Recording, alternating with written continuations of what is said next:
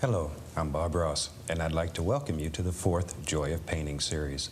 For the next 13 shows, I'll be your host as we explore this fantastic method of painting. And if this is your first time with us, I think you'll find this a very exciting method of oil painting. We're going to take here and use some very simple tools, a dozen colors, and I'm going to show you how to do fantastic things. So let's start out here, and I'm going to cover the entire canvas with a thin, even coat of Magic White. Now, Magic White is a liquid paint that makes the canvas wet, makes it slick, and allows things to happen right here on the canvas. We allow color to blend on the canvas rather than worrying about mixing it on the canvas. So, let's go here. Use long horizontal and vertical strokes to make sure you have a nice, even distribution of Magic White across the canvas. There we go. And we're ready to go. And today I'm going to use a very, very limited palette. We're only going to use about 4 colors, and I'm going to have them graphically run those colors across the screen so you can pick them up at home. And they will come across your screen in the same order that I have them on my palette, starting with the titanium white and working around. Okay? Let me wash the brush. And we wash our brushes with odorless paint thinner. And I have a screen in the bottom of my can that I scrub the brush against to remove the paint. Shake off the excess. There we go. That's the most fun part of it. Okay, today, let's mix up a purple color. And I'll take alizarin crimson. We might as well mix up a pretty good batch. We're going to be using it all through this little painting. And phthalo blue. Now, the blue is many, many times stronger than the alizarin crimson, so use very little in comparison to the crimson. There. And we'll mix this pretty thoroughly. Okay, pick the paint up off the palette and turn it over when you're mixing it. That assures it is mixed very thorough. Now, it's very hard to tell what color you have here. It just looks black. So let me wipe off the knife. We'll take a little bit of white, and then we'll touch that, and we'll check it. We'll see what we have here, and if that's the color that we're looking for. And that's a pretty good color, so we'll use it. So now, with a large 2.5-inch brush, I'm going to take just a little bit of the color on the brush and really work the paint into the bristles. Work it into the bristles so you have a nice even distribution of color. And let's go right up here to the canvas. And I'm going to start right at the top of the canvas and make little crisscross strokes, little X's. Now, if your color is not right when you get to this point, stop and correct it. Okay? Now, it's easy to make a sky darker, but it's a son of a gun to make it lighter. So use very little paint. You can always add more. Go all the way across the top using little crisscross strokes and begin blending downward. Now, your color is mixing with a Magic White, and automatically it gets lighter as it goes toward the horizon, and that's what we're looking for. In a landscape, things should get darker in value as they get closer to you. Okay, we'll take a little more color. Let's go right up here. Still making the little crisscross strokes and blend downward so that it gets much, much lighter right here at the horizon. Okay. There we go.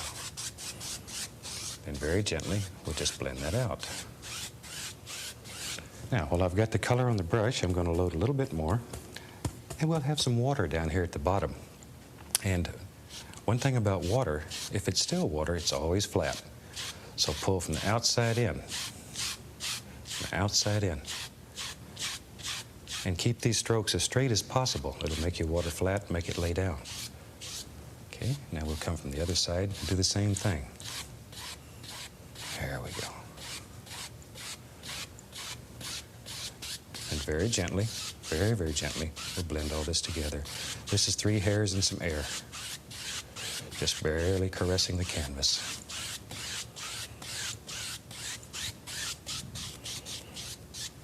There. As I say, if this is your first time joining us, you'll notice that we do not do any tracings. We use no patterns. We just sort of let these paintings flow right out of our heart. And you can too. That's what makes it so fantastic. Okay, let's clean the brush. Once again, we use odorless paint thinner.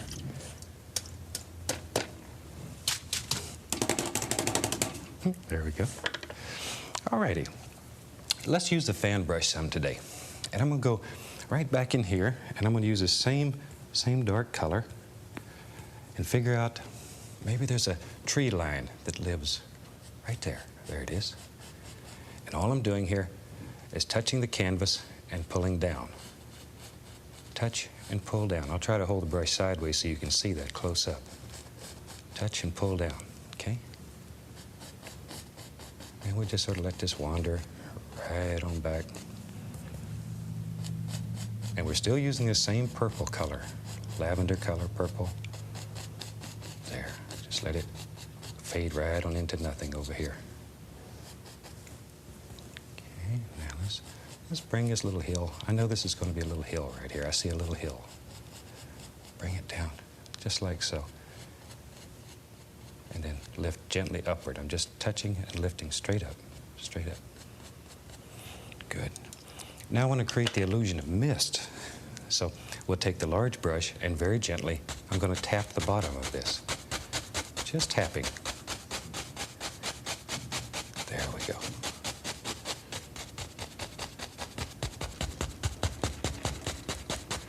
Okay, now after you get it tapped and have it very misty, lift gently upward, very gently.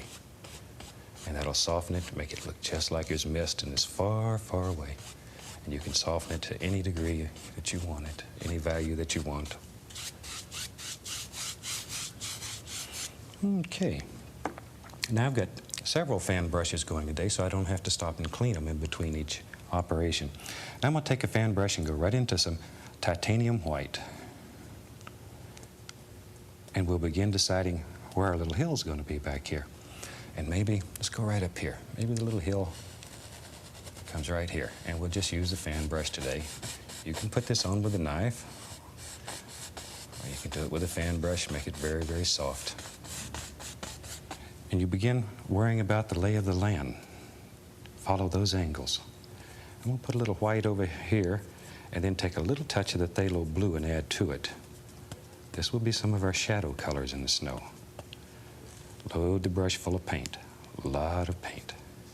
Now, very lightly, just lay some of this in. Just here and there. Create some shadows in your snow. There we go. Very soft, very gentle, very, very far away. And just sort of visualize this in your mind. This is your world. You create the illusions that you want.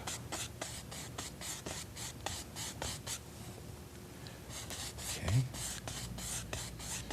See, already it looks like there's something far, far away back here. And we've only been working for a second. And sometimes when you're painting, you allow paintings to get so complicated that they bother you. Work with simplicity sometimes. Sometimes simplicity is a secret. There we go. Now maybe way back here in the distance, maybe there's a little cabin. And so we'll use a knife here, a little bit of titanium white, and get a small roll of paint on the knife right out here on the edge. There we go. And figure out where you want the roof for your little cabin to be. And let's say maybe the cabin's going to be right here, right about here. So you touch and pull. Just touch it and pull. Gives you the roof for your cabin. Touch and pull. Just let that paint slide right off your knife. There we go. Now we need to do the other side of the cabin, the other side of the eave up here. So we'll use the small edge of the knife. And we can just, that easy. Put the other side on. Okay, now let's go into some Van Dyke brown. And we can begin working on some detail here. Now maybe there's an eave right there. One stroke going across. And we need a front on this little cabin. Zoop, there we are. Other side. And this is where you begin straightening him up and get him like you want him. And the side here, a little bit. Okay, now we can straighten out the front. And we'll take a little bit of brown and white, and we'll make the front of the cabin a little bit lighter. Barely touch. Barely touch. just to make it look like old wood. And we'll go back with a little bit of the dark, put some shadows in. Make it look very old. And we need a door in that cabin, so I'll take just a tiny bit of the Van Dyke brown on the knife, and we'll put a little door. Just pull across. That's all there is to it. And we need some highlight around the door. So that easy. We'll highlight around the door. Maybe this is an old slab cabin, so we'll just cut some slabs in here. That's simple. All right, and we got a pretty good looking little cabin going there. Now we can straighten the bottom out by just scraping off this excess paint. This is sort of how you shape your cabin. You can check your angles, make sure they're just right, and you can take and add a little bit of paint just to make nice firm edges here. This is just a little bit of the titanium white. There. And maybe we'll have a snowbank coming down the side here, so let's get rid of some of this brown. Like that. And we'll go back to our fan brush and back into some titanium white with a little bit of phthalo blue into it. And we'll put a shadow right here. Just let it come right down beside the cabin. Touch, pull. Now be careful right in here. You don't want to hit that brown and pull a big bunch of brown down into your snow. Brown snow is worse than yellow snow. There we go.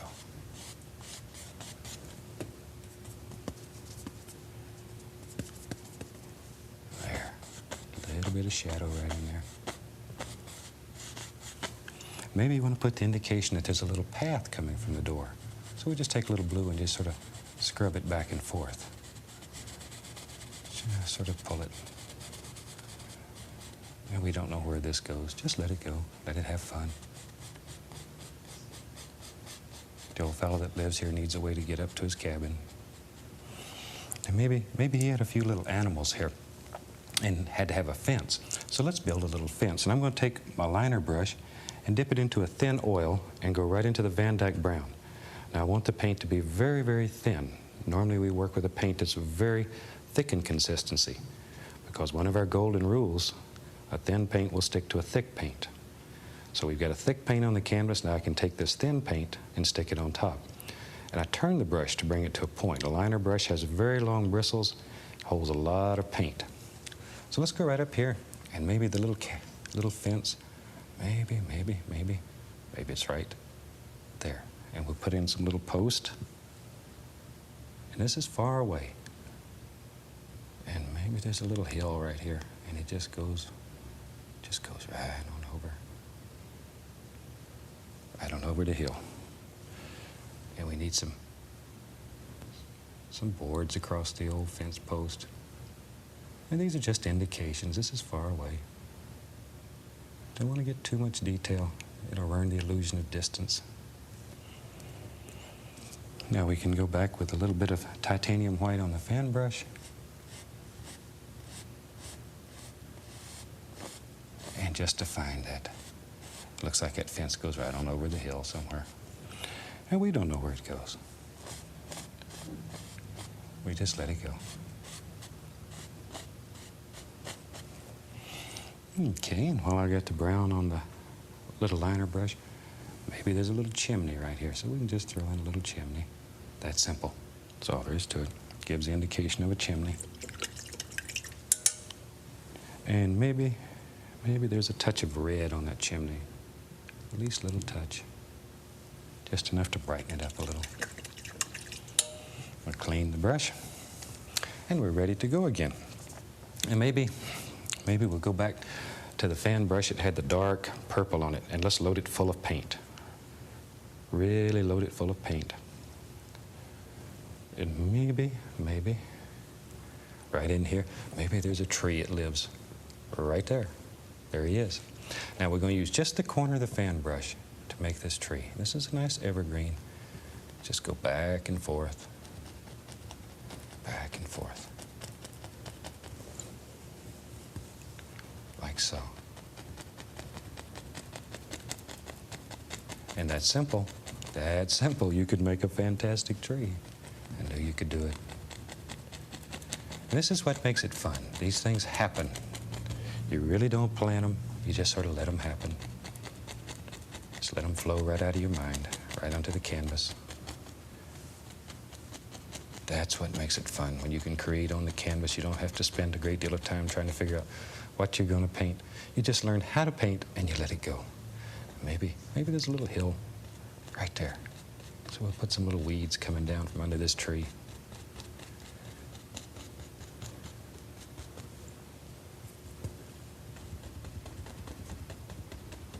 Just like that.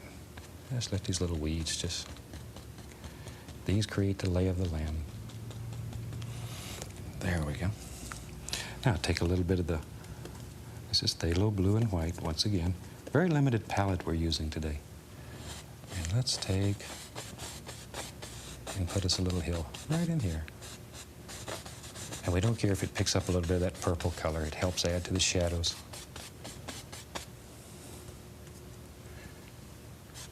Isn't that pretty? And it's simple. This is a very, very easy painting. Very easy painting. And it's a lot of fun. Very rewarding painting.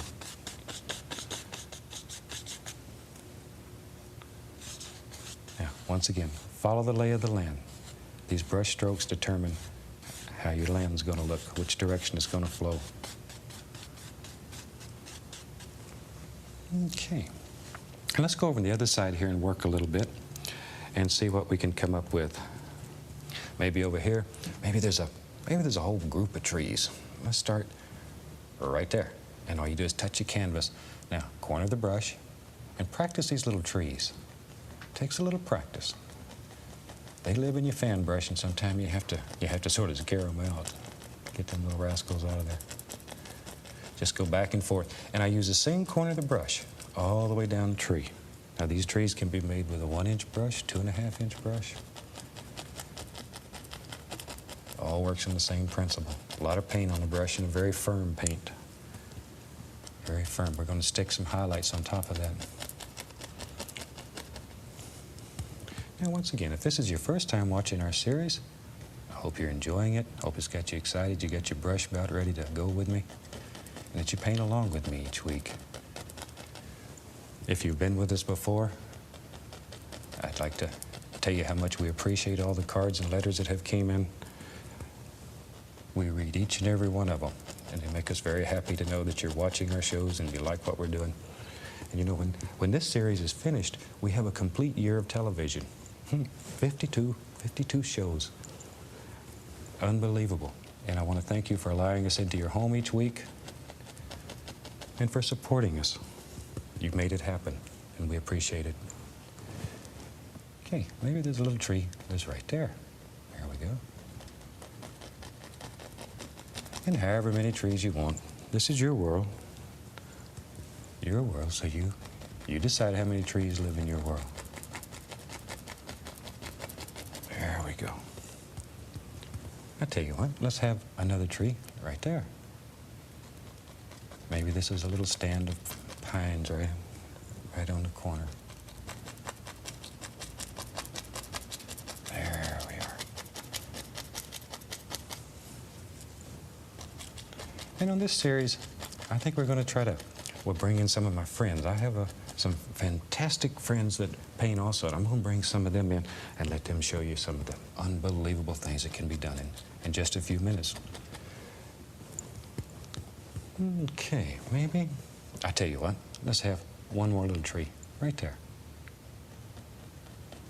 Right there.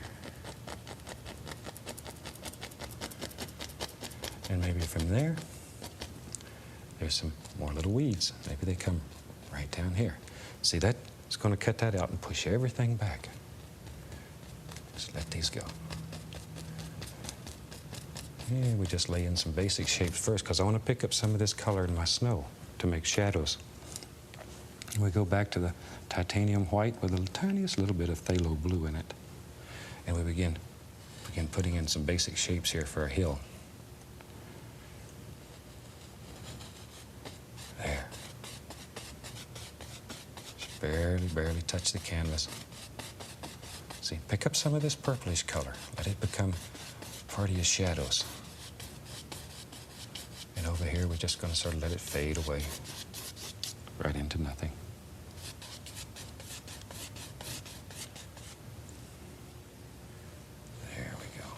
just comes right down. There it is. You knew it was there. And I hope this painting gives you ideas. You know, we're not trying to give you things just to copy. We're trying to give you ideas, and we're trying to teach you a technique and then turn you loose on the world. Okay, let's put a few more little grassy things in here. Now, these paintings can be done in any color. They don't have to be done in just purple. You could do them in any color.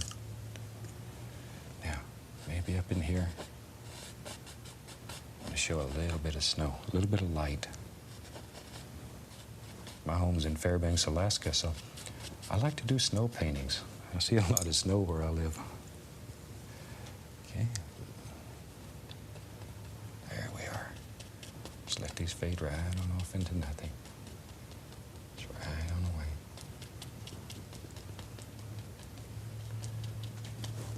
Okay.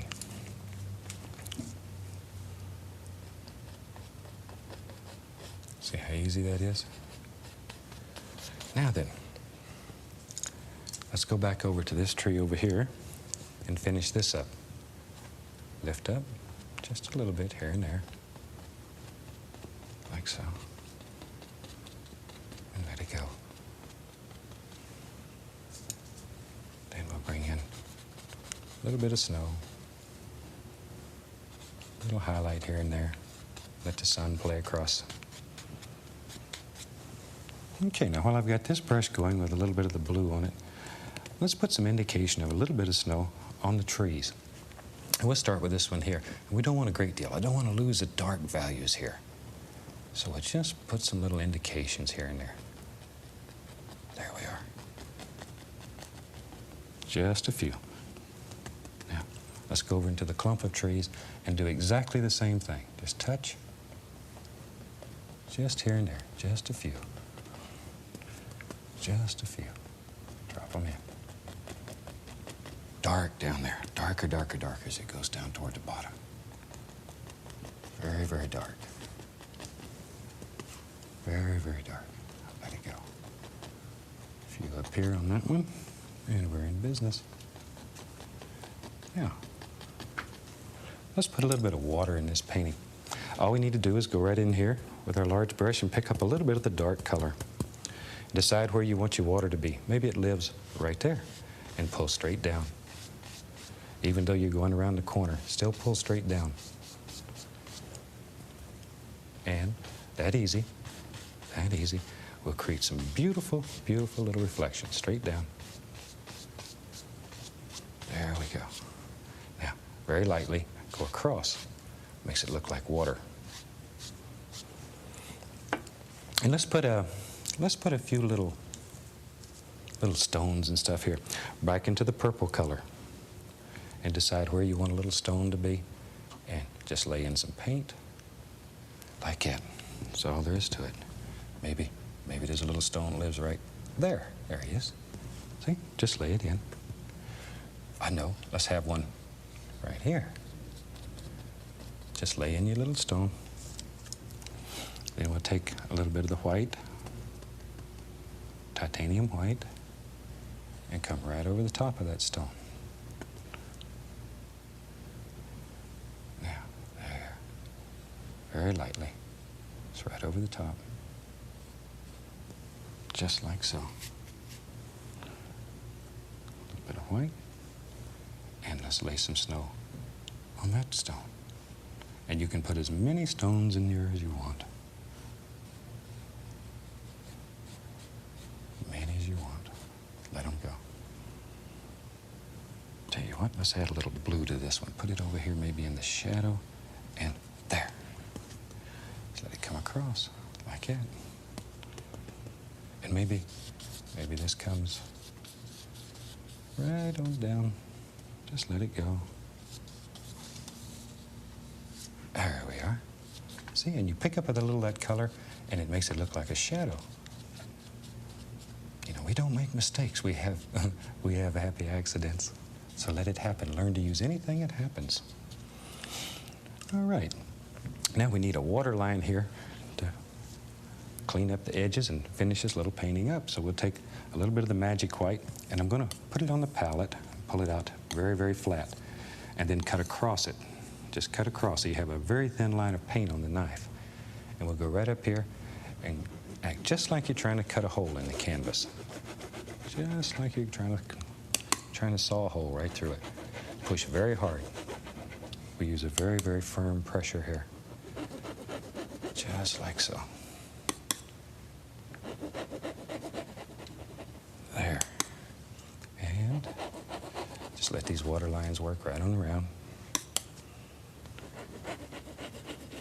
Now, I hope you've enjoyed this. This is a very, very nice little painting, easy to do. It's a good first project. Get you started, get your blood fired up. Hope next week you have your almighty brush out, your easel set up, big glass of tea sitting there, and ready to go with me. So, assign this one, and we'll call it finished. I'll take a little bit of the thin oil, and I did put some permanent red out here, which was not on the screen, just for signature. And let's sign right here today. And that's all there is to it. A thin paint, go right on there.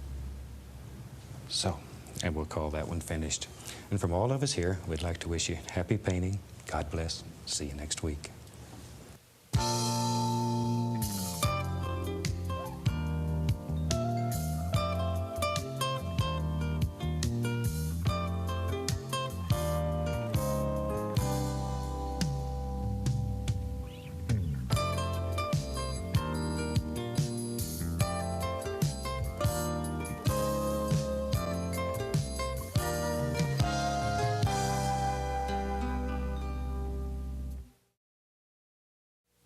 Hi, I'm glad to see you today. Glad you could join me.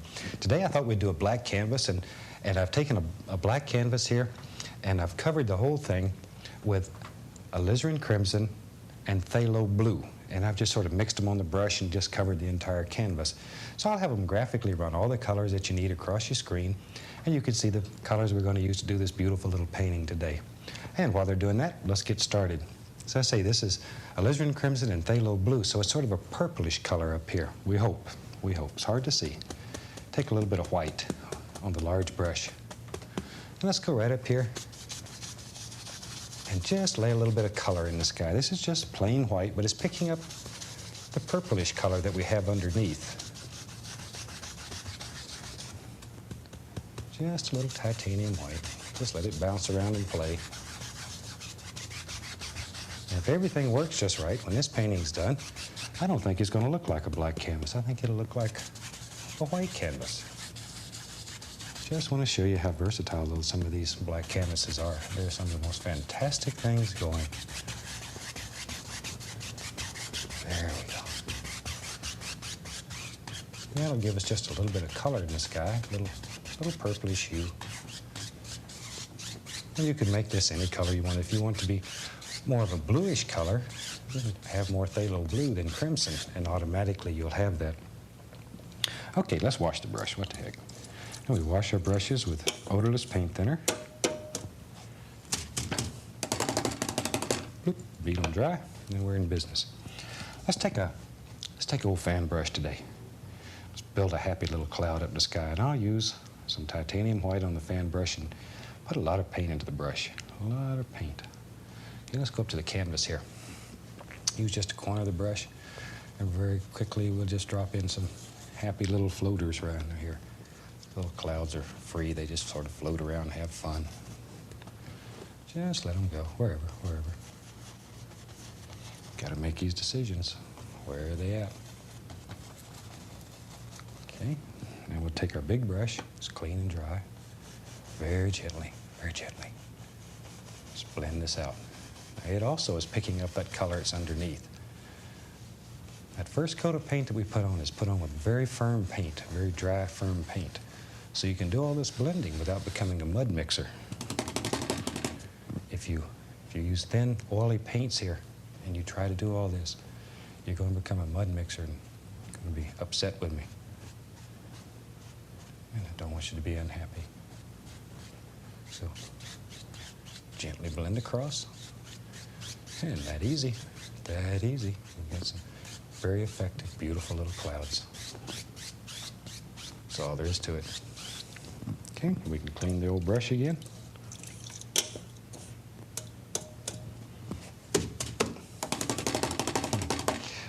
This really may be the most fun part of this whole technique is cleaning the brush.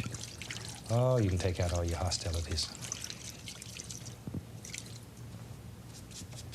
All right. Maybe there's a little footy hill back here, a little foothill. And let's take, we'll just mix it on the brush here. Some phthalo blue, a little crimson into it. And let's use some sap green right into it. And this is just mixed with a brush. Shoot, no big deal. Put a little white in there and we can see what color we got. Okay, I'm gonna add a little brown. I won't dull it. Too bright, too bright. So you can dull it right down. Put a little brown in it, that'll dull it down. Okay, a lot of paint on the brush. Let's go up to the canvas. Maybe there lives a little foothill. Yeah, you're right. There he is. And just use the corner of the brush.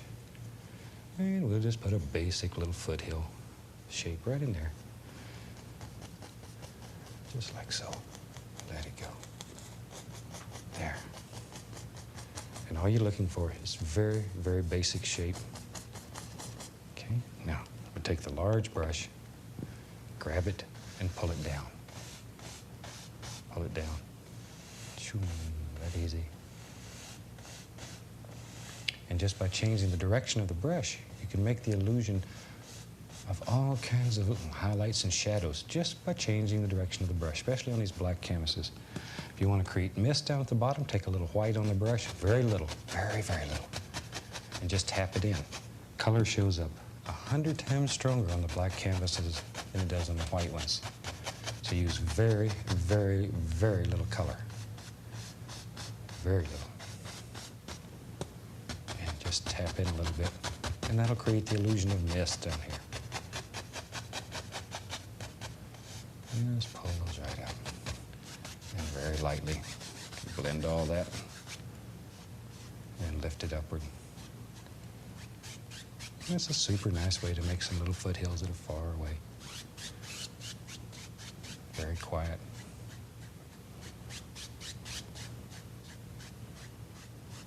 Okay. Now, tell you what, let's do. Let's clean that old fan brush.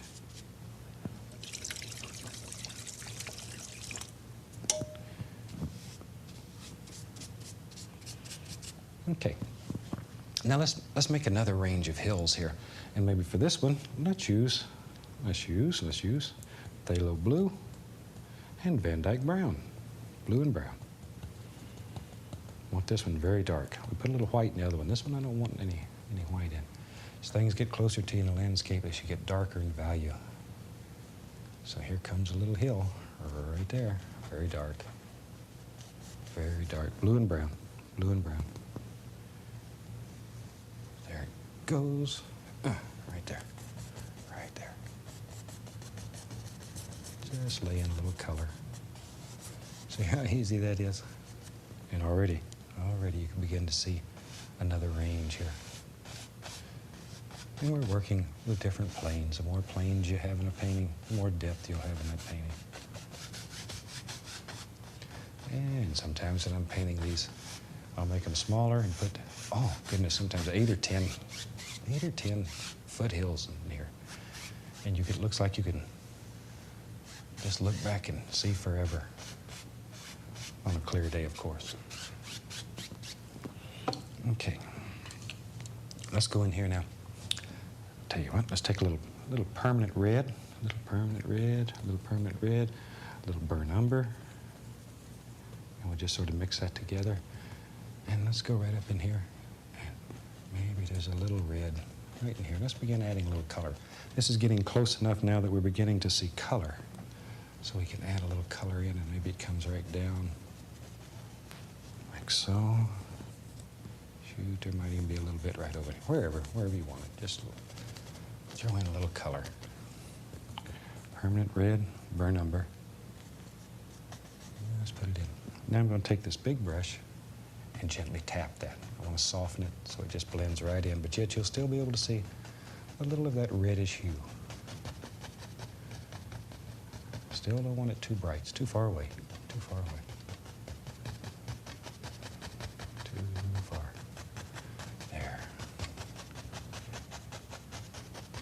you see how you can see every brush stroke in these black canvases? Okay. Now while we got this color on the brush, add a little white to it. That's burr number, permanent red, a little tiny bit of titanium white. Maybe back in here, maybe, there it is. Maybe there's a little tree, bush, something right there. There's another one.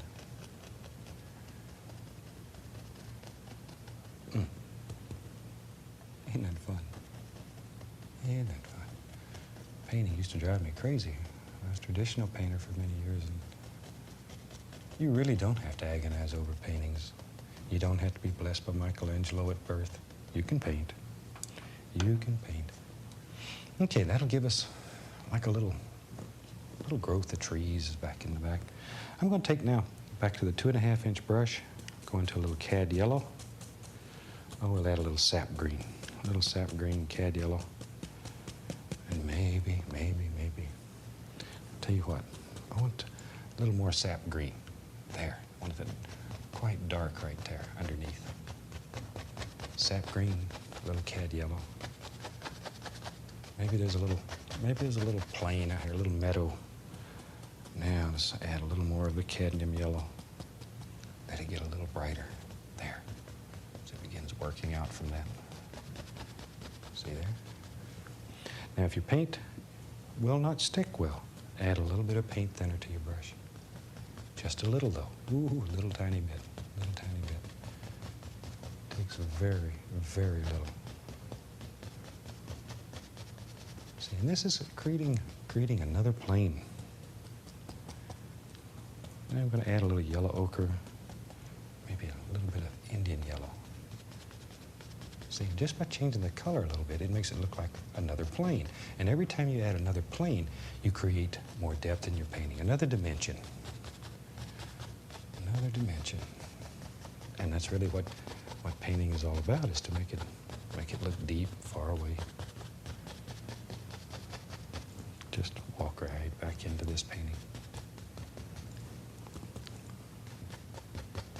There we go. Okay.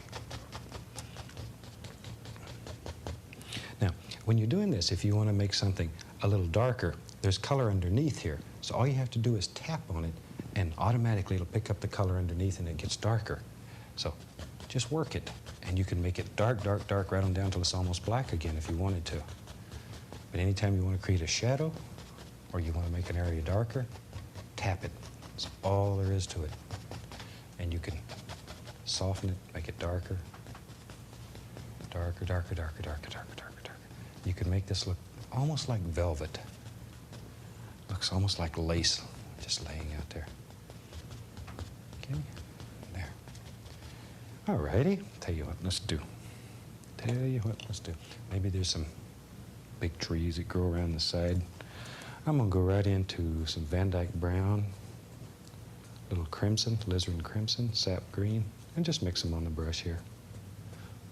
Pull that brush in one direction. Okay, now look at this brush. Look at this brush. See, look at all the paint in the end of it. There, you can really see it. Look at the amount of paint. And there's a slight curve because you pulled it in one direction. You want that curve to be on top. Let's go to the canvas. Now, when you touch the canvas, touch it and push. Look at there.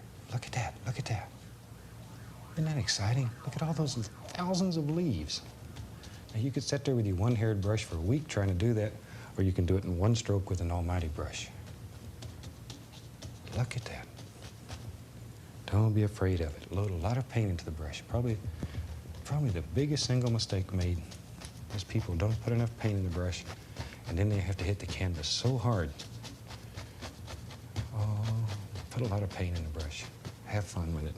Okay, same colors, brown, green, little alizarin crimson. Maybe. There it is. There it is. Just sort of look at your painting, evaluate it, make a decision, and go. And go. Don't worry about it.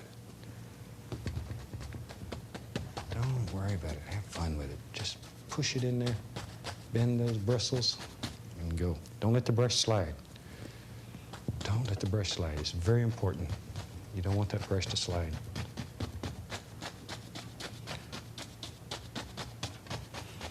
Okay, there we are. Now maybe, there's some water down here. I see water down here. So if you want water, all you have to do is take this old big brush. We'll go right into a little bit of titanium white. Decide where you want the water to be. Touch and pull down. Touch and pull down. You're going to pick up that color that's underneath, and automatically you got water. Look at there. Look there. That's simple. Wherever you want it. Wherever. Touch, pull straight down. Now, it's important that you pull straight down. Straight down. Now, sometimes it reflects a little bit from the sky, so maybe there's a little white right in wherever you want it. Wherever. It's reflected out of the sky. Just drop it in, pull straight down, go right across it. Okay, now add a little bit of phthalo blue. Maybe we'll give it just a little more of the blue hue. Blue hue. There you go. Just like so. And after you pull it straight down, go gently across. Isn't that something? Just go across. Now, brush strokes are very, very important, especially on these black canvases. See there? But that easy. Instant water. Okay, now we can come back in here and begin putting some beautiful little highlights on some of these and making all kinds of little trees and bushes out of them. We'll go right into some yellow. Let's hit some sap green. There we go. A lot of paint in the bristles. Yellow, sap green. Okay, maybe right up here in this old big tree. Touch, just like we did with the big brush. We load it the same way. We touch the canvas the same way. Barely touching. Just enough to bend the bristles a little. And once again, you need a lot of paint. A lot of paint. Okay, we'll sort of vary some colors. Maybe we'll go right into a little yellow ochre here. We don't know how many trees this is growing here in this clump. There could be several. Your trees, so however many you want in there, that's what you put in. Maybe there's a little permanent red added to it. Maybe just to brighten it up. Now, we don't know how many trees are in this clump. Maybe this is one. Just let them happen. Don't kill all your dark areas. Most important that you save some of those. You kill all your dark areas, it's going to get very flat. Very flat. And we don't want a flat tree. We want a nice, bright, shiny tree. Okay, let's go to the other side of the canvas. And over there, we can add a little more, got a little more green, a little more yellow. And let's go right in here to this big old tree. Oh, there's a beautiful green. Beautiful green. Look at that. Let's put some yellow ochre. It's a beautiful little shiny bush. Happy little bush. Happy bush. We only have happy bushes. Go back into a little more of that green and just sort of let it play back and forth. Let all these little things happen. Let them all happen. See there? Can do. There's one. Wherever you want them. Maybe. There's one. Add a little permanent red to this one. Make it stand out a little. Okay, if your paint won't stick well, add a little paint thinner to your brush, and it'll stick without any problem then. You can go right over anything. Thin paint sticks to a thick paint. All right, let's take our liner brush. A little paint thinner on it and go right into some brown. Bring it to a nice sharp point by turning it. Okay, let's go up here and let's put some little limbs and sticks. Maybe. There's one. Comes right out of the top. Right out of the top. And he's got a friend that lives right there. And he comes right down in there. See, sometimes you have, in trees, you have limbs that, just individual limbs that, well, they go to the happy hunting ground. But they're still there, and they're still beautiful. Don't leave them out. These little branches are so pretty. So pretty. Everything in nature is pretty. Use it. maybe, there it is. It comes right there. Wherever you want it. There we go. There we go. Isn't it fun to just sit and create such beautiful things? Let's go into a little white. Leave that color on the brush, go right into a little bit of white. Okay, now, maybe there's some here, a little different color. Paint thinner. See, let all these little things happen, these little changes in color. Oh, they make things exciting, they make you happy. Make you happy, make you happy. There, all kinds of things. All right, let's go back. Let's go back to some of the brown. Some of the brown. This Van Dyke brown. Let's go over the other side. And maybe there's some limbs over here too. We don't want him to feel left out. Just here and there. Here and there. Okay, maybe. There's one. Go back into my paint thinner. And we'll go right back into the white paint. I haven't cleaned the brush, so you still have all that brown in there. And maybe, you're right, there it is. You were right. Just let these things happen. Look at there. See, and you didn't have to clean the brush. Well, and I'm lazy. If I don't have to clean the brush, I like it. I like it. Maybe he's got a little friend that lives right there. Okay, tell you what, let's do. Let's take. Go right into some of this green and all the yellows and the red. It's all right here. It's just all mixed here. Let's just tap. This is the same old dirty brush I was using to do the background. And in here we'll add a little bit of little grassy areas here and there. And once again here I'm just tapping. Just to be very soft. Little flat feel. See? That's all there is to it. All there is to it.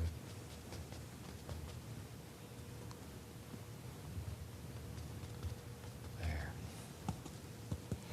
Just let it go. Let it go. Maybe it comes right up the hill here. And wherever you want them to go, that's where they go. Do you ever think painting could be so easy and so much fun? It can. Really can. There's no big secret to it. Learn a few basic rules and let it happen. All you need is a dream in your heart. Alrighty, tell you what, let's put some land down here, a little bit of dirt. Take a little Van Dyke brown, a little burnt umber mixed on the knife. Okay, and then we'll go up here, and all we're going to do is just touch. Just let the knife bounce around and play. A little more paint. Just play with it. Wherever it goes, let it happen. Just go over on the other side now. Right in here. There it goes again. These things just wander everywhere you want them. This is also the way you sort of clean up the bottom of your grassy area. It'll clean it up, make it nice and pretty. And this is Van Dyke brown, burnt umber. Wherever you want them.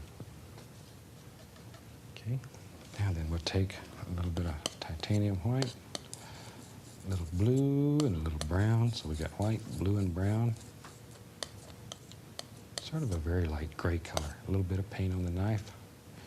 Okay, let's go right up here. And I'm just barely touching. Just let it just graze across the top. Just barely touch. Whisper light. Barely touch. Can't say that enough. Okay. There. You know, it's so fantastic to be privileged enough to be here on television with you. I have made hundreds and hundreds of friends across the country.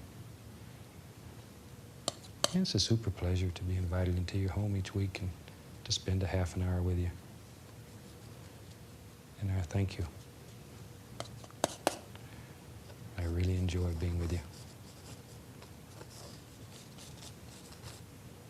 You've become a very close and dear friend, and I want to wish you the best. And hope these paintings bring a little joy into your life and teach you a little something. Take a little magic white now into that.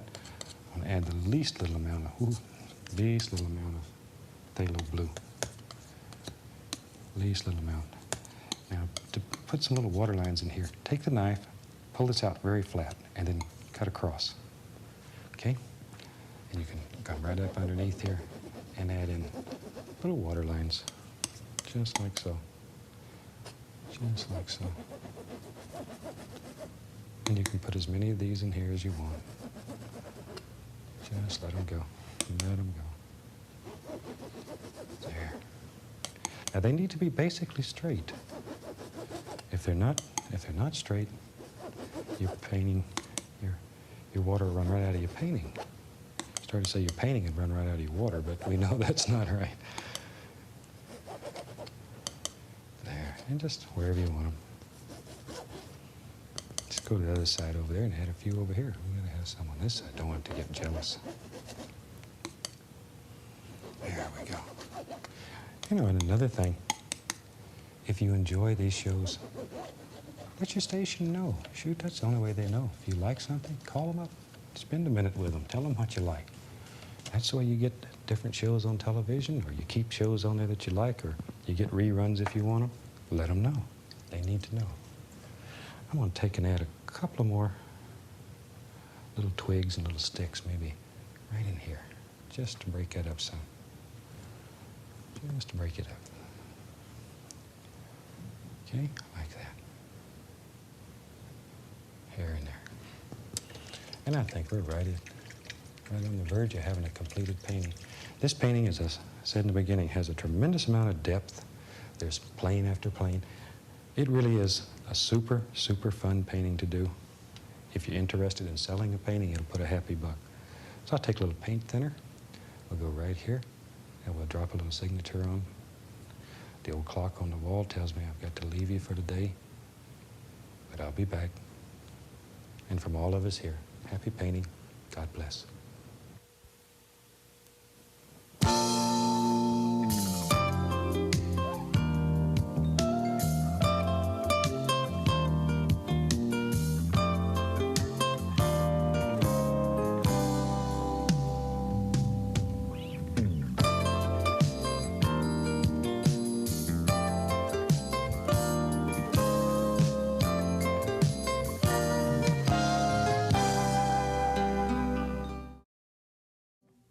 Welcome back. I'm glad you could join me today.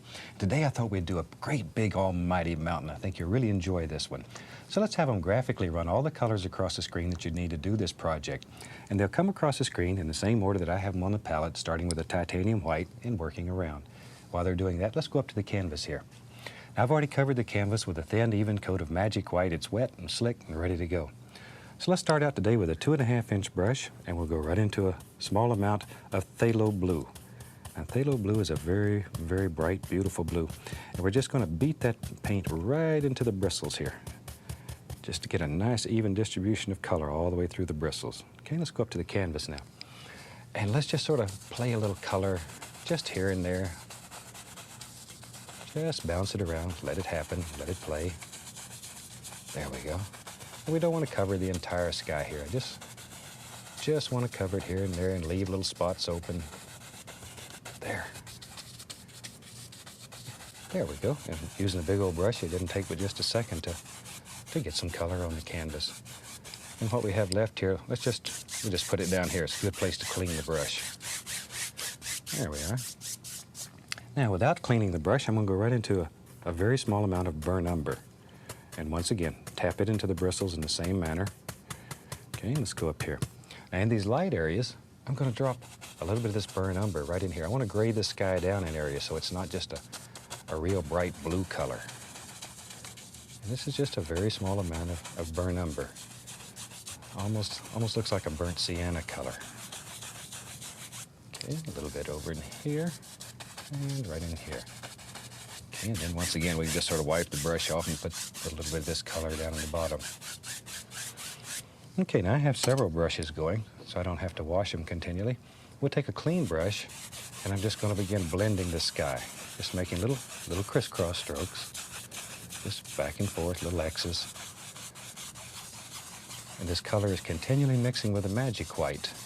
It allows beautiful things to happen. It blends automatically rather than having to mix several colors. Let it happen on the canvas. Let the brush work, let the canvas work. I'm lazy. I'm always looking for a nice, easy way to do this.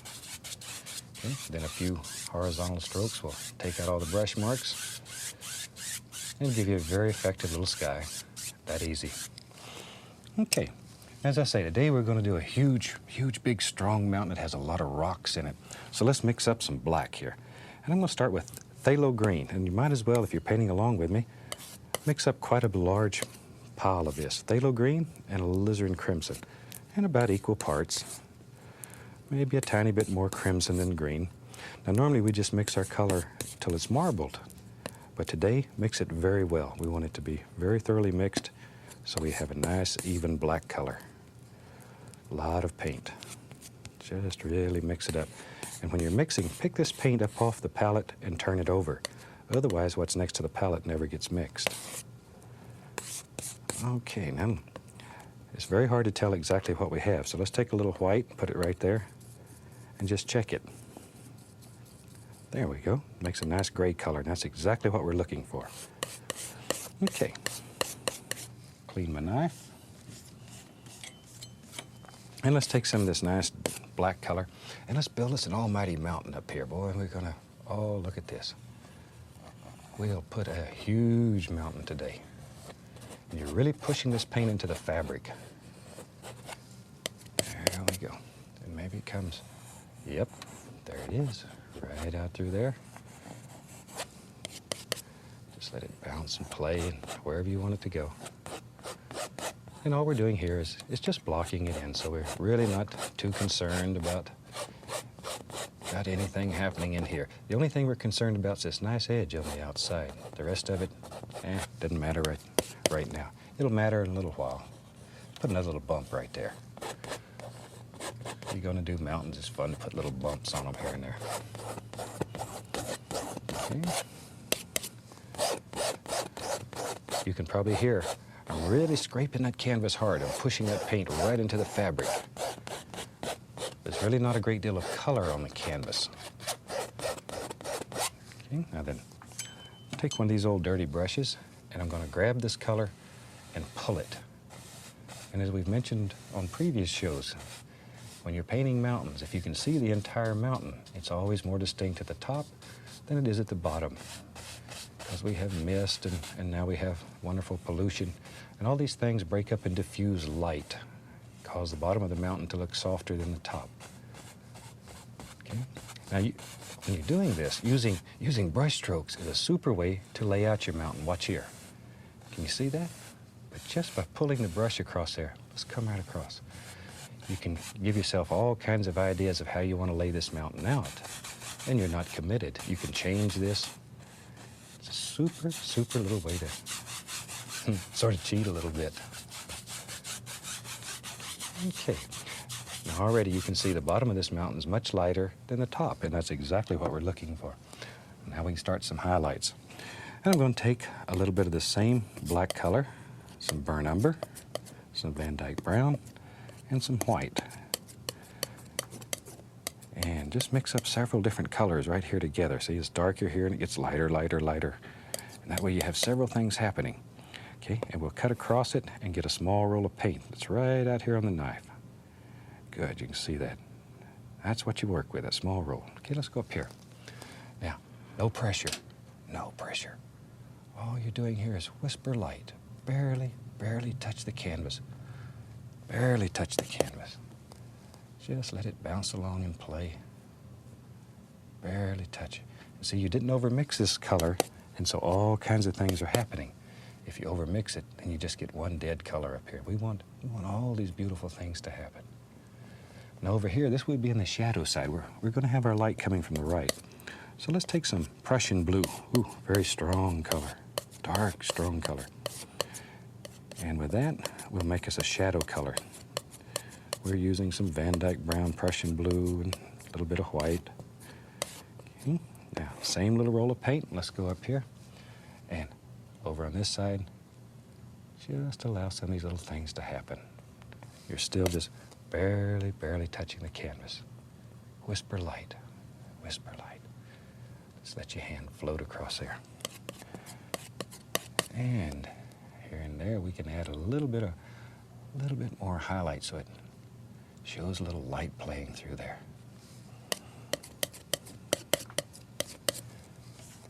And same thing over on this side, a little bit lighter color, just in a couple of places so it gives you the impression there's a little light just bouncing through there. Now I've got a little dark on the knife. And we just work out here and there to make some strong shadows, some deep areas. And just let it bounce around and play, just to see there. Okay, and that easy. Gives you a nice feeling of a big, strong peak in the background back there. Okay, maybe, tell you what, today let's have a nice glacier up here in this mountain. And we'll start out with some titanium white, and I'll put a little bit of that black color in it just to gray it down so it's not pure white. Pull it out very flat, cut across it. We get that little roll of paint right out on the edge of the knife again. Okay, now then, touch, no pressure. Let the paint break, just let it come right across here. Just let it go. No pressure. No pressure. Let it happen. And just sort of, in your mind, think where you want this little glacier to go and where the snow should lay. This is your mountain, so you make these decisions. Create your own world right here on the canvas. There we go. Very soft, very gentle. And that'll give us a basic idea of where our glacier is going to be. Maybe, tell you what, maybe there's a little bit of snow. There it is, lays right in there. And maybe, while we got this going, maybe there's some more right there. Wherever you want it, wherever. And this is what makes this style of painting so much fun. We use no patterns, we trace no pictures onto the canvas, no drawing. Shoot, I couldn't draw a straight line, but it's easy to paint. Much easier than trying to learn to draw. Now, let's put some shadows in that snow. We'll take some white and a little bit of phthalo blue. Little bit of phthalo blue, very strong. And we just mix that together. We get that same little roll of paint again. Okay, go back up here. And we think maybe there's some shadows right in here. And we just sort of lay them in. Lay them in, let them happen. Just like so. And there'll be some shadows right there. And a few right up in there. We don't want this one to be left out. We'll put a few shadows there. And right now, that's basically all we need. And we can start figuring out where we want to have peaks and valleys and all these big, beautiful things. Maybe there's, oh, there it is. There it is. Put a great big peak right there. And it comes right up through. And maybe there's a little snow right in between there. Anywhere you want it. You just lay it in. Okay, maybe these peaks, there they are. Just sort of let them work right in there. And again, working out some basic shapes. And all we're doing now is just blocking it in. Just putting in dark color. You need the dark in order for the light to show. Quite a bit of paint on the canvas here. And when this is dry, it'll actually feel like rocks. It'll have texture to it. I like paintings that have both softness and texture. Maybe we'll just bring that right on across and change that into several. There we go. Bring some of that right on down and allow a little bit of that white to run right up the side of the mountain here. Okay, now then, I'm going to take some burnt umber right into my highlight color. Just mix it and leave it marbled like this. Don't over mix it. Maybe even there, you can see it a little better so it looks marbly. Okay, let's go up here. And here we're just barely touching. Let all these little things happen. Don't overwork it. You can keep pushing real hard on this till it all just sort of blends together, and we want to have all these different areas happening. Some dark, some light, stones and rocks and all kinds of beautiful little things. Just let them go. There. Okay.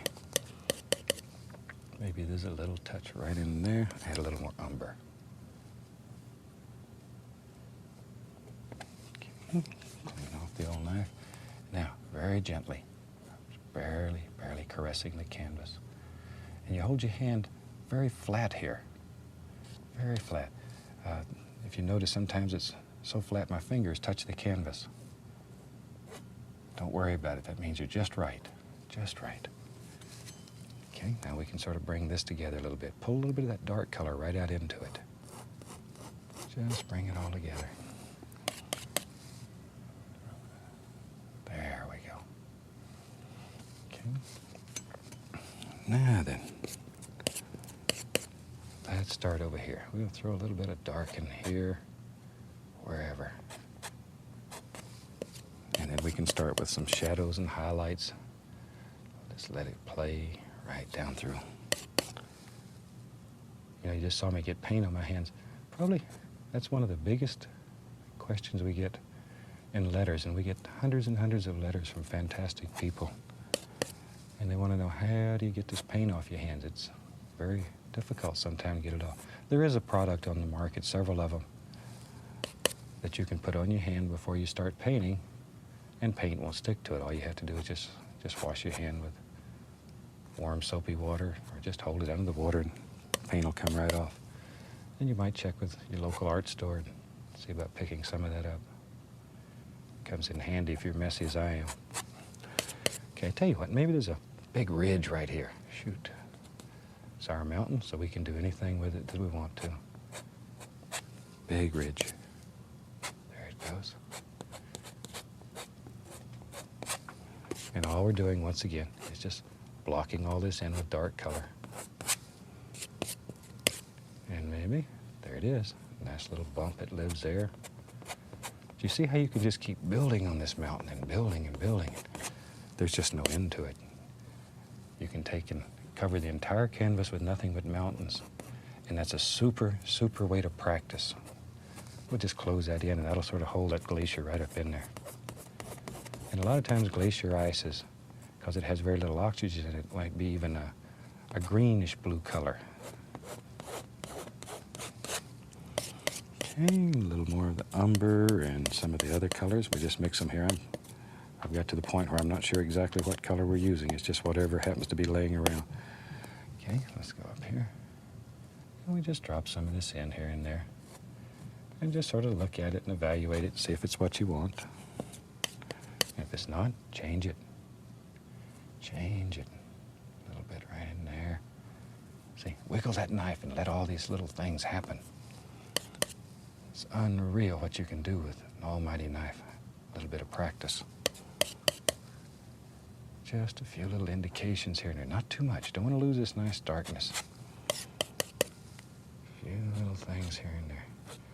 But don't want to lose all that darkness. Just sort of bring all that together. Maybe it's a little flat area right in here. And just lay in a little color. Just like so. Wherever.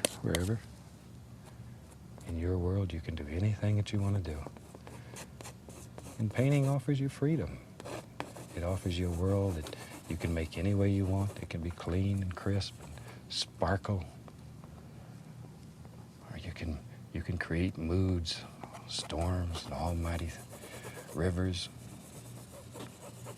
Painting offers freedom. Gets you away from the everyday problems. Turns you loose on the world.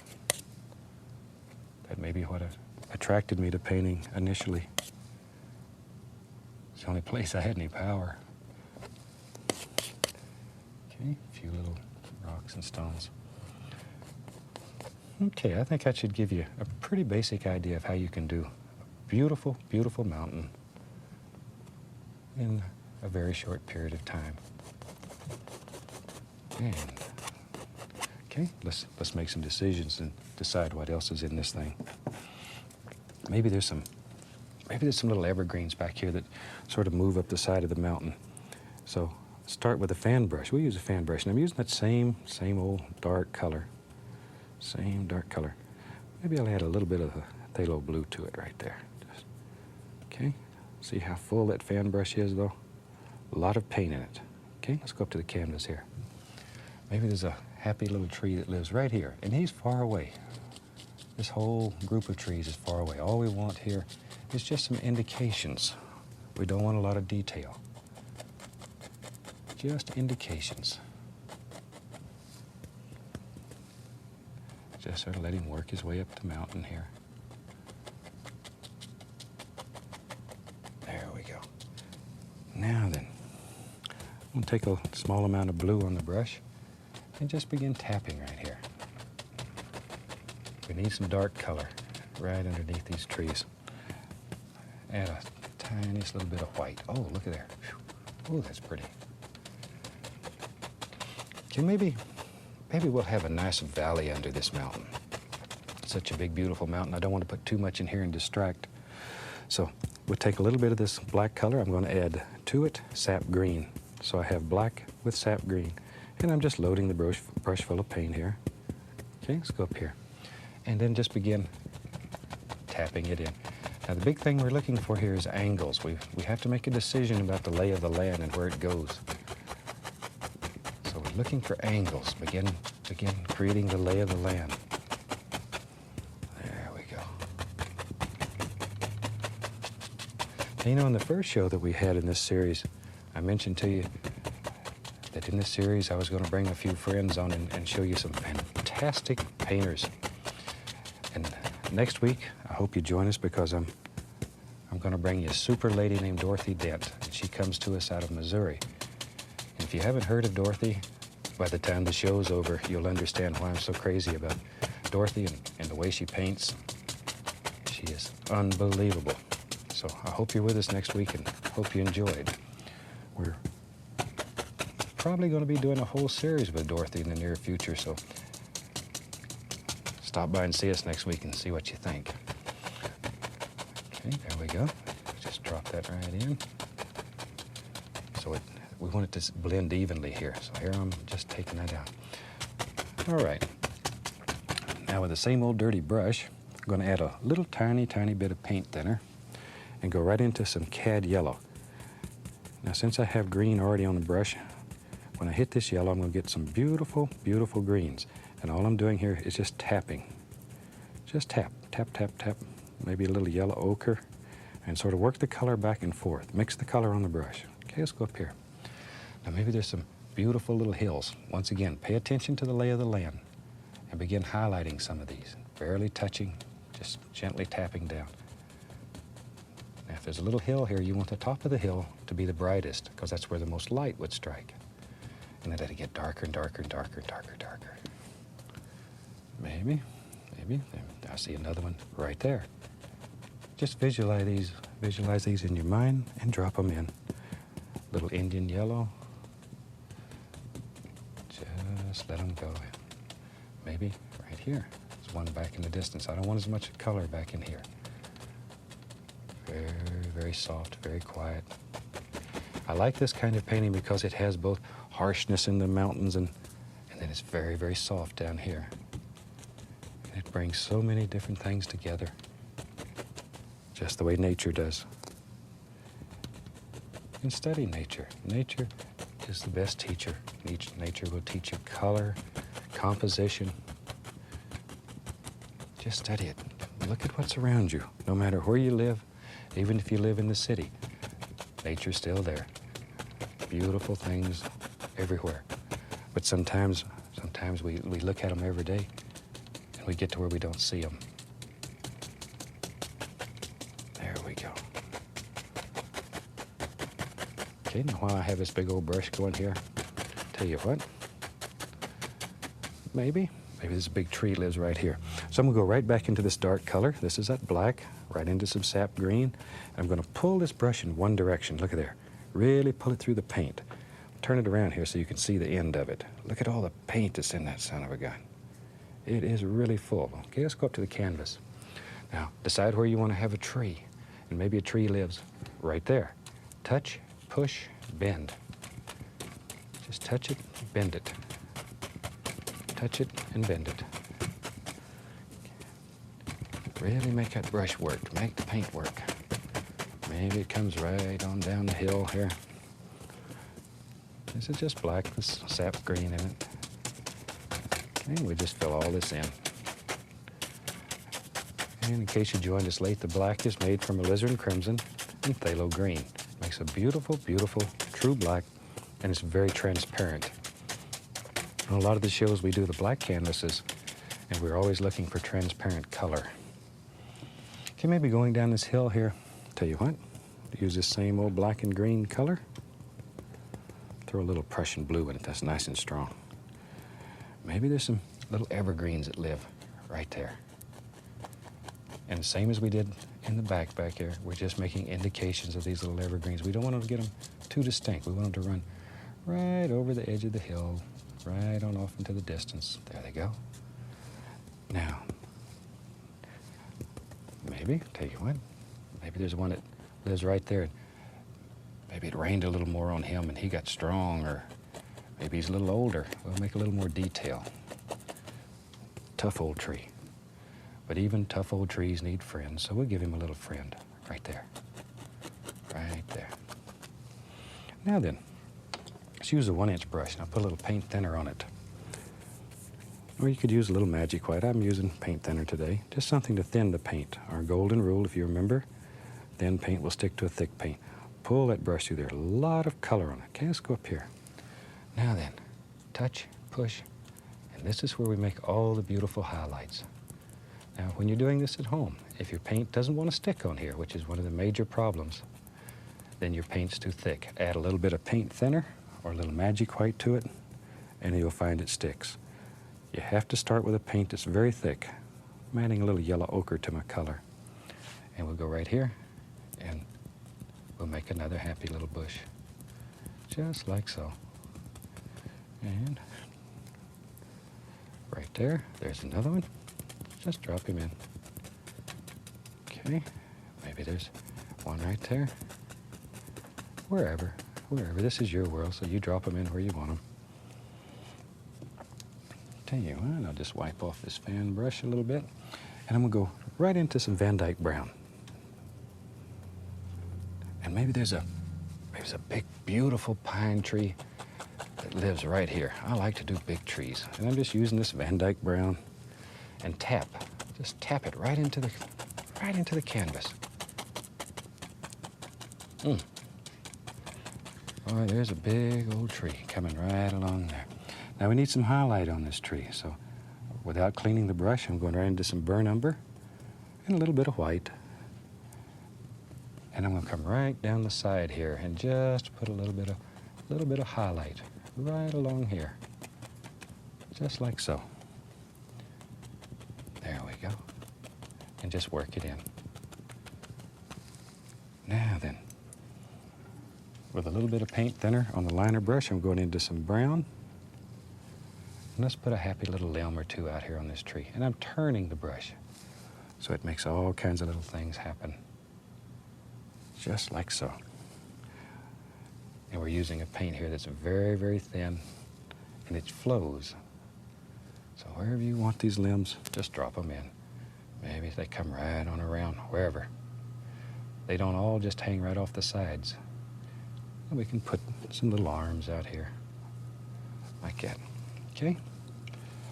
Now then, I'm going to use a little yellow, a little sap green, and we'll put a little tiny bit of highlight on these little evergreens here. Don't want much, I want to keep them dark. And back to my other fan brush with the white on it. And maybe, I'll tell you what, there's a little bitty path. There it is, right there. Give us the indication of a little path. Then with the fan brush, And just very gently pop in some little grassy areas. Just pushing upward with the brush. Let them go. There's some right there. Coming right on along. And that easy, you can build a beautiful mountain, almighty tree. Put a little leaf right up here. And I think with that, the old clock on the wall tells us it's time to go. So from all of us here, I'd like to wish you happy painting. God bless. I'll see you next week.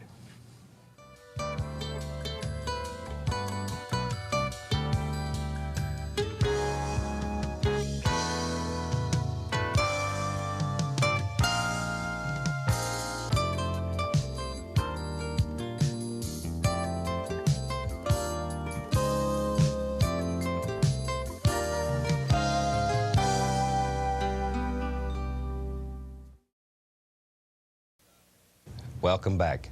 I'm so glad you could join us again this week. And today I'm very, very excited. We've got so many cards and letters wanting to know how to paint saw blades that I've invited a special lady in today. I would like to introduce you today to a close personal friend of mine. I've known her and her husband Joe for quite a while. I'd like to introduce you today to Dorothy Dent. She comes to us right out of Missouri. Dorothy, we're so glad to have you with us today. Thank you, Bob. I'm really glad to be here. Well, I'm going to get off here and let you show them how to do a saw blade, and I'll be back with you at the end of the show. Good deal. Thank you. Okay, we're going to paint a saw blade today. You know, saws come in so many different interesting shapes and sizes, and many of you at home may have a blade that you would like to paint on. If you have one, check it for rust, and if it's rusty, remove that with some sandpaper or steel wool. And then spray your blade with a metal primer. That'll keep it from rusting back through. Then spray with a flat black acrylic, and you're ready to paint. I like to start with a loose sketch that I've already put on this one, and I think they're going to show the colors that we'll be using today, and so we'll just get right on into our painting. Let's start with our sky. I like to start at the very back and move forward, and let's go in with a large bristle brush, and you want to make sure you're using a bristle brush. Let's pull the white out where we can get to it, and I like a rather soft white here, and then pick up some Prussian blue. You know, Prussian blue is really a strong color, so we don't really need a great deal, and that's rather bright. So now I'm going to add just a touch of black, and this will gray that blue right on down. Okay, get a color mixed up there, that's good. And then we'll start right up here at the top of your sky and use the bottom corner of your brush. I'm giving it a little pushing motion as I go. And the reason I like to spray these saws black is I use that black, pull that paint out a little thin in places, and that gives you a little variation in your color tones. Leave some room for some clouds. Now we're going to put a cloudy sky in. See, that part's real easy.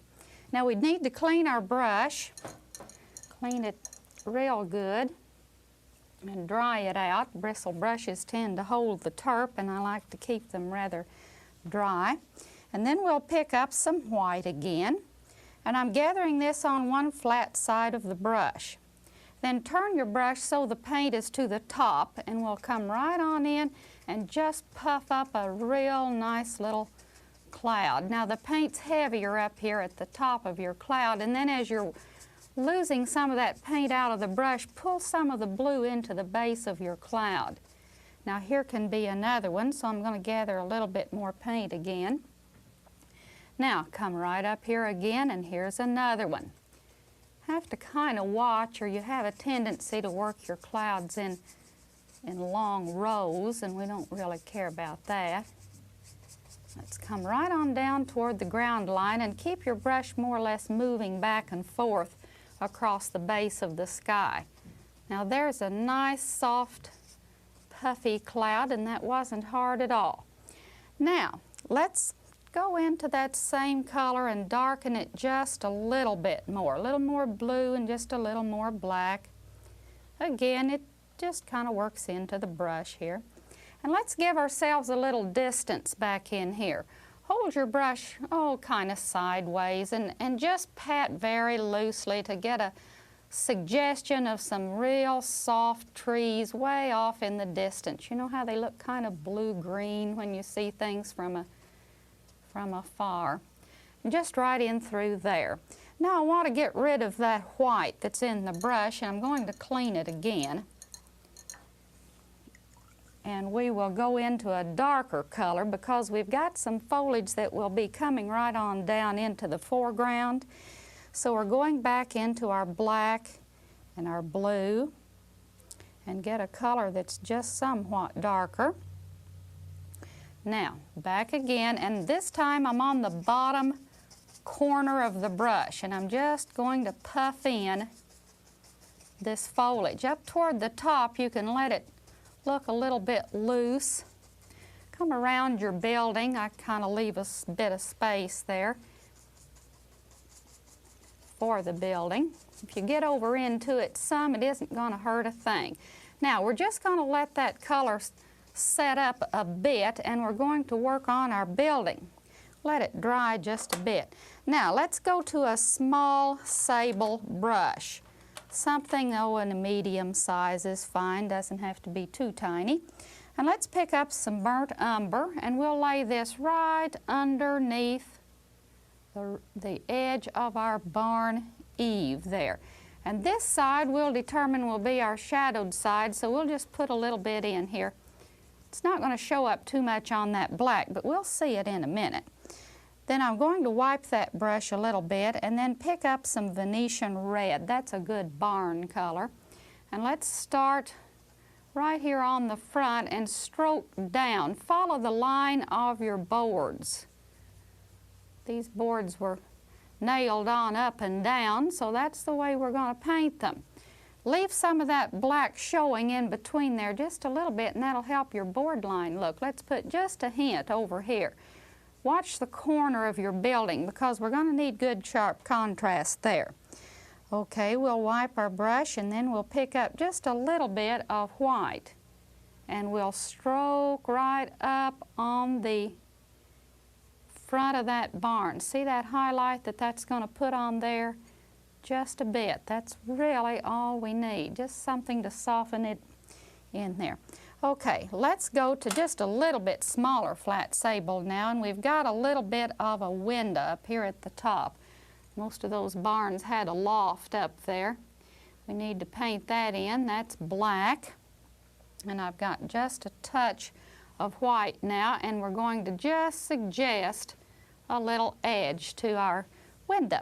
Okay, now then, we're going to clean our brush again. Well, now wait just a minute. Let's go back into that burnt umber and black here and make a little bit of a underneath the overhang of the roof area. From the angle we're seeing that barn, we'll see just a little shading there. Okay, now then, we'll go to a little larger brush and let's get a little gray blue on this roof. Now we're going to establish this picture at this point as a snow scene. So we're going to have some gray blue on that roof for shading in the snow, and then a little white, and we'll come right across the top of that roof and then pull down just very loosely to suggest the snow piled on the roof. We don't want to overwork our paint at this point because it'll just get too much all one color. Okay, now then, just a little bit of an edge right over here. That snow's piled up high on the other side. There. Okay, now let's go to a fan brush and make just a suggestion of some snow on our background trees. This is a little bit of pale blue and white. That's that same blue mix, and add some white. Load your brush on one flat side, like that, see? Okay, now with the paint up, we need to come in right on the corner and tap. Notice how this is going to throw your brighter paint right there to that edge. We want these leaves to look like they're hanging over the barn just a little bit, just like so. Now you at home will have a bit more time than we have here, and you can take a liner and go back and add more little sticks and twigs and all kinds of things in here. Just kind of let them go in and out, and they'll just look great. But we're going to leave that for you to do at home. Okay, let's go on down to our foreground. And let's take, a medium-size brush, and we'll go into that blue-gray again, and we'll establish the shading in the snow. And we're going to very quickly just brush in right here above that water. We'll brush in that shadow of the bank where it will begin to drop down toward the water. We want to show the drop with a shadow. And we've got a little bit over here behind that barn. That's the shadowed side of the barn. It's going to throw a shadow on the ground too. Okay, then we've got another little bank here, and let's get some shading at the bottom of it. And while we're putting shadows in, let's just do it all and get some down here in the foreground too. And that way we'll have that much established. Now when you're pulling out these shadows, particularly in the shadow area, allow some of that black to work for you. Sometimes people cover their canvas with black and they're not used to that, or their saw blade or whatever they're painting on, and they think, gee, they better cover up all that black. Well, that's not the reason we put it on there. We just put it on there so you can use it. Okay, we'll just get a little bit of that in there. That should be enough, and we'll just let that sit. Now then, we need to put our white in our snow, and we'll go to a little flat brush here, and we'll take our white and pull it out, load it on one side of the brush, and come right across the background trees with your white. Now, as you move down toward your blue, we'll be working right into it there in a minute, and we want to go with the direction that that ground is sloping. Very important when you're painting ground, whether it's grass or snow or whatever it is. Back in here it's more flat, so that's the way we work our brush. Let's let that pile up under that barn just a little bit. Right in through there. Back here in the shadows. Work it in. Just kind of go around the hole. A little bit of shading maybe from over here to the side. Then we've got a little more white right in here, and here is another bank, and so we've got to make a distinction there. And we'll just put that white in, and we'll brush the blue into it. There. Now then, let's let that rest just a little while. That looks good. And we'll go back to our big brush and put a little bush here. We've left an area here unpainted. So back to our dark colors, and we'll just puff that in. There, it comes out here just a little bit. Okay, now back to our fan brush. Remember, we were loading only on one side, and then turn it so your paint is up. And again, just give it a hit. Don't drop the handle down like so. Just stand it up, and that gives it a little bounce, and you can just make all kinds of bushes. Okay, let's go to our water.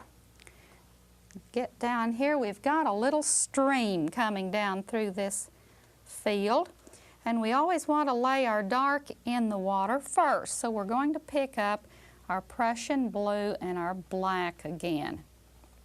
Now, right in here, right under the bank, and then pull down slightly. You won't see this too good again, but we have to have a little bit of the dark there for the moistening on the surface. And we'll just pull that down. Again, some of that dark of the saw blade can work for us. There's a little bit of a dip in your bank here. And then we will clean out our brush.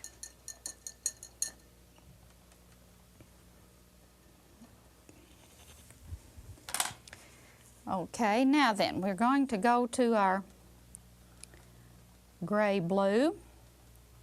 Mix again, and we're going to start right in under the dark. I'm not starting in it, I'm starting just under it, and pull down, pull down.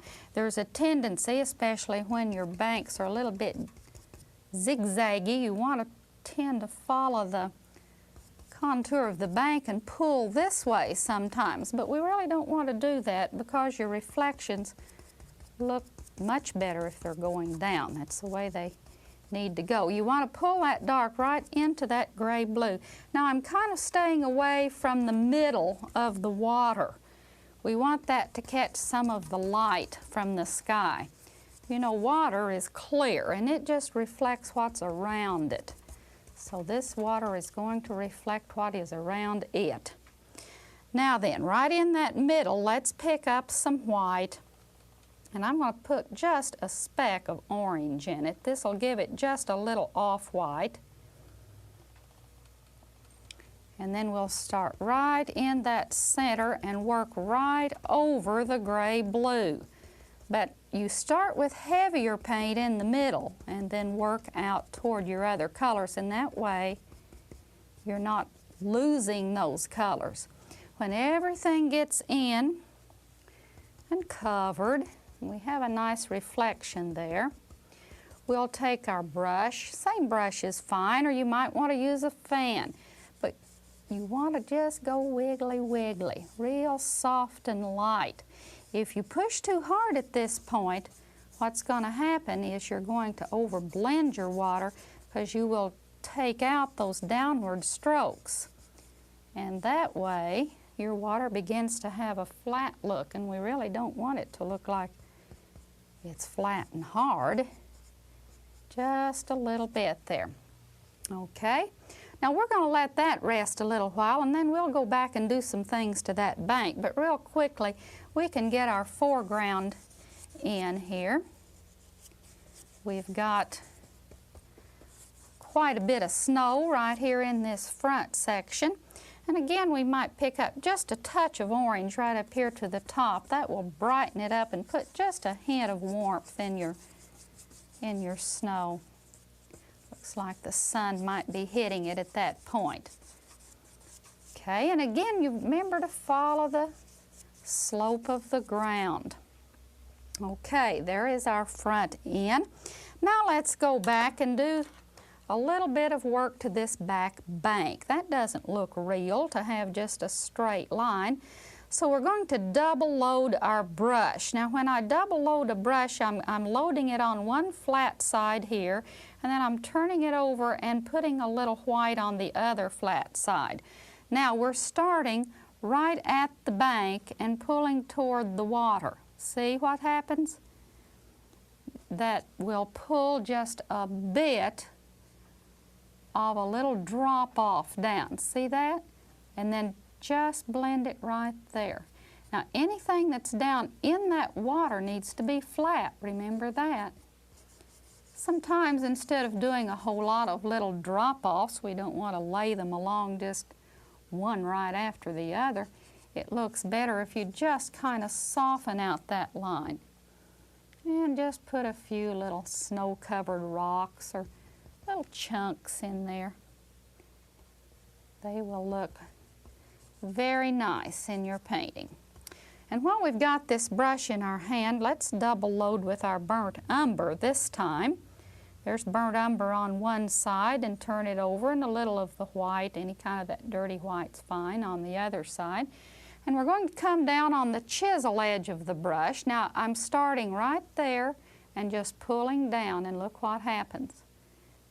You get a light and a dark stroke at the same time, and there comes a little fence right on down to the edge of the water. Okay. In fact, these barn lots have lots of little fences. Let's put a little old wiggly one right back here in the back. It might have lost a few rails along with the years, so we don't need to make too much perfect rails there. Let's put a little brace post there. Okay? Now then, we need to work on our foreground just a little bit here, so I'm cleaning that same brush and picking up burnt umber and a little black. We're going to put a tree right here in the front.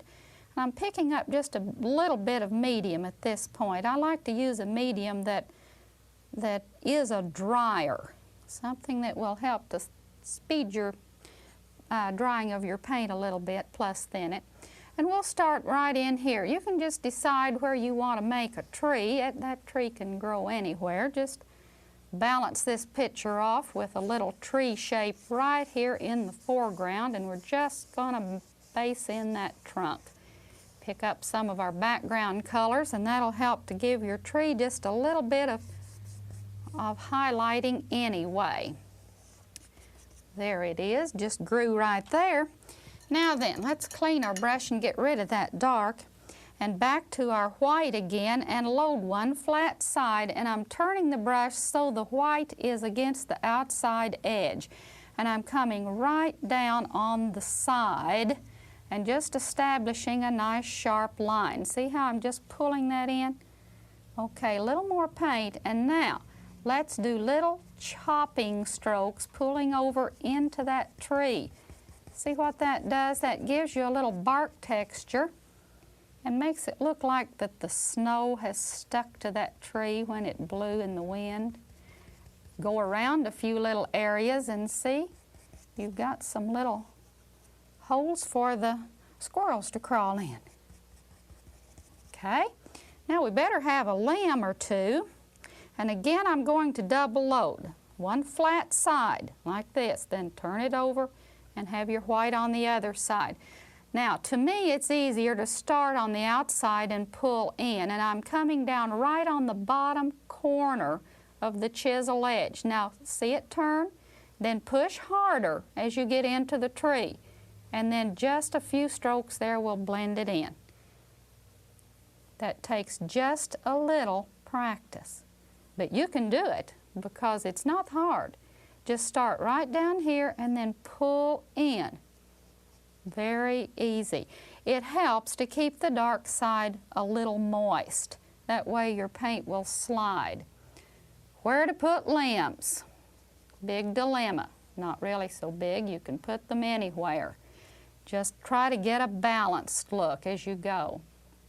Just kind of balance that tree out. Doesn't have to have limbs in any certain place. These are the main limbs that we're putting on. And then we're going to take our liner and thin that paint just a bit. And let's start right here and pull out a few small twigs. Have to keep that dark pretty moist too. Okay, these are just like our other limbs. We can just let those wiggle right on out there just anywhere. Some of you may have trouble holding your hand up in the air to do this. You can always brace your hand with the end of a brush or use a maul stick. A lot of artists like to do that. Gives you a little support. And we'll just, let's put a little one down in here. He's just kind of wiggling off down here. Make your limbs bigger where they connect to the tree. Mother Nature does that, so we better too. She knows how. Let's darken that one just a little. I'll put a little wiggly limb right in through there. Okay, now then, this tree isn't going to have any leaves on it. Maybe those back in there are oak trees. They hold their leaves all winter, so they've got some leaves that are catching the snow. But this old tree here is bare. So we'll just let it sit, and we'll go back to our flat brush and double load again. And we're putting in, just an old post. It's down here in the front, and it's got a brace on it. And we've got another one over here that's leaning a little.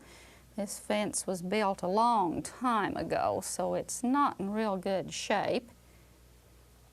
And part of it is down. Little snow on one side. Snowed so hard everywhere else, we'd better have some there. Just a little bit on one side of the brush. Many times people load both sides of their brushes when they only need to load one side, and then they get paint where they don't really want it to be. Okay, now we'd better plant those little posts. They're floating up in the air right now, so let's go back to our bush color, background tree color, a little Prussian blue and black again, and back to that big brush and just bounce that in, right down in the front here. Just get some real loose little bushes, some of them taller than others. Okay, that'll cover the bottom up of the tree there too. And then we'll go back to our fan brush and let's get a little snow on these bushes. No doubt it's fallen there too. Again, notice the angle of the brush. It's sideways. And we're just bouncing in real nice, loose, lacy looking little snow clusters here. Okay. Now, right in under these, let's say that we've got a little snow that's drifted, and we'll just go ahead with our fan and just kind of soften that in underneath and pull it to the side a bit. This will give us a little wind-blown look. Drift it up in there. This will also give you just a little bit of contrast in color, but it's still keeping darker colors toward the front. And you want to always pull the light into the back or middle of your painting. I think that's just about done. Dorothy, thank you very much. That is beautiful. Didn't I tell you she was fantastic? We'll be looking forward to seeing you next week. Until then, happy painting. God bless. Bye-bye.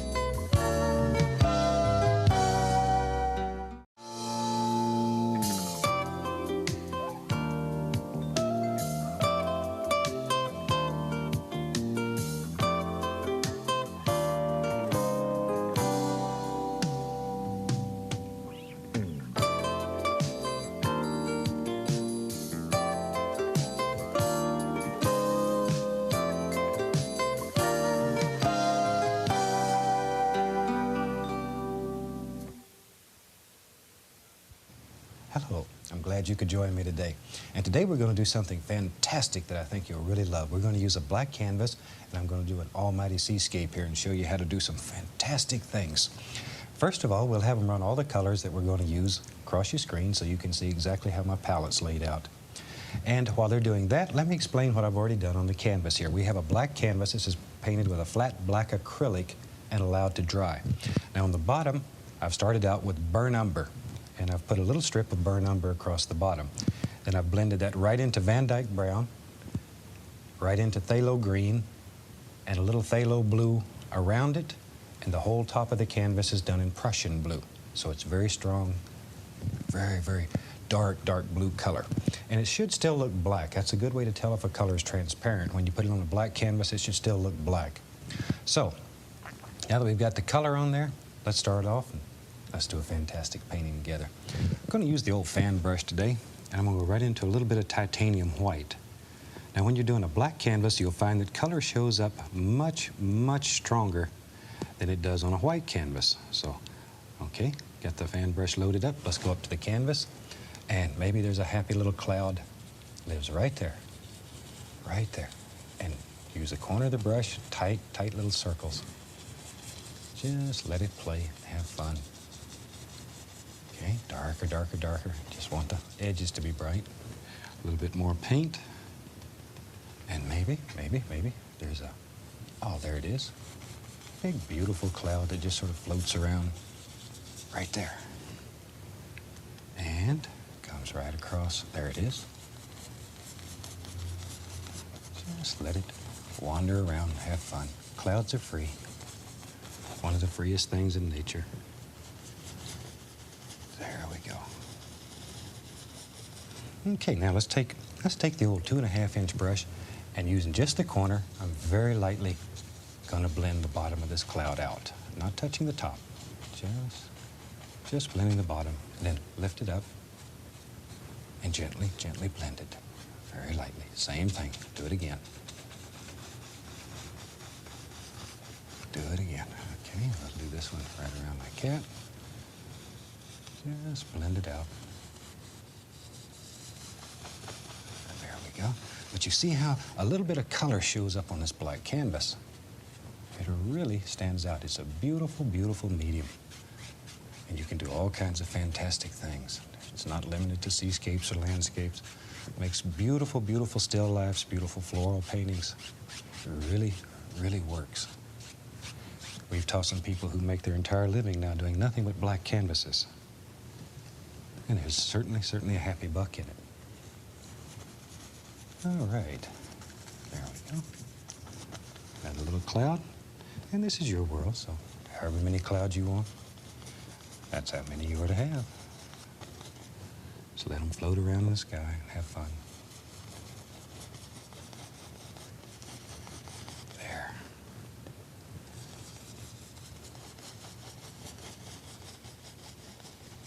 Okay, now, once again, take the 2.5-inch brush and very gently blend the bottom out. Just blend the bottom out. And you need some of these nice dark areas in here. They end up being the shadows. Don't want to kill all those with color. Leave them in. Leave them in. Let things happen. Let the canvas work. Let the brush work. That's when the prettiest things happen, when you're not expecting it. See? And then lift it up. Lift it up. And then gently brush it. And that easy. You have fantastic clouds. Maybe there's another little cloud. Just little floaters that float right down in here. Just let them play. Let them play there. Okay, now we'll blend these, and I think we'll be ready to take a look-see and see what we have going here. When you're painting at home, step back sometime and look at your painting. Step back, and it really helps you see the painting better. Lift that up. There. Okay, let me wash the old fan brush off here.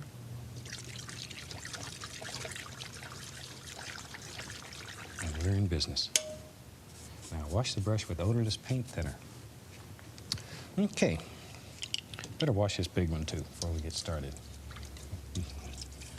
We'll start with all clean brushes. Boop, boop, boop, boop, boop. That's a lot of fun.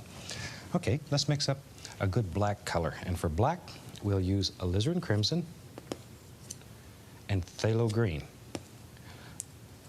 Alizarin crimson and phthalo green.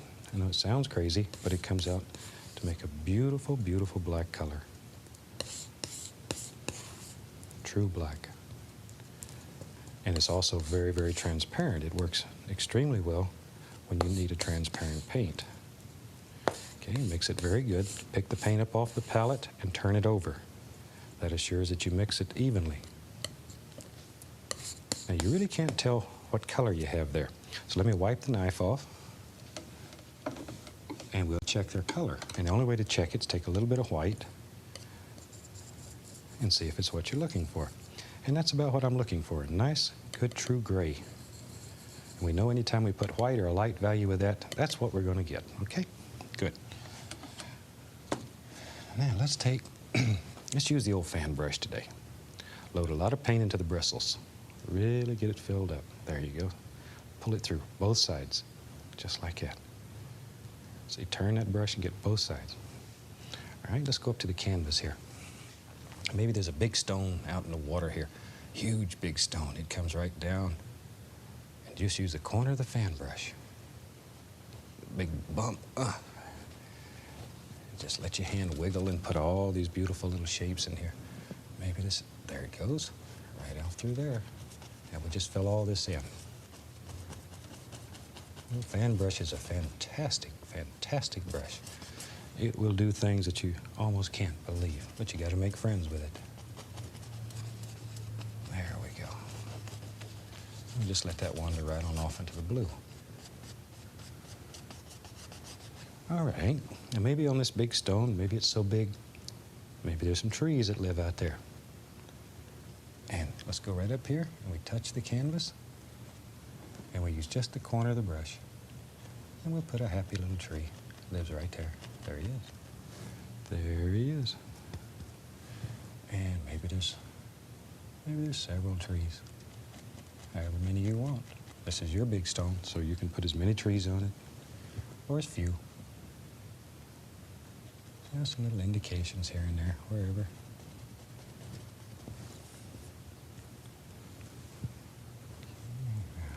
There's a nice little tree, lives right there. There we go. Now I have several fan brushes, so I don't have to clean them continually. But at home, if you only have one brush, that's fine. You just have to clean it more than I do. Take a little bit of the Van Dyke brown, a little white, and then a little bit of this black color, or gray. There. Load a lot of color into the brush.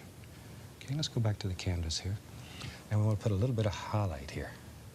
So I'm just going to let this just barely touch. Make all these beautiful little highlights and let them just wander right on out into nothing. Okay, a little more paint on the brush. Maybe there's a little highlight. Ah, right there. Right there. And there, I see some on that. Wherever you want it to be. Now back to our brush with the black on it, and we touch and pull down. Brush strokes are very, very important in this. Very important. Your brush strokes form your rocks. See how easy it is, though, to make some beautiful rocks standing out here? Isn't that quick? We'll let that one come right on through. But you got to make decisions, which one's in front, which one's in back. There we go. Okay, maybe that went so well. Maybe, there it is. Let's go right up here. There we go. Let's just lay another big rock right along there. Lay some dark in. Now we need something to separate these two rocks. So an easy way to create a separation between them is to put some mist in there. Let's take a 2.5-inch brush, a little bit of white paint on it, and just very gently, very, very gently, tap in a little bit of mist. Very little paint. Once again, color shows up so much stronger on this black canvas than it does on a white canvas. So very, very little paint. I can't tell you that enough. There we go. Now, lift it gently up, following all these angles that you've put into your rocks. Don't want to lose those. And that'll give us the illusion of a tiny little bit of mist, just enough to separate. Okay, now we'll go back to this. And why don't we bring this one right on down, like there. Fill all that in with good dark color. And since we're using a black here that's extremely transparent, it really doesn't matter if we get a little bit into what's going to be water, because it is so transparent, it will work. Okay, maybe there's a happy little tree or two that lives out here. Right here. I see it. I see it. Right there. Corner of the brush, back and forth. This is still the black color. All this is done in black. Okay, and maybe there's a friend that lives right there. There it is. Okay. And another one right up through there. Wherever you want a tree. In your world, you decide where the trees are. This one, it just runs all the way off the canvas. All right. Maybe there's just a couple little indications back here. Thanks. Okay, now, let's go back and we'll pick up a little of the Van Dyke brown, a little of the gray color, and let's drop in a few little highlights on this one. Sometimes use a brush sideways.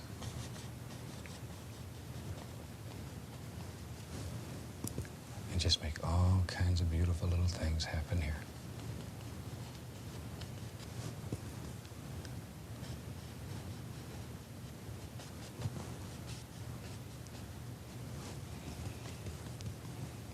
Okay, maybe. There it is. Just pick out things, drop them in. Wherever. You can do anything. Anything.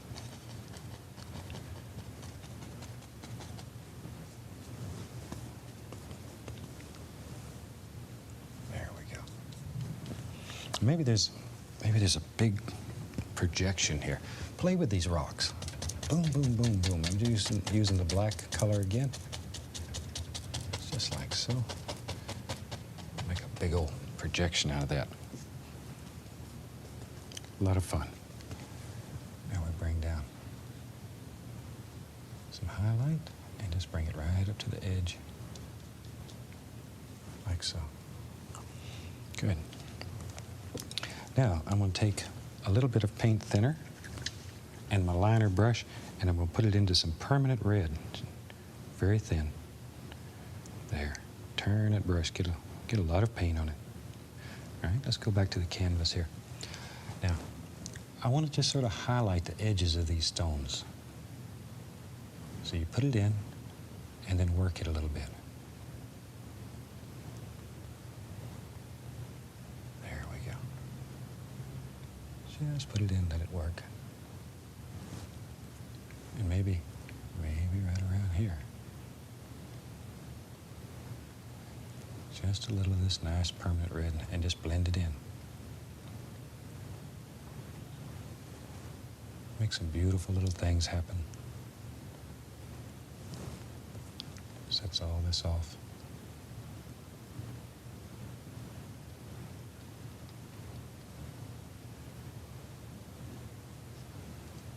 Okay, now maybe on this first one we did back here, maybe there's just a tiny little bit of a knit also. We don't want it to be left out.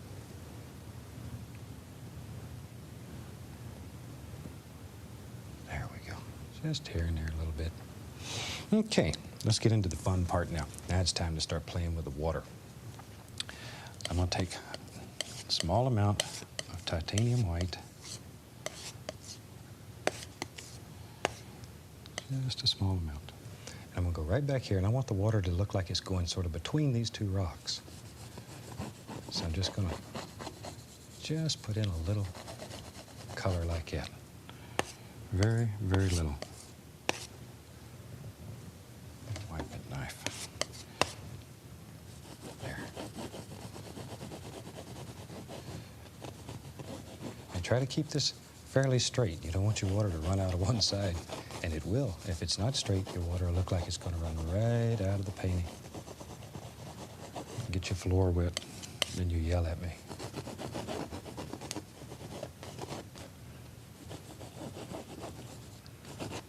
Okay. And that gives us a nice indication back here of a little bit of water. And very lightly with a clean brush, very lightly, we'll just blend over that. Very, very light. Okay. Now let's take the old fan brush, and I'm going to go right back into my white. And let's have a little wave back here in the background that's beginning to crash, and it's coming up. You got to make a decision. You got to make it. Where's it going to be? Boom, right there. Just let it go. And I'm sliding that brush and then pushing at the end to put the highlight on the top. Okay, maybe there's some stones back here that this wave's crashing over. So we'll take some of the black Let's put a happy little stone right in here. It's your world, so put your stone where you want it. Now see, I've got several fan brushes going, and it'll save you a lot of washing if you have several brushes. A lot of brush washing. Okay. Now, I'm going to add a little bit of magic white to my paint so it's a tiny, tiny bit thinner. Maybe there's water that's coming. Put a little blue in there. There we go. Maybe the water's coming over. Phew!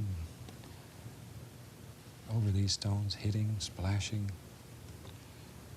It's running all down through there. Wherever. Waves hitting up against the back.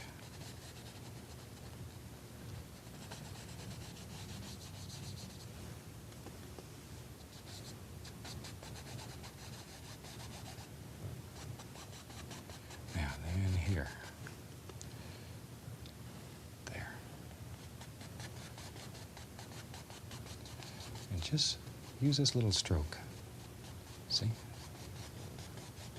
Gives the impression that the water's choppy. Guess that's a fair word to use, choppy. I'm bad about making up words, so don't look them up in a dictionary. They probably won't be there. It's like the little things under evergreen trees. I never could figure out what they were called, so I just call them hang-downs. And they sort of hang underneath the tree. Okay, let's take a little bit more of the blue. And maybe there's a wave it's hitting right here. There it is. Wherever you want it. And it sort of curls back, splashes and crashes. And it's coming from here and coming over. There it comes. Let it come from here and come over. There. Sort of comes up and pushes, whoosh. And it helps make little sounds. Okay, I'm going to take a tiniest little bit of the cad yellow, and I'm going to just play a little bit right in here. I just want this wave to pick it up. Just to pick it up. Now this is the reason I put the brown under here rather than blue, is so this yellow won't turn bright green. I don't want it to turn totally green. Okay, a little white involved in it here. Just make it look like foam. But we want just the little yellowish hue. God, that looks terrible. I'm in trouble now. All right, now, let's take and pull this water right over the top of it. Right over. Let it crash.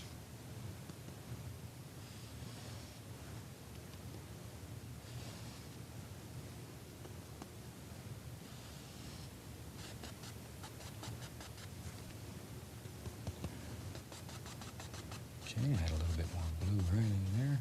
Boom. And just, this is phthalo blue. And just allow these colors to play.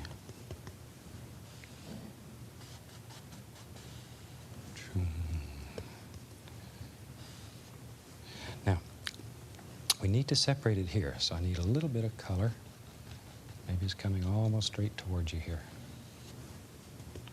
This wave's breaking right there.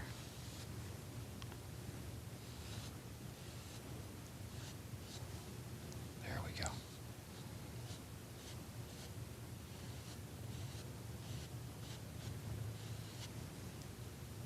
There. Now, we need a dark line. There has to be some dark color right there to separate these and let it play down into the wave. This is that black color, just a little, just enough to separate it, like so. Okay, maybe down in here we can start playing with some little watery things. Just like so. There we are. I want to have some reflections. So to make reflections, all we do is just pull it down. Just use the fan brush, big brush, whatever. Pull straight down. And take a large brush and pull it down, just like we're making reflections in a happy little pond. And then very lightly go across it. And then we'll take a little bit of paint and put in a happy little water line in here.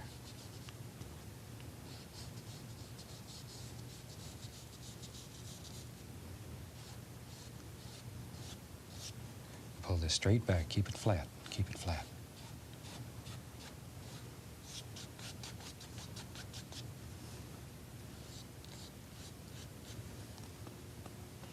Okay, now let's put some little stones in here. Maybe there's a happy little stone right there. Happy little stone. Everything is happy. And there's one. Wherever you want these little stones. This is one sort of like a California, Oregon type coast. Beautiful, beautiful oceans there. And however many stones you want. Okay, we'll take a little tiny touch here of brown and white. Let's get some brown. We'll highlight these stones just like we did the big ones. Just drop some little highlights on them.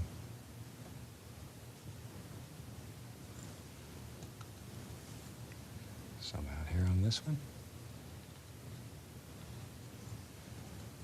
Wherever. There we go. Now we can come back in here and put some little watery things. Let's add a little blue to that. There we go. Beautiful.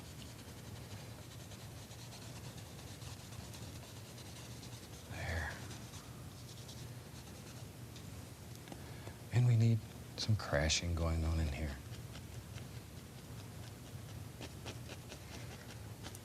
There. The water spilling around all over. Okay, let's take the liner brush here with a little bit of paint thinner on it, and I'm going to go right into some light color. And let's just do this. Just do a little bit of that. This is paint thinner on the brush. Okay, now then, I'm going into some blue. This is phthalo blue with a little white and paint thinner. And let's put all kinds of little watery things just dripping over this rock. Just like so. It's your rock, so wherever you want them, just let them play.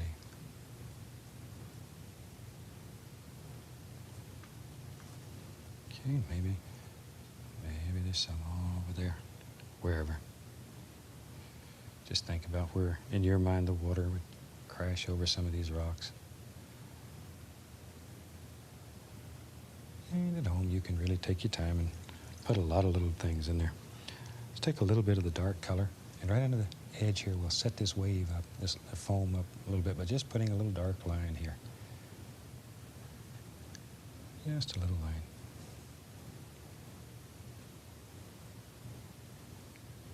Okay.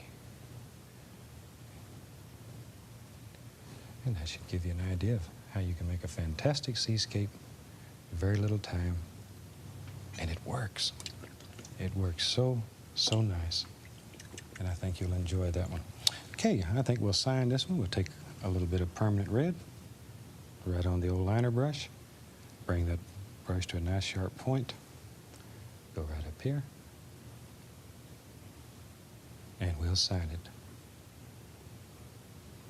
Glad I have a short name. And with that, we'll call this painting finished. And from all of us here, we'd like to wish you happy painting. God bless. See you next week.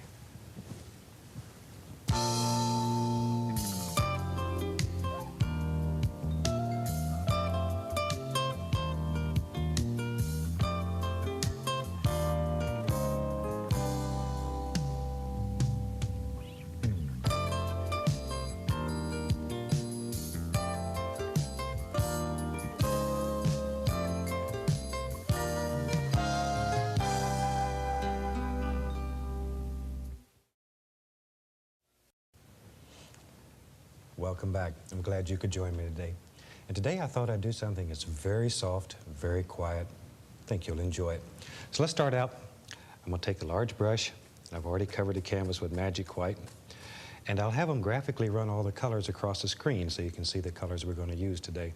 And they'll be in the same order that I have them on my palette. I'm going to start with a little bit of alizarin crimson and just really work it into the brush so you have a nice even distribution of color. I'm going to go right up in here and just here and there lay in a little bit of crimson. Beautiful, beautiful little pink color. Then without cleaning the brush, I'm going to go right into a little bit of Prussian blue without cleaning the brush and very lightly let it bounce around and play.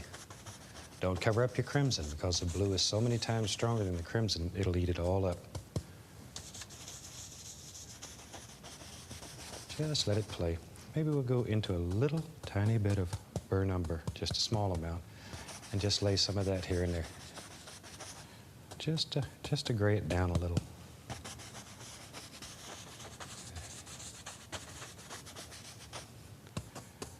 And we'll put a little bit of the pinkish color down in here. Just a general idea. A little bit of the crimson, a little bit of blue. And we still haven't cleaned the brush. Just put in some nice soft little colors and let them go. Okay, now, very lightly, I'll blend all this together. Very lightly, barely touching the canvas. Just like so. Okay, and that'll give us a nice little background to work with. Now, let's put some little background trees in here. And I'll use the same dirty brush, and we'll go right into some Van Dyke brown and a little bit of the burnt umber. And we'll just take the corner of the brush here, and I'm just going to lay in some basic little shapes. We're not worried about a great deal of detail here. We're just looking for very basic, quiet little shapes. Van Dyke brown, burnt umber.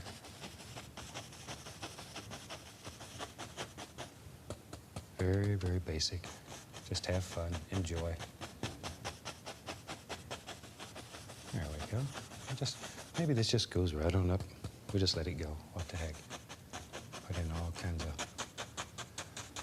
kinds of little background things happening.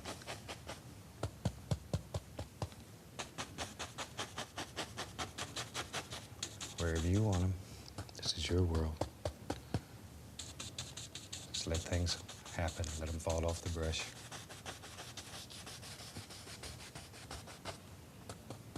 Maybe a little darker right in here so we'll have a little separation. Okay. And while I have this dirty color on the brush, I know there's going to be a little bit of water right here, I think.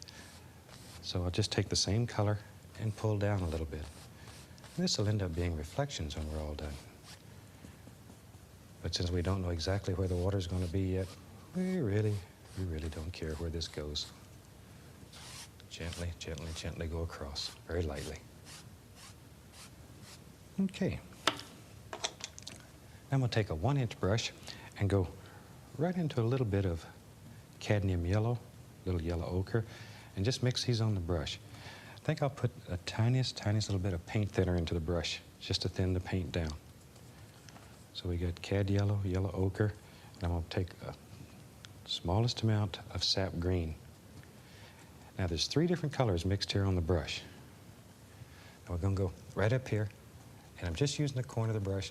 I want to tap in some color. This is just background color, just here and there, just barely touching the canvas. I'm not looking for detail yet, just laying in color. Let's add a little bit more green to that. There. Just here and there. As I say, we are not looking for detail yet. These are just background colors. Let's go into a little bit of the permanent red and mix it in, just to break it up a little bit. Oh, that's pretty. Very nice.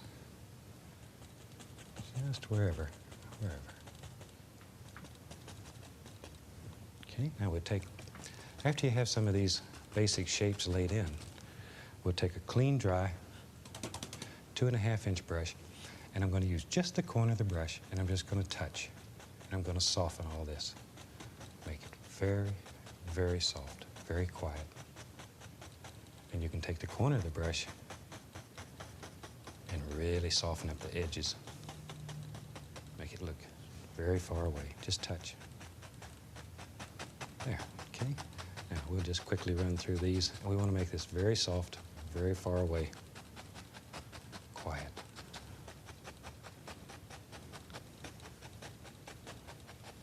Look at there. Look at there. Great big brush and makes little delicate, soft things like that. Just give it a chance, let it go. And that quick, you got a beautiful little background. Okay, now we'll take a little bit of the yellow, maybe, and I'll just drop in some more little indications here and there, wherever you want them. Remember, this is your world. You create the illusions that you want. Pull a little bit of that color down into the reflections. And lightly, lightly go across.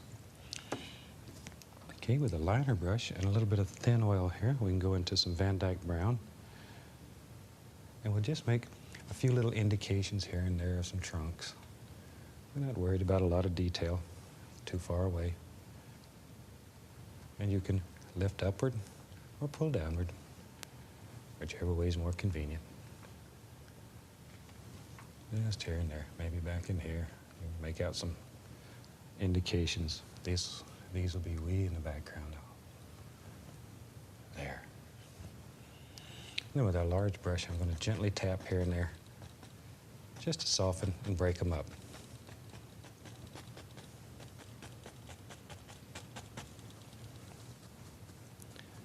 Now we can take a little bit of color and just add some little indications up through here. Not looking for detail. Now the other corner of the brush is clean, so I turn it over and I'll soften it. There we go.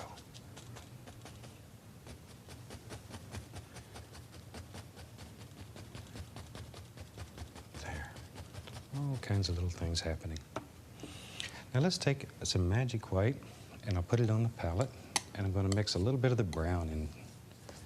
Now this would be a very thin paint. Cut across it. And let's go right up in here. And let's just lay in all kind of little things here.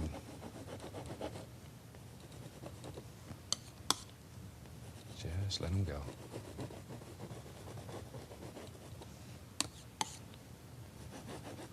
Look at there. Super nice little way to make a very, very effective background, and very quickly. And you can make these as soft as you want them, or you can make them very bright, very distinct. It's an individual thing, so let your imagination take you where you want to go. There. Okay. Gives us a nice little background. Now maybe there's some land that comes around through here. So let's go right into some Van Dyke brown with a little burnt umber mixed into it. Now figure out where you want land to be here. Maybe. There it is. There it is. There. Just make a decision and go. Just make a decision, let it go. There. See that quickly we have some dirt in here. Now we'll come back and put some grass on it and all kinds of beautiful little foliage. There. Okay. Now then, let's put some highlights on there. And I'll take some brown, a little bit of Prussian blue, and white. I want to add a little phthalo blue to that, brighten it up just a tiny bit. There we go. Makes a nice gray, sort of a blue-gray. Okay, we'll load a little bit of paint on the knife, and let's go right up here. There. Follow the lay of the land. It's very, very important. And just lay on a few little highlights. Just a few. And we'll take the same color and add white to it to make it another value lighter. And don't cover up all your first color. Put a few more highlights here and there.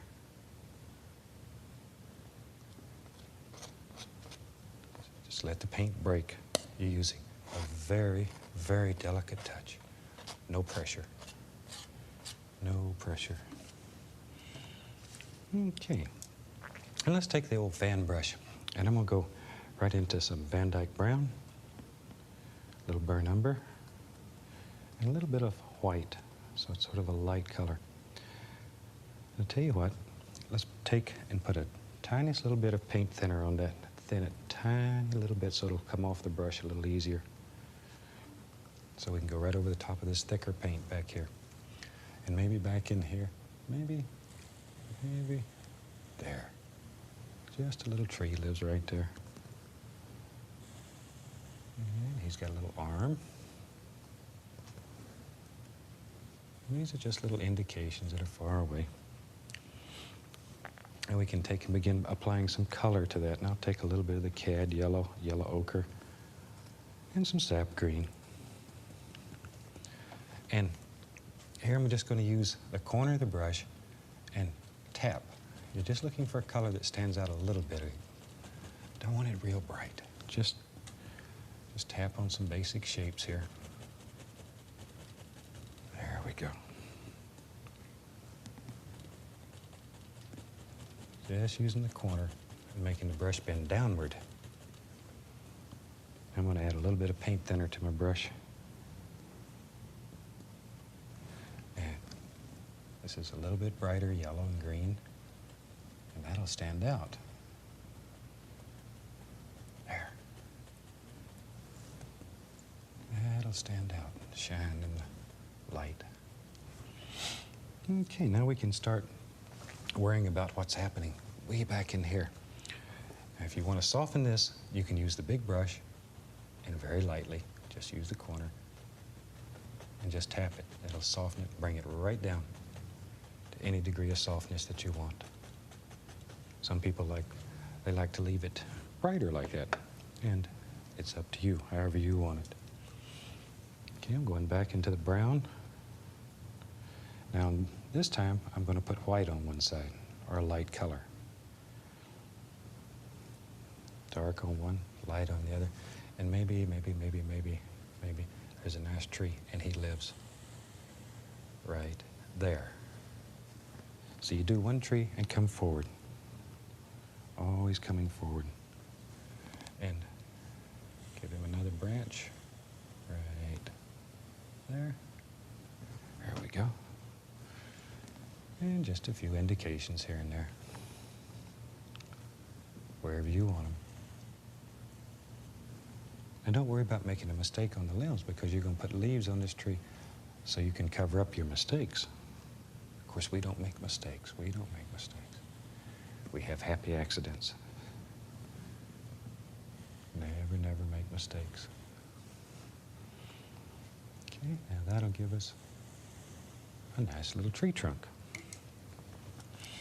And let's go right in here, and we'll take some yellow. Let's add a little bit of permanent red to our color this time.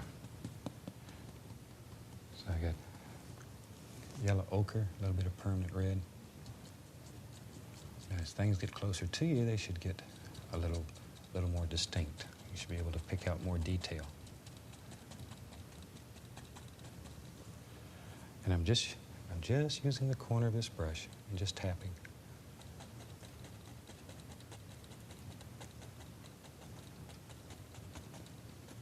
And you've got to make basic little shapes. You can't just throw these in at random. Think about limbs, and little projections. Think like a tree. That'll give you a challenge. There we go. And we just let this go right on off the canvas. We don't know where it goes. Now, if you want to highlight it, you can take a little bit of color. I'm using a little bit of sap green, a little yellow. And just here and there, touch. Now I'm not going to diffuse this one as much because it's closer, so I don't want to kill all of this. Just here and there.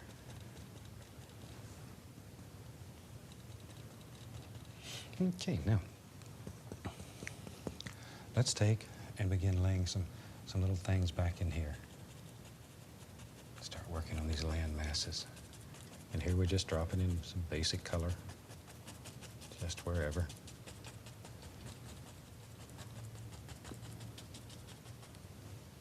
And with a large brush then, we'll tap that, just soften it, make it very, very soft, very quiet.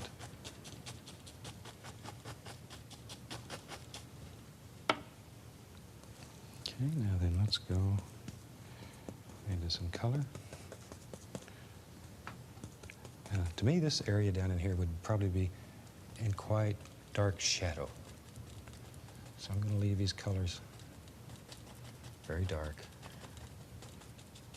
I don't want to kill all my land mass in here. I'm going to leave a little bit of the land showing.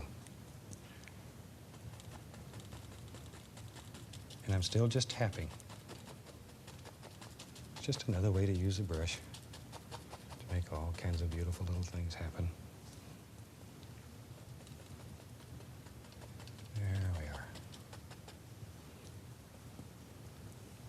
And just sort of play with color, back and forth between all the colors that you've used in there. Now, maybe we want to show some light coming through here. So I'll take a little bit of the white. This is just white added onto the same brush to indicate a little light shining through here. Tiniest little bit, barely touch.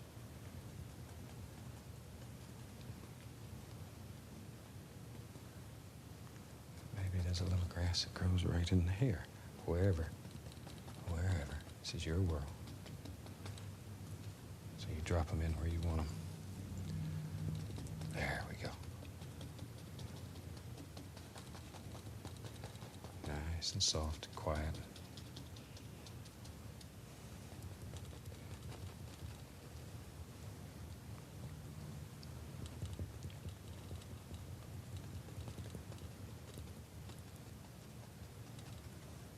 And it'd be a super place to walk and sit under the tree and read a book and talk to the little squirrels or the bunny rabbits.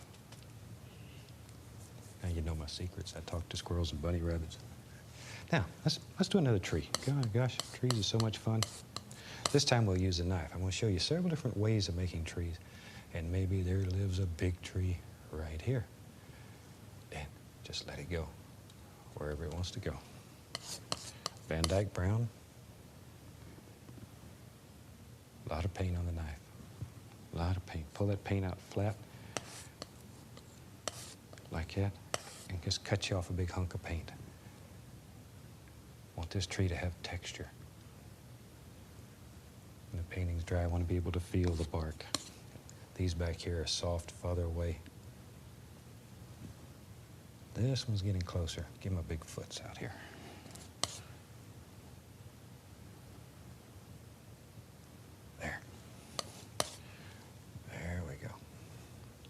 Now, maybe he's got an arm right there.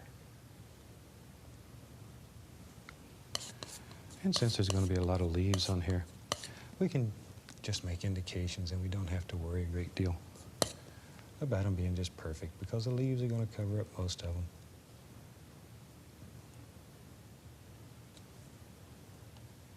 There we go. Now we need some bark on that tree. And let's take some brown and white. And I'm going to put the tiniest little bit of permanent red in it, just to sparkle it up a little bit. There. And we'll start, and all I'm going to do is just touch. Just touch.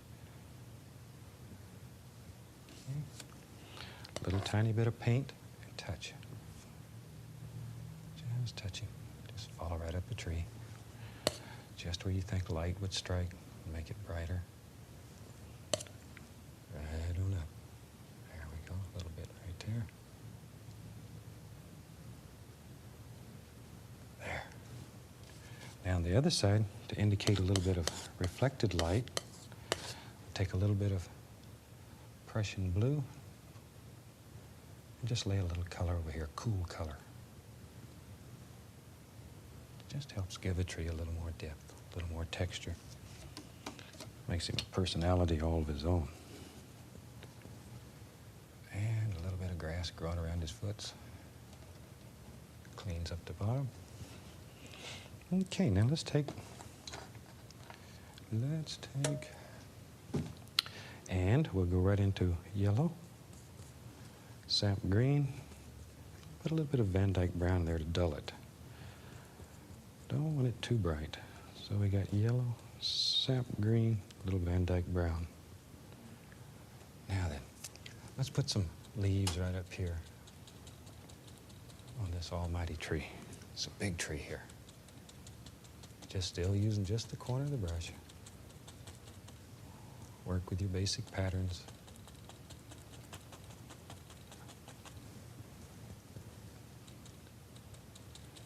There we go. And right over the top of that one. Just right over it. It's your world. You can put it anywhere that you want it. Okay. Now then, I'm going back to my brush with a yellow on it, and I'm going to lighten that same color. I've added a little bit of paint thinner to my brush just to thin the paint so it'll stick to this thick paint that we already have up here. And just here and there, lay a little bit of highlight. Just touch it like so, here and there. Let these little sparklers just fall right off your brush.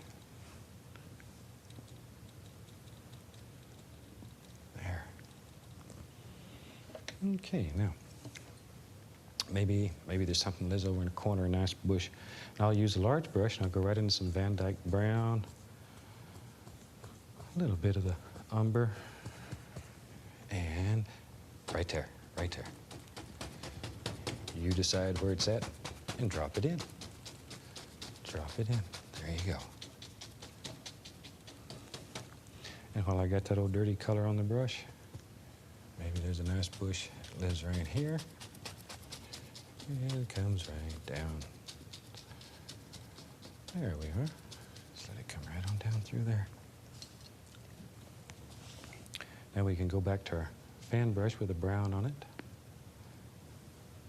And we'll put the indication of a couple little trunks in here. Just a couple little things happening inside.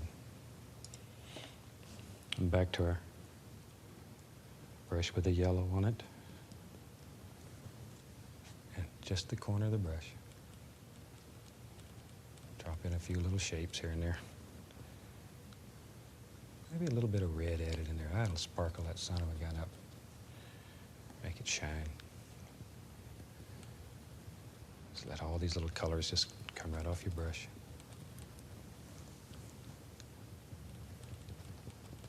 All the little greens and yellows. Okay, I'm going to take a tiny bit of the thin oil and thin down some brown. And we'll put a few little sticks that are poking out of here.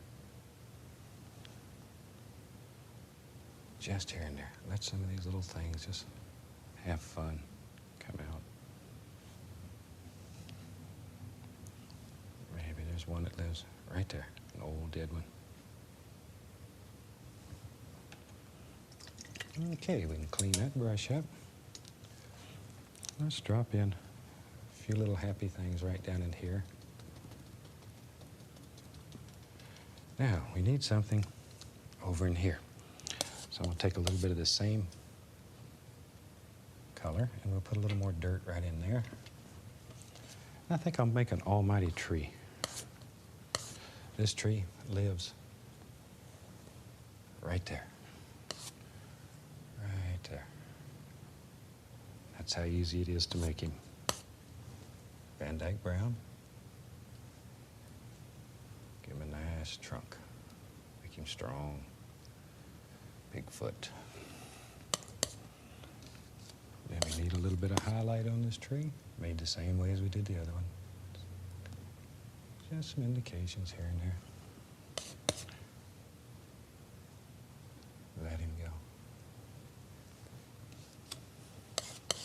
A little bit of the blue, the blue, the blue. Okay, and then we can go in here.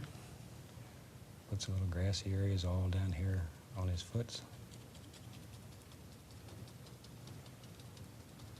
Just like that. And we need, I'll use sap green. We need some leaves for this big tree. And this is just pure sap green. And it doesn't matter if you pick up that brown. You're looking for a very, very dark color. This is so close. So it should be very dark. And we'll put just a few, very, very few little highlights on this. And I hope this has given you some ideas and set your imagination on fire, and you'll do a fantastic painting. We'll sign this one, a little bit of thin oil. And there we go. And I hope you've enjoyed this painting. Be looking forward to seeing you next week, and from all of us here, happy painting.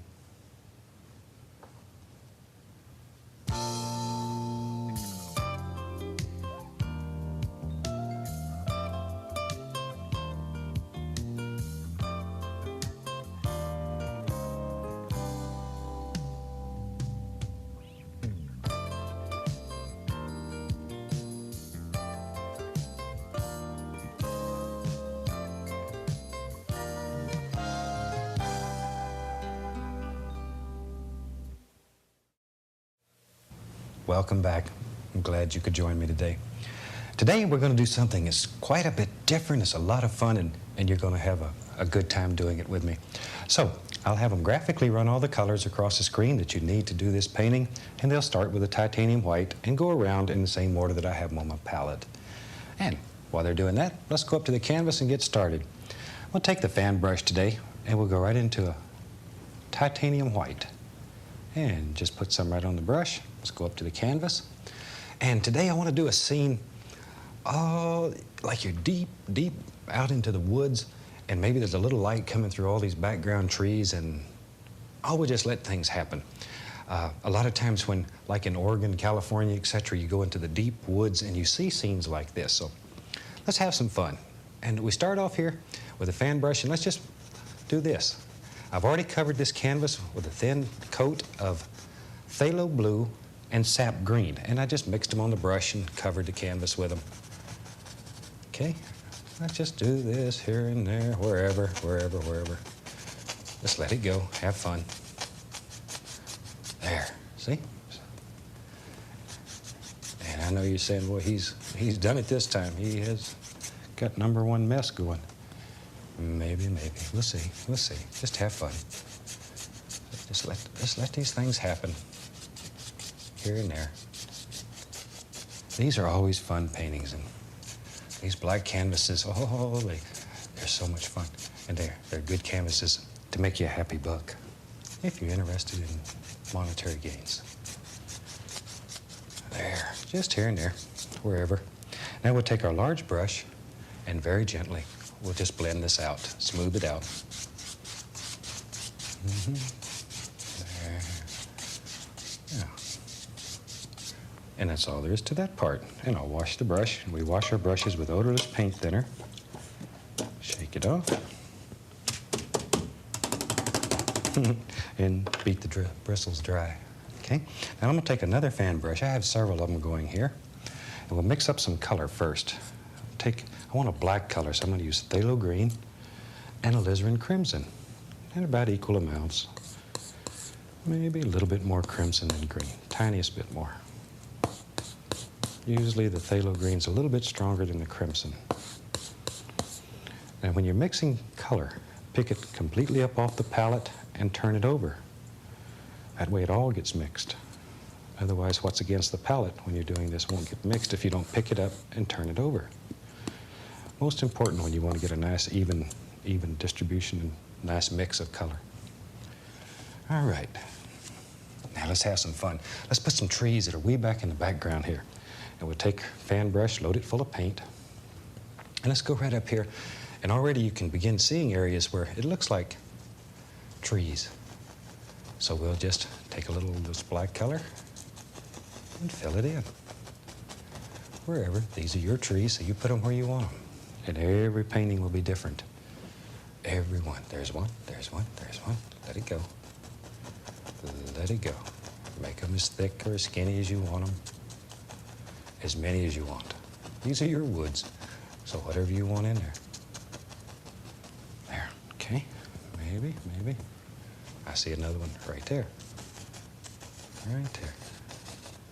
And this is such a nice painting because it's very simple to do. It works. This one will work on your first attempt. It's that easy.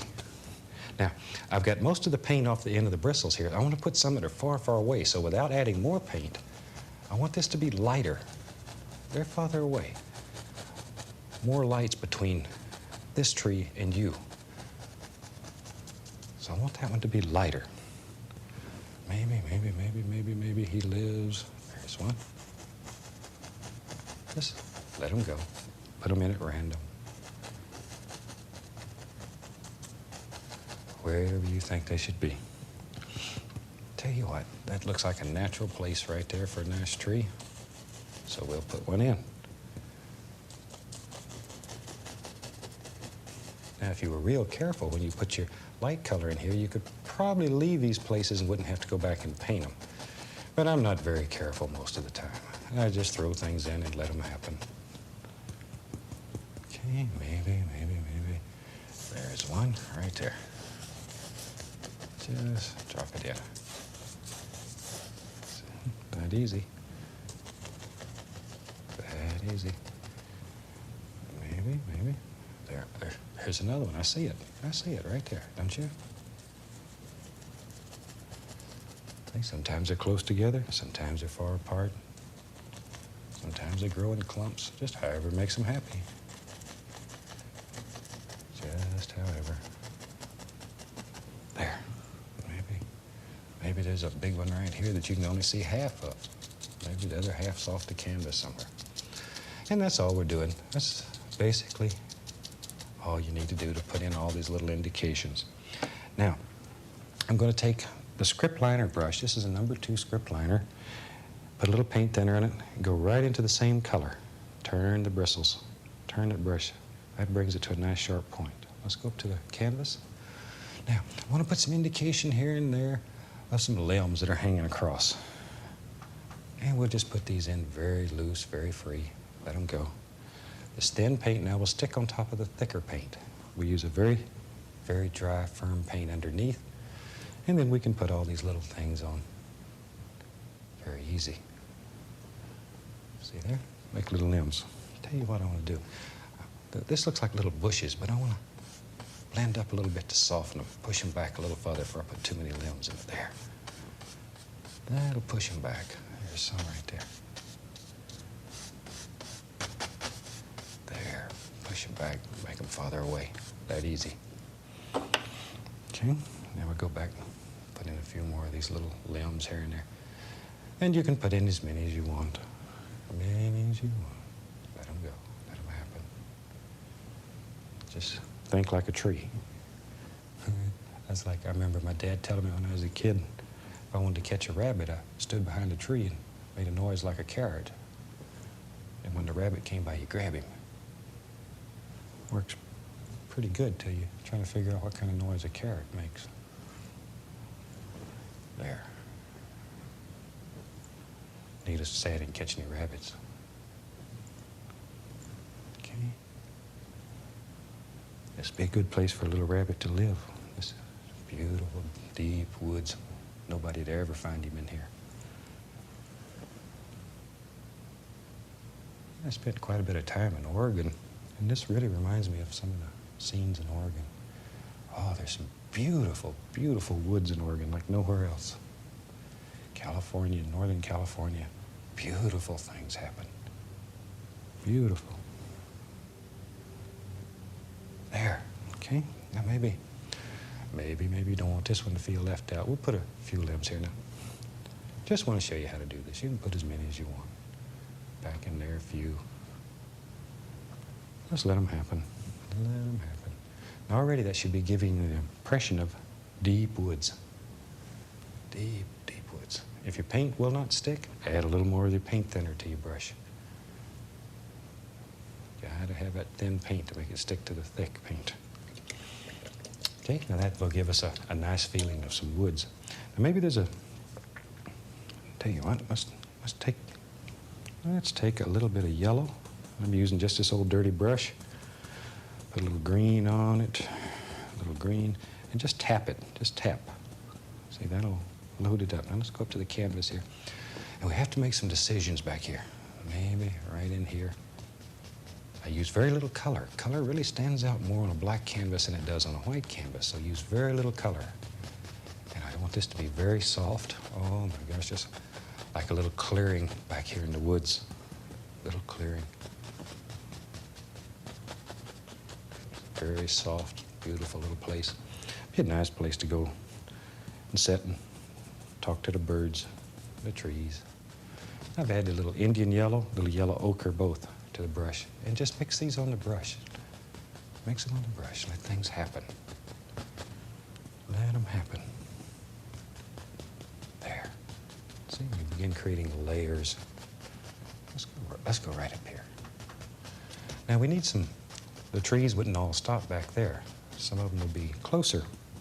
So we need to make some that are a little bit closer. We'll do that. Because we can do anything. We have an artist license that says anything we want to do, we can do.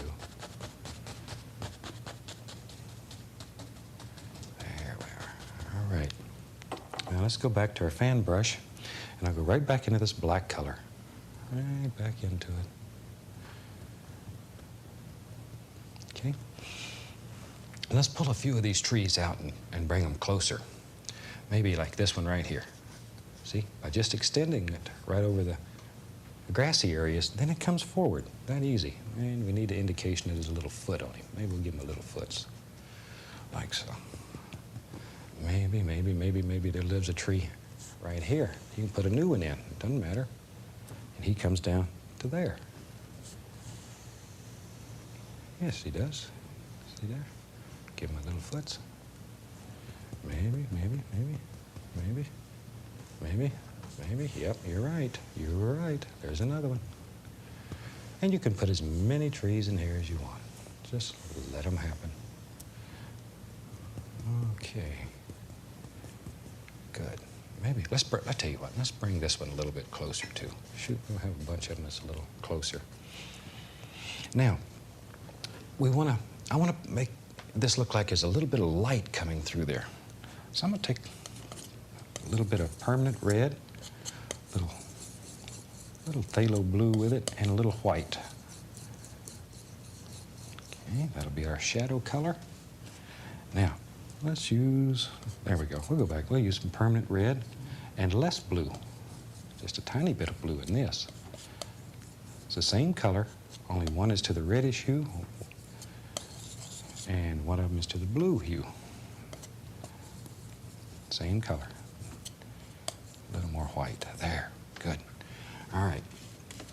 Now watch. Come right down here on the palette. Watch right here. We want to cut across that and get a small, tiny little roll of paint right out on the end of the knife. Okay, let's go up here. Now let's say today maybe our light's coming from the left. And all I'm going to do is pick out a tree and begin touching. Just touch. Just touch where you think the light would hit. Now, if the light's coming from the left, you want the left side of the tree to be bright and the other side to be cool. Okay, maybe there's a little light striking this one right here. There we go. Now, if you want it to get darker, you just keep working on it, tapping, touching, and the black color underneath will come through and it'll make your color darker automatically. You don't even have to worry about it. And that's the joy of painting. And you don't have to worry. Oh, there was a good plug. Good plug. See? A little more light hitting right there. A little red, a little blue. Okay, let's put a little bit on this one right here. There we go. Just barely touch. And and you just touch the canvas will pull off what it wants and give you back what's left. You don't have to worry about it. Don't even have to worry about it.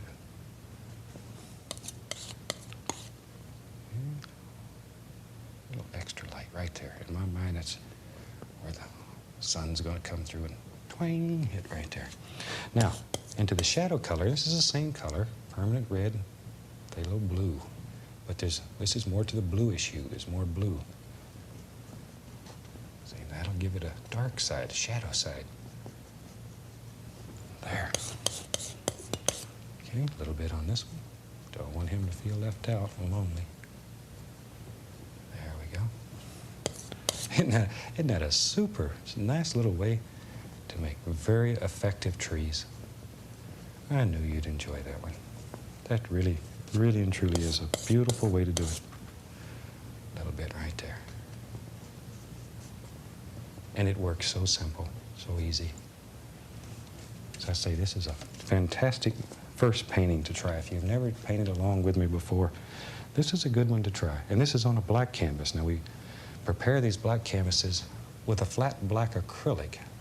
They're painted with a flat black acrylic, allowed to dry completely, and then we go back and apply the color over them. And in this case, we applied phthalo blue and sap green, just brush mixed all over the canvas. And you see what happens. Bring some of the limbs out across the tree so they're not all on each side. Okay, that'll give you enough practice on limbs. You know how to do them now. Okay, let's get up here and play. But you can see by pulling those trees down how it creates depth. Okay, now we need to cover up his little foots. And you can take a little bit of the black color on your brush if you want to put a little shadow behind these trees. See there? Easy. Easy. You can drop a little shadow right behind them. That's simple. Okay, now we can go back into our yellows. I got cad yellow, Indian yellow, yellow ochre, and here and there a little touch of permanent red. And let's just drop in some little soft, quiet, grassy areas. A little sap green added to that and dull it down. Don't want it to get too bright. Isn't that a super way to make a lot of trees fast? Let's put some over in here. Can't leave this side out. Now all I'm doing is touching the canvas, just tapping it, very soft, very quiet. Darker, darker, darker as it goes toward the foreground. You know, if you had a beautiful place like this, I'd want a little house. I'd want to live back here, because this is where the bunny rabbit lives, and you could sit here and you could talk to him, and you could have all kind of fun. So let's put a little house back here. I'm going to start out with Van Dyke Brown on the knife. Just get a little bit of paint, cut across, get that little roll of paint right out on the edge of the knife. There you go. Okay, let's go up here. Maybe our little house lives, shoot, right there, right there. We'll do the back eave. There we are. And let's do the front of the house. Zoop, zoop. There we go. There we are. And we can straighten out this edge. Now, there's numerous ways to make houses. This is just one. And maybe in your world, there isn't a house back here. And I just want to show you also how to make a little house in the woods if you want one. You may not want a house in your painting. And this is a beautiful painting without a house. So if there's no house in your world, don't put one in your painting.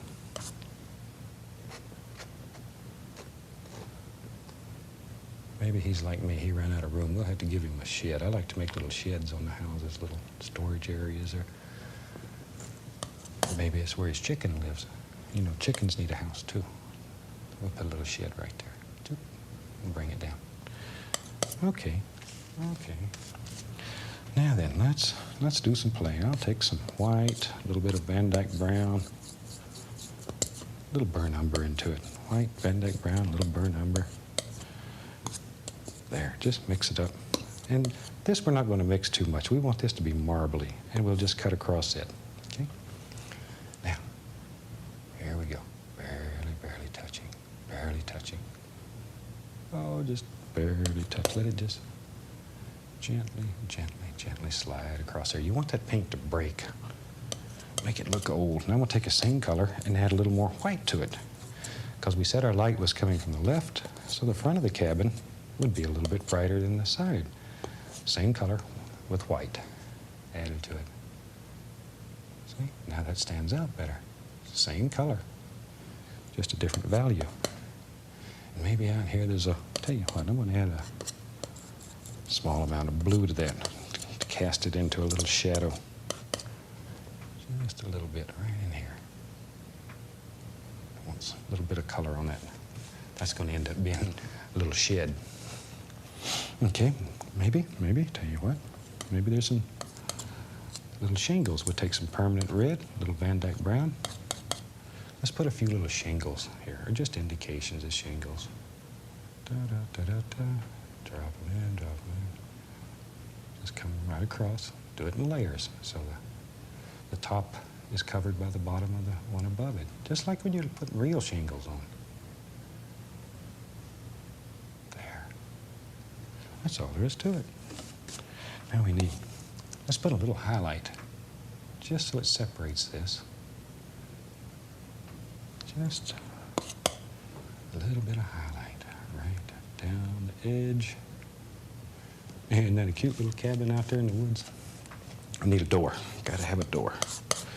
Can't get in our cabin. The door lives right there. Zoop. And around the door, we need a little bit of light so the door stands out. There we go. Put a little white on there. That'll make it stand out. Oh yeah, that's much better against that dark canvas. Just a little indication. Maybe there's a couple of windows over here. There's one. There's one. Looks like two big eyes looking at you. I'm going to take a little bit of blue and put there and make it look maybe like it's a little light shining across some glass in the window. Maybe there's a little glass out here. A little straightening up. Give them a little highlight around the window so it stands out. If you want boards, all you got to do is cut through this and make it look just like little boards. Your cabin, so you do whatever you want. Okay, now we need a little path. Let's get up to this cabin. So I'll go back into the brown and the burnt umber, just sort of mixed together. And right here, right there comes a little path. And this little path just wanders wherever you want it. Let it wander, let it play. Van Dyke brown, burnt umber. And let it get darker, darker, darker. We don't care where it goes. Now we can take a little brown and white and barely touch. Put a few little indications. Looks like there's a little blue in it too. A little phthalo blue. Brown, white, little phthalo blue. Barely touch. Darker over here. Okay. Now then, let's go back to our 2.5-inch brush. A little yellow, sap green, and we can come back in here and lay in all these beautiful little grassy areas. Bring them right down to the edge of this little path, little dirt area. Just let them go. A little yellow ochre, cad yellow, Indian yellow. Just mix them on the brush. Let them go. I only have a small amount of permanent red to that. Just maybe we'll put a little spot right in there. Right there. There. Don't want too much of that in there. Just a little. Sap green and the yellows mainly. Just let it go. There. This really is a fun painting. I think if you will do this one will make you happy. It'll make your heart feel good. It'll really make you happy. And that's what painting's all about. Painting should make you happy. Should make you happy. Okay, let's go to the other side. Put a little bit right. Look at that. See how easy it is? All I'm doing is touching the canvas and sort of just barely bending down. Don't let the brush slide, though. Just tap it. Don't let it slide on it. If it slides, it'll just make streaks, and pretty soon you end up mixing mud. And we don't want to be mud mixers. Very soft, quiet. And if you get one that's too bright or too distinct, all you have to do is tap it a few times. It'll pick up the color it's underneath, and it'll go away. It'll just go to whatever you want it to be. Very, very soft, very quiet. Maybe, tell you what, I'll go into a little bit of sap green and yellow with a 1-inch brush. I'll do that. I want to keep this quite dark, quite dark. Okay, let's go up here. Maybe there's a little bush here and there that just grows around the edge of the house. There he is, wherever you want it. So you can add these little bushes and stuff in here. Maybe this guy didn't cut his yard too well, and it's beginning to grow. Now let's go right, put a little one right there. Little light's hitting this one. I want it a little brighter. Yeah, very good. Comes right down in front of that big tree. Okay, sap green. We'll put one way back in here. I don't want this one to be very bright. I want it to be far away, dark. Okay, we can drop a few of them. Let them come right over the land area. That pushes the land down into the painting. Sometimes when you do land or paths or little roads or something, you have the feeling that it's floating above the painting. If that happens, bring some of this and bring it over it. Let it come literally over part of it, and it'll push the path or the land right down into the painting. It makes it fit so much better, and you'll be happier with it. Okay, I think we about got that. Might take and put a tiniest little bit of highlight right up here on the top of this roof, just to make that little shed stand out a little better. And I think that just about gives us a finished painting. I'm going to sign this one, use a little bit of thin oil. And when I use a thin oil, I usually use something like linseed oil or copal, whatever, just thin oil. And we can sign this one. I hope you've enjoyed it. It's taught you a lot. I really do hope you try this one, because you'll find it to be a great deal of fun. And from all of us here, I'd like to wish you happy painting. God bless.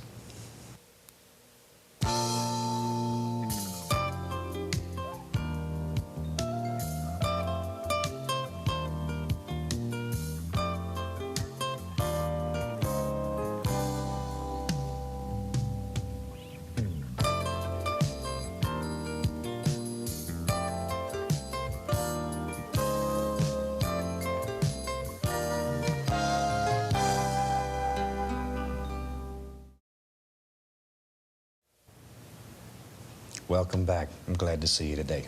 Today I think we'll do a canvas that's vertical, and we'll have some fun there. And now I'm going to have them graphically run all the colors that we'll use today across your screen, and they'll come across in the same order that I have them on my palette. And while they're doing that, let's get started. I'm going to start out today with a small amount of Prussian blue.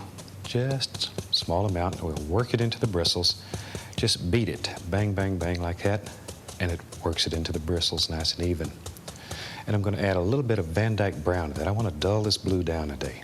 So we have Van Dyke brown, Prussian blue. Let's go up to the canvas and very gently making little X's. Just sort of come across like so. A little more color on the brush, blue and brown.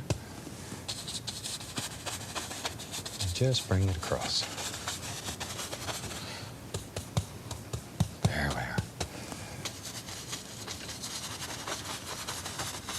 And we're just sort of making little crisscross strokes. Just let them play across the canvas, have fun. Very light.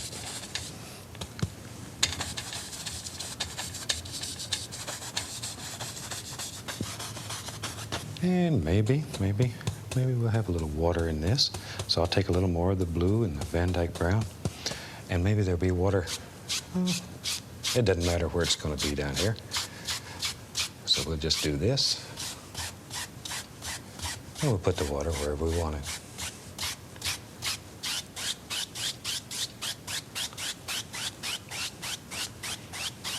Okay, let me clean the brush, and we clean our brushes with odorless paint thinner. And I have a screen in the bottom of the bucket here to scrub the brush against. All right, there we are. Okay, let's go right up in here now and begin blending this. I have a clean, dry brush. I'm just going to sort of blend it together, like so.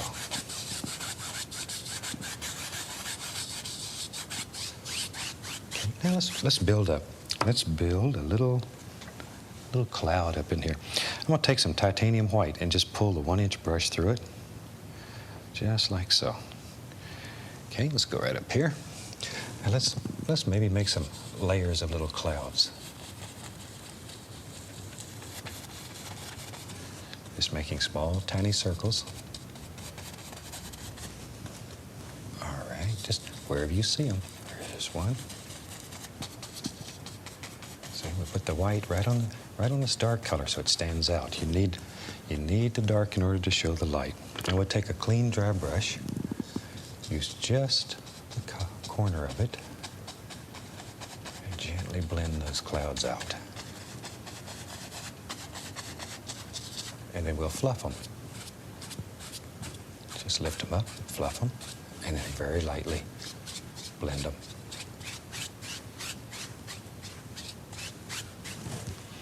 Okay, maybe we'll have another little layer of clouds right there.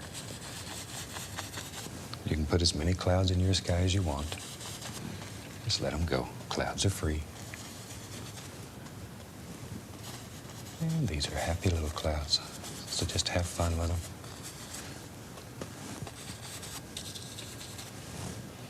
Okay, now we'll take a clean, dry brush again and lightly blend.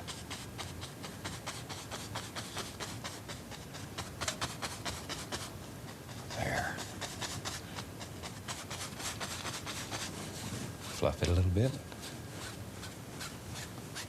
It's a super, super nice way of making some very effective clouds. Puts a lot of depth in your sky and very easy. I think you'll enjoy making them like that. Okay. Let's play a little bit. I'm going to take a 1-inch brush and I'm going to dip it into some paint thinner.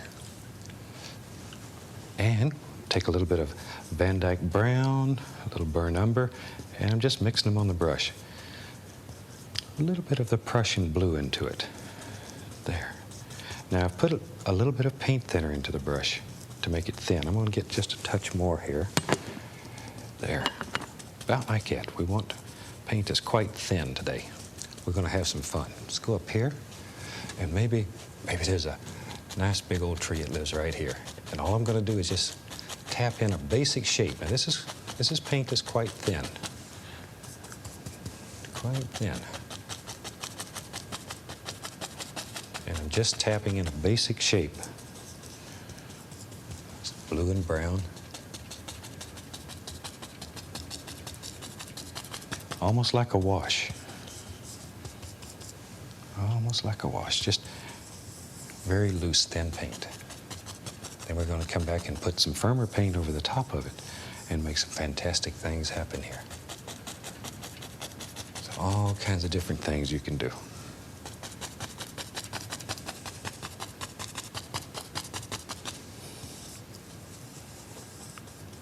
And maybe we'll make this tree a little bigger. It's going to be a big old tree. Here's a nice one. I see him right there. And we're still just tapping in some basic, very basic shapes with very thin paint.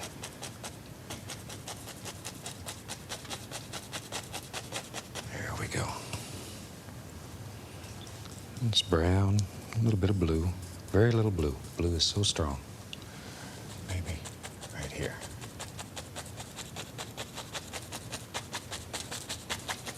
Very basic shapes, though.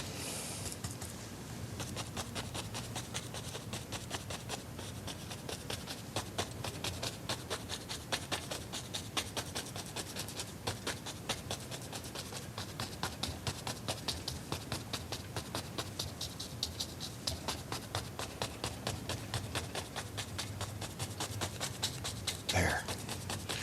Okay, now we'll take one of our large brushes, and I want to pull down just a little bit of this to make the indication of some reflections way back in distance here. Pull it down nice and long, and we'll very lightly go across it. Very lightly. Just enough to make it look watery, and then quit. Okay.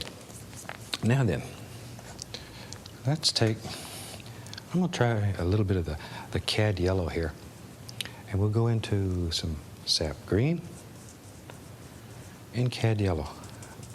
And I'm going to load quite a bit of paint on the brush. Okay, let's go right up here. Now, all I'm going to do is take and lay in some basic color. Just very lightly lay in a little bit of color. Then I'm going to come back with a larger brush, and we're going to blend and mute that color. Make it very soft. Very soft. Far away.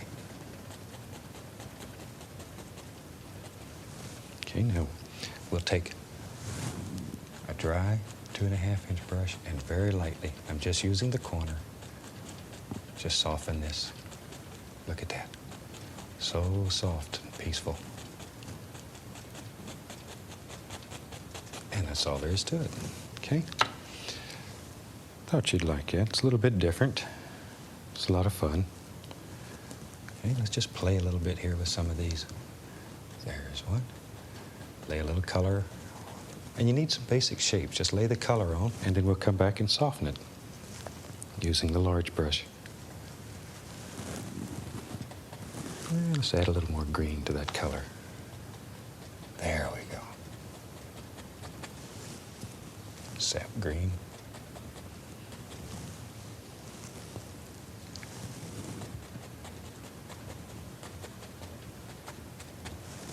Now we can come back with our large brush and very gently just tap.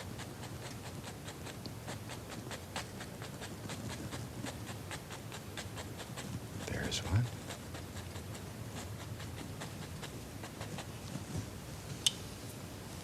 Maybe we'll add a small amount of permanent red right in there, and maybe put one right there.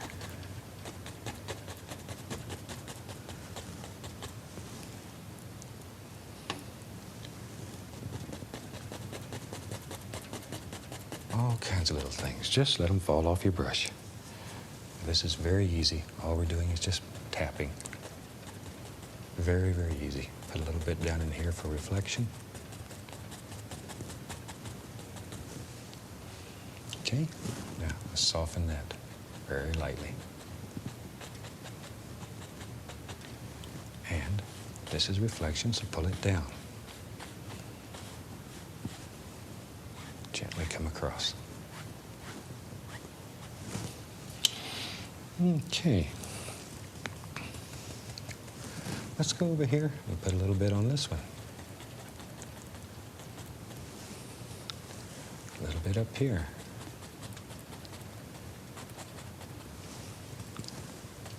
Just barely touching. And over in here.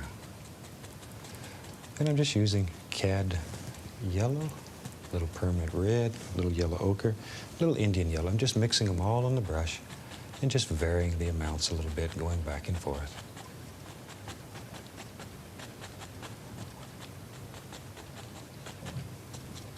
Barely touching.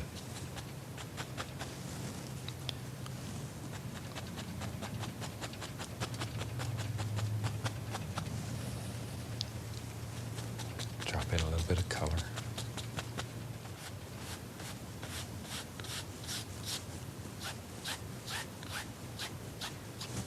There we go.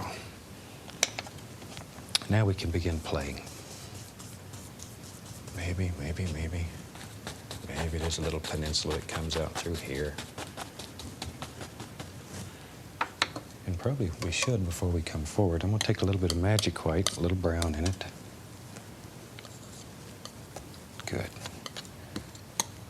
A little brown in it to dull it down. Cut across. Just see, pull it out flat, cut across. Just go right up in here and lay in some little water lines. Act just like you're trying to cut a hole through the canvas.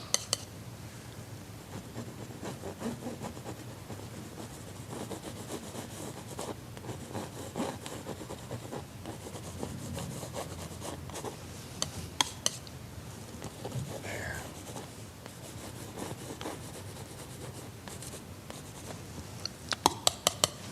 And here and there we'll add a little bit darker brown. Just mix it up a little.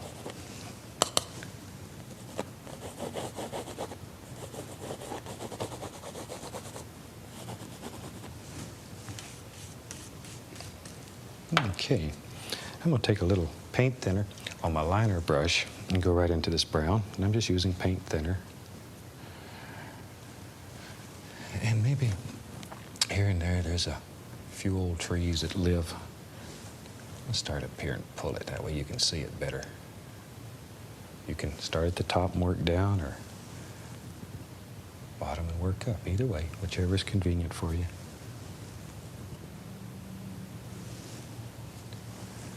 Maybe there's just a few old trees up here. Dead trees are a reality in nature. So don't leave them out just because they're dead. They're part of nature's beauty. Sometimes there's old parts of the trees that protrude out. One limb maybe gets tired and gives up, but the other ones keep going.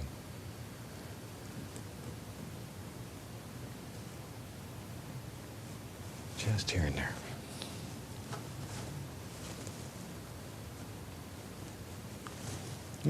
And let's have some fun. Maybe back in there. Now I've got paint thinner on my fan brush. And let's add a little bit of white to that. Maybe there's some moss that grows back here and hangs on the tree.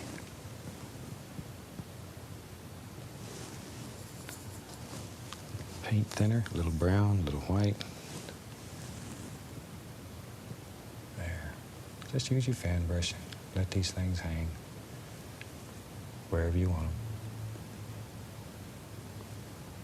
There we go. Makes it look nice and swampy. Some of the beautiful places in the South where they have so many fantastic swamps. Ooh, a lot of boogers live in there. Okay, now let's go back and decide where we're going to go with this. Maybe it comes right down like that.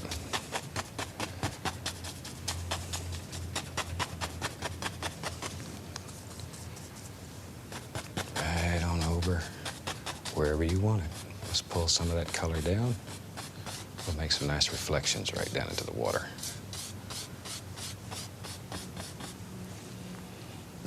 Okay, big brush, pull down, straight down. No matter if these go at an angle, still pull your reflection straight down. Otherwise, they won't look right, and then go across. And these strokes have to go straight across. If they don't, your water, you won't stay in your painting, it'll run out.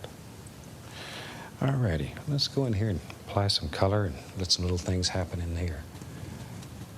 And just, in your mind, pick out where you think a basic bush would be and work on the shape of that bush. Do one at a time.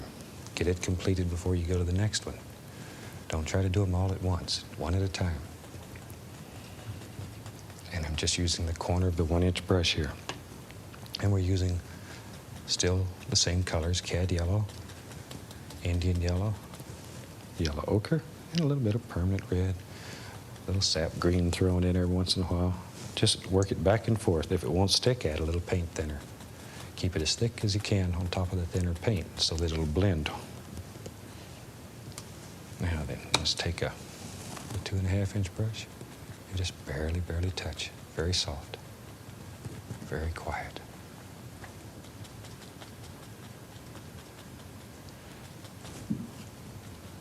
Okay. A few more little things here and there. Just like so. And we'll drop some of those down here in the water. And turn them right into a reflection. Just pull down. That easy. That easy.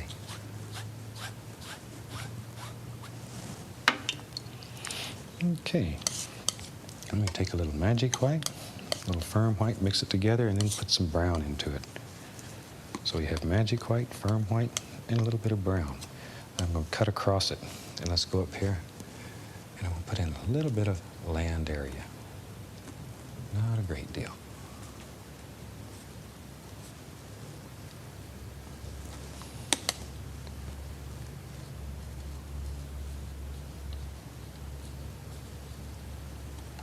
Just all kinds of pretty little things happening there. Then we'll bring some of the grassy areas down onto that. Just to break it up so it doesn't look too straight.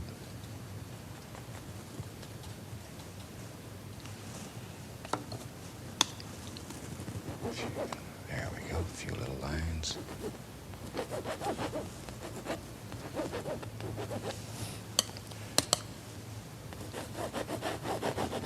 There's a little brown here and there.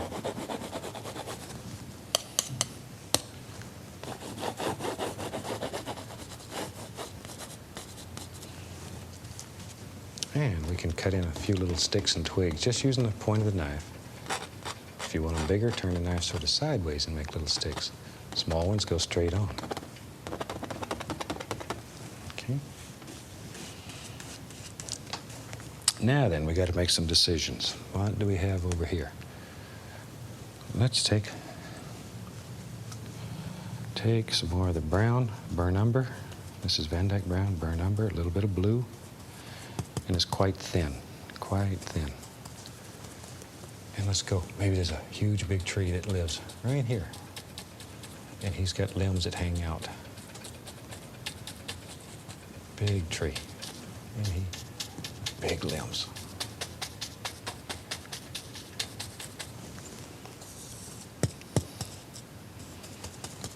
Oh, goodness, maybe he comes way over in here.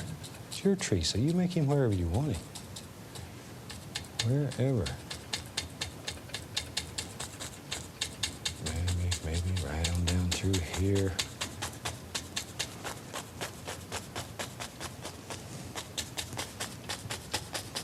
Just sort of let your imagination go crazy.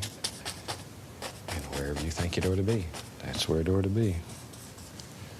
Maybe there's a nice bush that lives right here.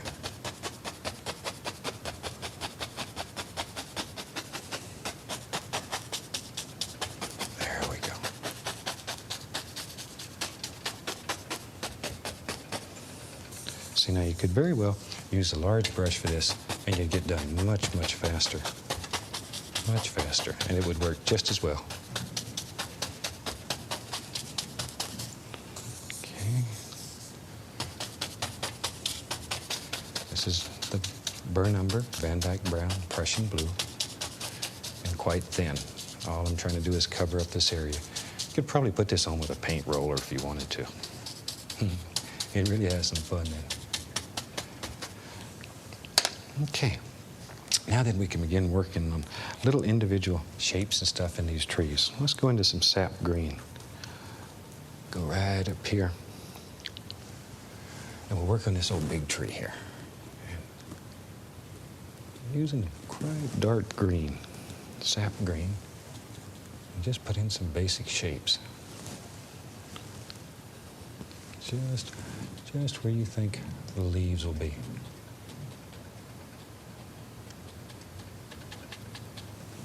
There we go. Large brush, and we can very lightly, just tap and soften.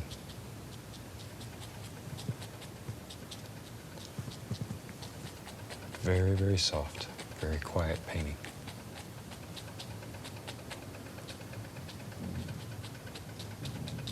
This is one that should relax you.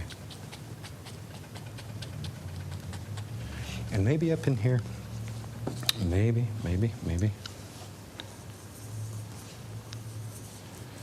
Let's use a little white, a little brown. Maybe in here, maybe there's some nice mossy things that are hanging out. Just pull down. Very thin paint.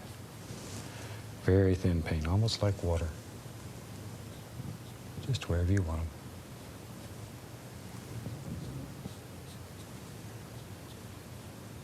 was born and raised in Florida, and this sort of reminds me of some of the old mossy trees that were around when I was a kid. Of course, I'm not going to tell you how many years ago that was. Whew. Seems like forever. Okay. Now then we can come right in here and begin deciding, maybe there's another little tree lives right here. Drop in some basic shapes. Then get the large brush and go back and very lightly just tap.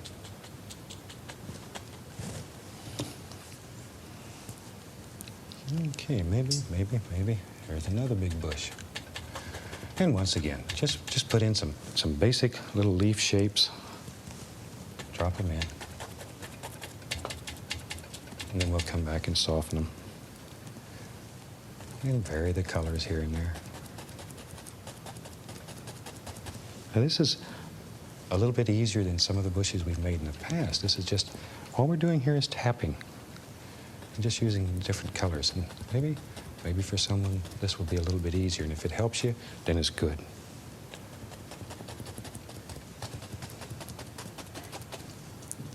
Okay, ooh, there's a nice red one. I really hit that red with that one.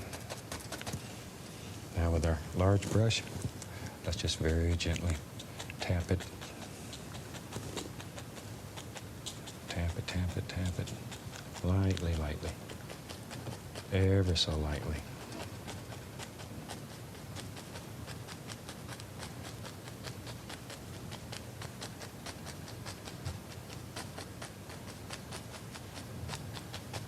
There we go.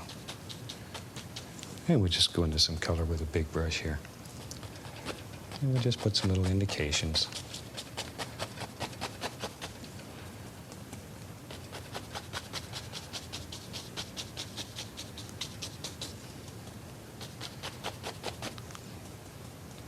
This is as I say, this is a very, very soft, muted painting.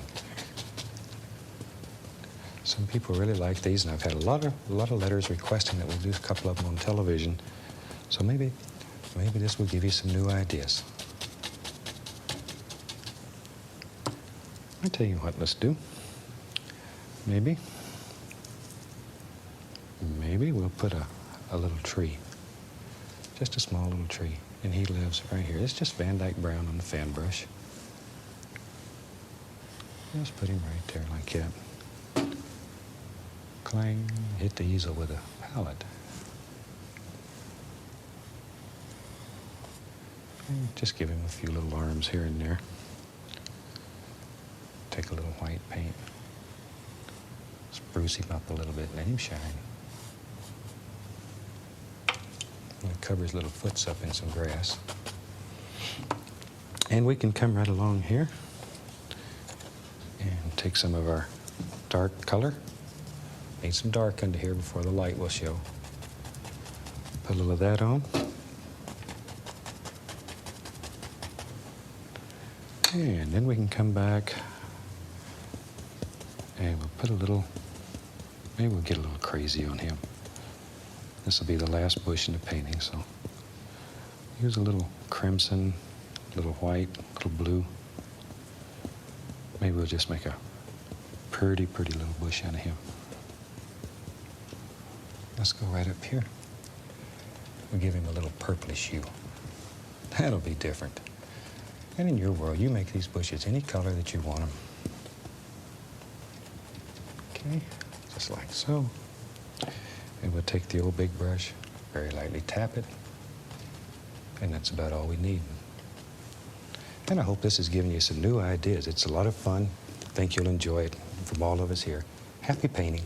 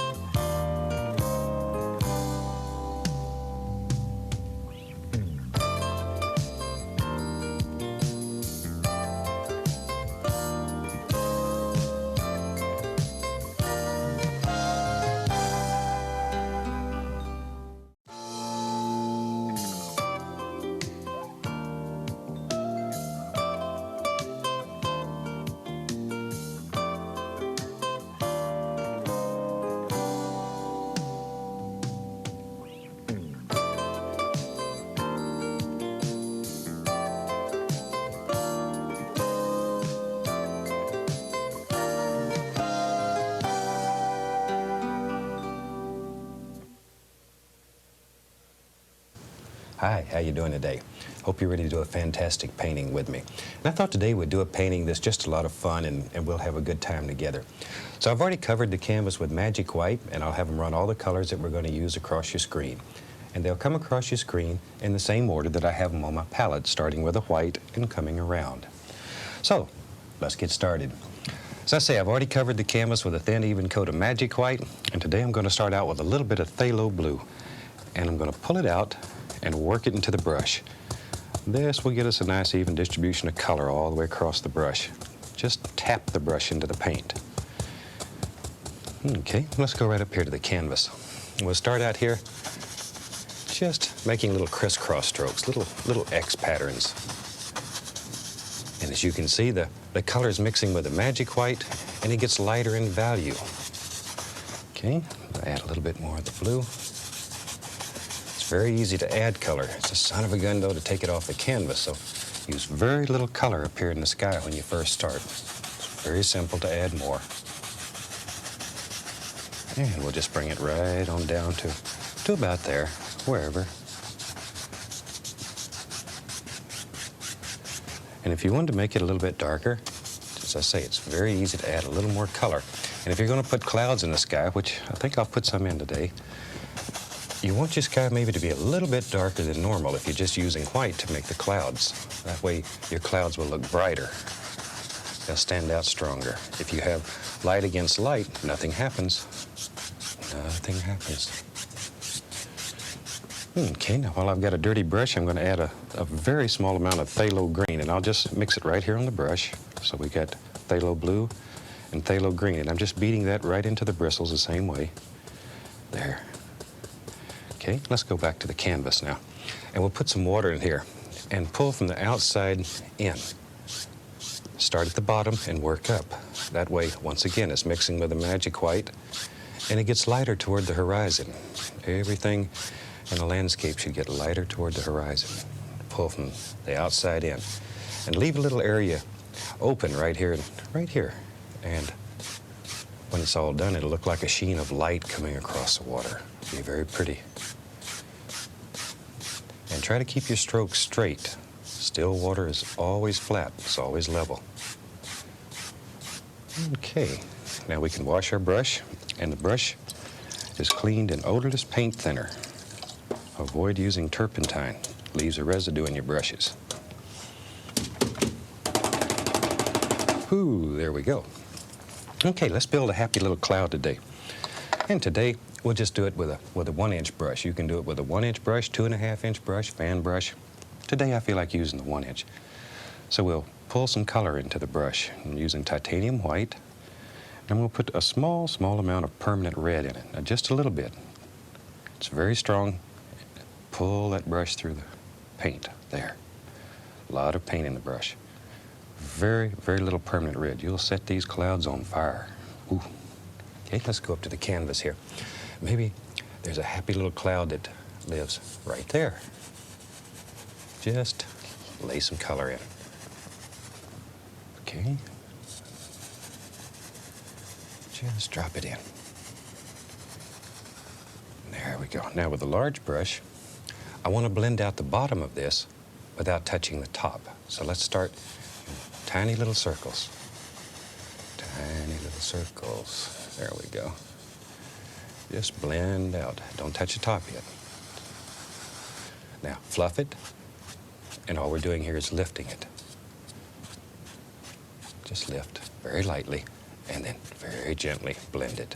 3 hairs and some air right here. And that's simple. We make a beautiful little cloud. Now, maybe we'll load a little bit more paint in here. And let's give him a little friend that lives right there. And you're pushing quite hard with the brush here. You want to push this paint right into the fabric. And don't stay in one area and keep working. All you'll have is great big cotton balls up in the sky. Put the paint on, move, and then blend it. Blend it. Clouds are very free. And you paint them free. Your paintings reflect what you feel. There we go. If I'm having a bad day, my paintings look entirely different than if I'm having a super day. Okay, that'll give you an idea of how to make some very effective, easy little clouds. I'll clean the old brush up, and we'll be ready to go here. Okay, and we'll do the large brush.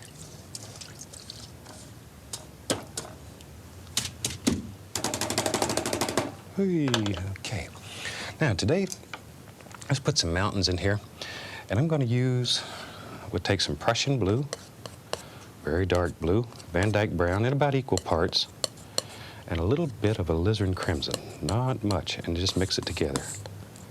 Not much crimson. And I'm going to put a little bit of white right there. Now I've retained it dark over here and light here. It's the same color, just different values.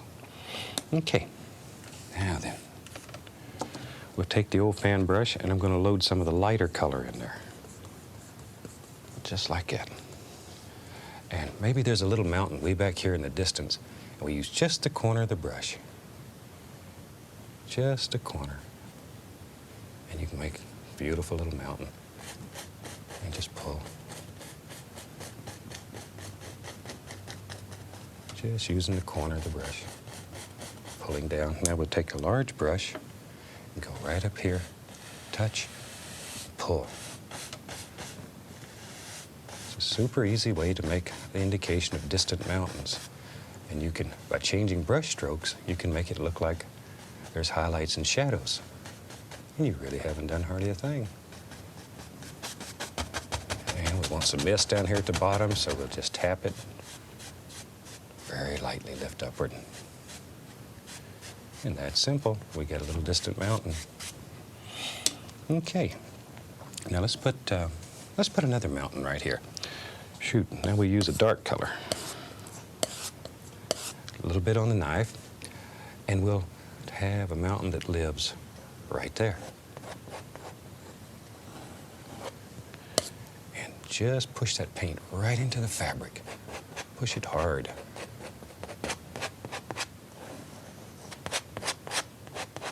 Maybe there's a little bump right there.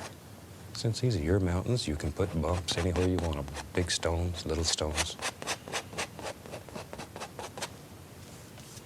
Okay, now we can take the large brush and grab that dark color and pull it. Now when you're painting mountains, mountains are always more distinct at the top than they are at the bottom, if you can see the entire mountain.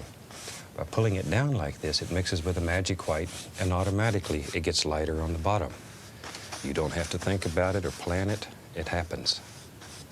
And that's the joy of painting. Get a little plug in there for the title, see? There we go. Okay, that gives us a basic shape. And you can also use these brush strokes to sort of give you ideas of where the highlights and shadows will be. Play with this a little bit and you'll see what I'm talking about. As the light hits, you can see highlights and shadows, and you haven't committed yourself. Okay, let's take a little bit of the titanium white, pull that paint out flat, go across and get just a tiny little roll of paint right there on the knife. Okay, let's go up to the canvas. Now, touch, no pressure, and just let it follow right down the mountain. But no pressure. If there's a secret to it, that's probably it. Biggest mistake made is applying too much pressure. When I was teaching my son Steve to paint, I used to tell him just to pretend he was a whisper floating across the mountains.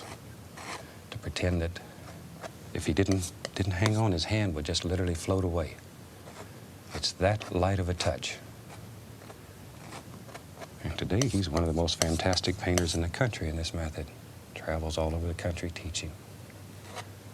So it works. It works. And you can do it. Okay. Now for the shadow side, I'll take a little bit of Prussian blue and white. Just blue and white. Mix it up and get that same little roll of paint right on the knife. There. Okay, now let's go right up here and put some shadows in. Now the shadows go at opposite angles. Highlights go at one angle, shadows at the other. Let's go right here. There, it needs a little shadow. That separates those. Okay, maybe it comes right over in here. There we go. See how easy it is to make a beautiful mountain? And you can do it. You can do it. Very delicate touch. And you can go back, and if you want to change anything, you could add, subtract. It's your world, so you can change it. You can change it. Tremendous amount of power you have on canvas here. You can change almighty rivers, mountains. Okay, yeah. Let's take a clean, dry, large brush, and I want to create some mist down here at the bottom. So very gently, we'll tap, following the angles. Always pay attention to your angles. Over here, we'll go in this direction. Just tap. Now, we're going to lift up very gently, to take out the little tap marks and blend it all together. And that's simple. We have beautiful mist right at the bottom of those mountains. Now, here's a line that bothers me on this mountain. It's a little bit too straight. So I'm going to take a little bit of white and just go back in here and break it up a little. See how you can change it?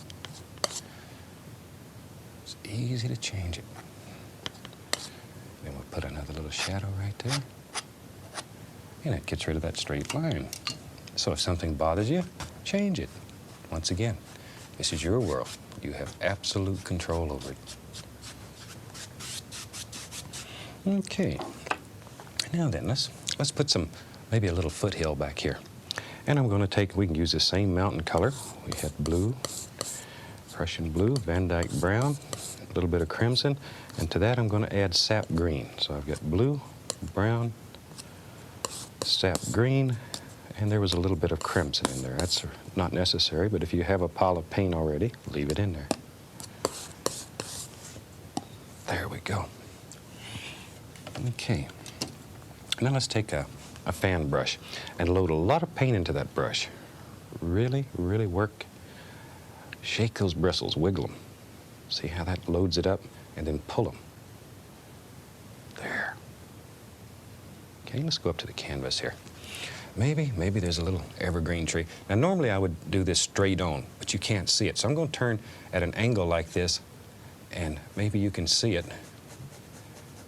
Give you an idea of what's happening. And it doesn't work quite as well when I'm at an angle as it does when you're straight on, but at least you can see here how these little trees are made.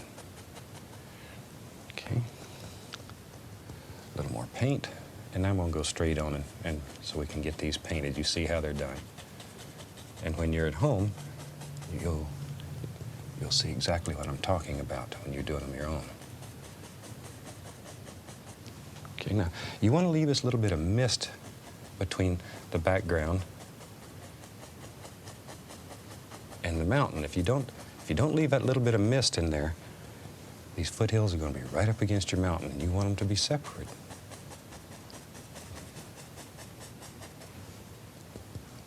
Okay, there we go. And if you want to give the illusion that it's going farther away, let them get smaller. Down here toward the end, let them get smaller. There we go. Until it comes right on down to you just doing this and lifting up a little. And that'll help create the illusion of distance. Now here, see if we can get a shot of this. I'm touching, pushing, and bending up. Can you see that? Now, sometimes you don't see that because my hand's in the way, but I'm bending and pushing upward. And that's the same way we'll highlight these. But that's the action of the brush right there. Okay. There we go.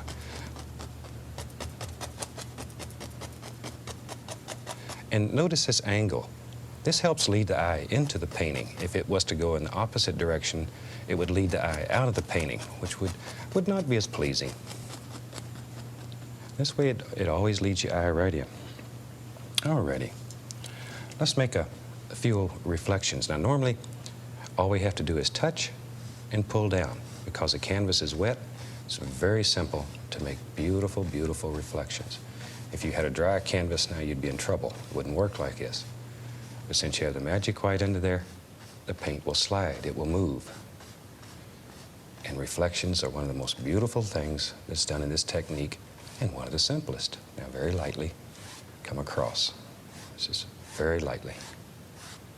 Just barely, barely touching the canvas. And that's simple. We have beautiful reflections. I'm going to take a small amount of white on my fan brush and put some little trunk indications. Very lightly lift upward. Don't want too many, just a few here and there. Just a few here and there. Okay, and that's all you need. Now we'll take a little bit of yellow and sap green. We'll use them, and I put a little bit of paint thinner in with my paint to thin it. Load a lot of paint in the brush. Look at all the paint that's in there. Tremendous amount of paint. Okay, let's go up to the canvas, and we'll touch and use that same stroke. Bend that brush upward. We'll put a little bit of highlight back here and do it in layers. Do the one that you think's the farthest away first and work forward. Work forward. Here we have cad yellow, and sap green is really all we have on here. And then we go like this.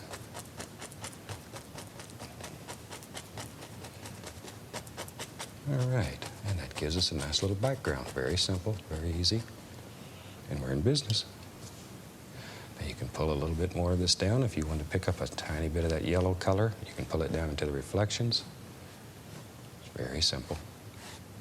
And then lightly go across. These strokes across need to always be straight, or once again your water will run right out of your painting. I'm going to take a little bit of magic white and put it on my palette, cut across it. And let's go right up here and we'll make some happy little water lines. And I'm just literally cutting into the canvas. Push hard. Now these lines need to be basically straight. You can go anywhere you want to go with them, but they need to be straight, or your water will run out of the painting. Get your floor wet. Now if you get one like right here that maybe has a little too much paint, just take a clean knife and rub it. And it'll mix with the color underneath and just goes away. It becomes very soft. You can keep doing this till it's not there at all. Alrighty, let's make some happy little trees here. Now I have several fan brushes that I use, so I don't have to keep cleaning them. But if you're at home, only have one, that's fine. You just have to wash it a little more. Okay, I'm loading a lot of this dark paint, same dark color, blue, brown, green. Okay, a lot of it in the brush. Let's go right up here. Now maybe there's a nice little tree that lives right here. Touch the canvas, corner the brush, and just go back and forth. Back and forth. That's all there is to making a happy little tree. They're easy and they're fun. A little more paint, and maybe we'll give him a friend who lives right there. And in your world, you put as many trees as you want. If you want more trees, put them in. If you want less, don't put as many. Put in how many trees it takes to make you happy. That's what's important. There we go. It's a happy little tree right there. Just let him run right down. Dark, dark, dark color. Now maybe, while I got the brush dirty, maybe there's a couple of trees over here on the other side. So let's go right over here, and there he is. Corner of the brush, back and forth. Drop in a happy little tree. These type of scenes remind me of my home. I live in Fairbanks, Alaska, and I see a lot of this type of scenery right out of my window. Beautiful, beautiful country.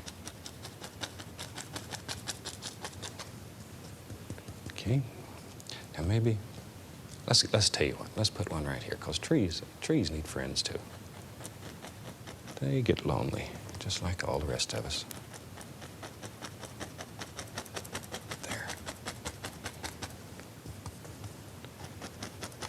And you know, one of the rules of art is that you should always have odd numbers, 3, 5, 7, etc. Of course, that's a man-made rule. Nature hasn't learned that yet, but it makes composition a little better if you have odd numbers. Okay, let's take the old big brush here. We'll take some sap green, Prussian blue, Van Dyke brown, and I'm just mixing them on the brush. Pull that brush right through the paint. Bend it. There, load it deep. Okay, let's go up to the canvas and touch right there. And we'll put a happy little thing, lives right there. And while I've got the paint on the brush, let's reflect it in the water. I love to do reflections. Use the same color. And where the trees are tall, you want long reflections. Okay? Now, get a little more paint on the brush. Same colors. And maybe right here. Well, I'll have a nice little, there it is. And just let these things happen. Don't worry about them. Don't try to plan them all that much. Have a general idea in your mind of what you're going to paint and just let it happen. Just let it go. Ain't that easy? Okay. Now, let's take a large brush here and pull some of this down for reflections. Just pull it down and lightly come across. And I'll use a little bit of burnt umber with a small amount of white in it. Get a little bit on the knife. Let's go right up here. And we'll put in a few little trunk indications. Just here and there. There we go. And maybe a little bit over here. Just a few little indications. You don't have to show the entire trunk because you wouldn't see it all. And we'll use a little bit of sap green, small amount of yellow. And let's highlight these trees. The mountain says the light's coming from the right, so more emphasis on the right. Ain't that easy? You can throw a little bit of highlight on there. There it goes. Go over here, and we'll put some on this one. Still on the right side. Just where you think light would hit. Okay. Let's get in here with the old 1-inch brush. Take some, I like that. We'll use some yellow ochre. A little bit of sap green. Okay, let's drop in some nice little bushes right in here. And you just drop them in. While we got it on the brush, we'll reflect them. A little bit of permanent red added to it. That's a nice bright color, pretty. Drop that right into the reflection. And we'll just put in some little bushes and stuff here and there, wherever you want them. Just like so. Let them go. Let them go. Okay, let's go over the other side while we got this brush running. And we'll drop in some right over in here. There.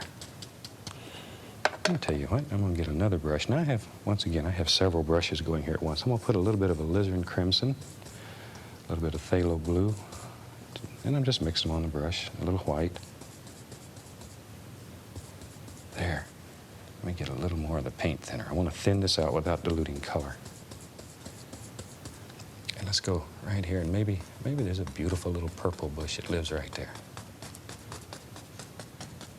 Just drop him in. And we'll put a little one on the other side too. So there's just a small one on both sides. Just to brighten it up. We'll reflect a little of that right into the water. Now with a large brush, gently pull down, and instant reflections. That's simple. Now I'll take the knife, a little bit of Van Dyke brown, a little umber mixed with it. Touch, pull, and put some land in there. I'm going to use a little brown and white. And we'll throw a little highlight on that, just like that. A little bit of the magic white and a waterline.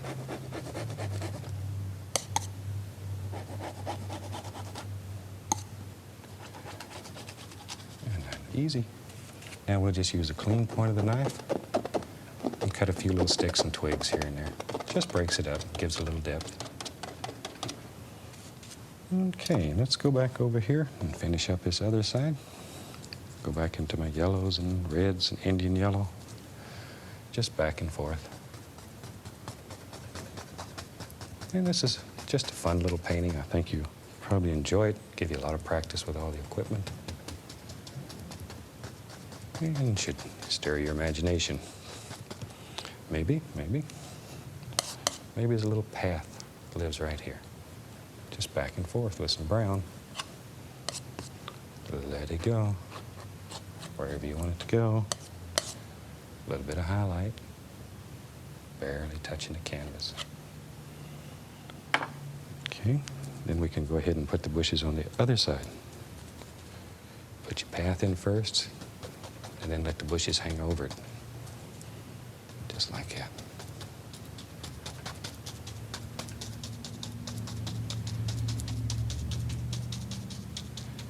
And we'll take the knife, cut in a few little sticks and twigs. And I think we've got a finished painting. We'll call that one done. So on behalf of the entire crew here, we'd like to wish you happy painting. God bless, and we'll see you again.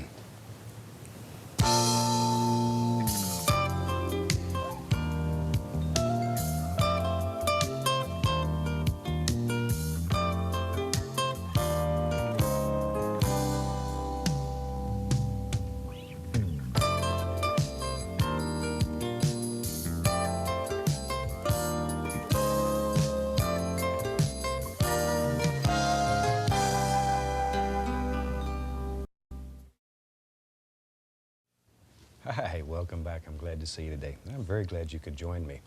Today I think we'll do a fantastic little painting that I think will make you happy and do good things for you. I'm going to have them graphically run all the colors across the screen, and they'll come across your screen in the same order that I have them on my palette, starting with a white and going around. And while they're doing that, let's go up here and let's do a fantastic painting together. I'm going to start today with a little bit of phthalo blue and just work it into the bristles.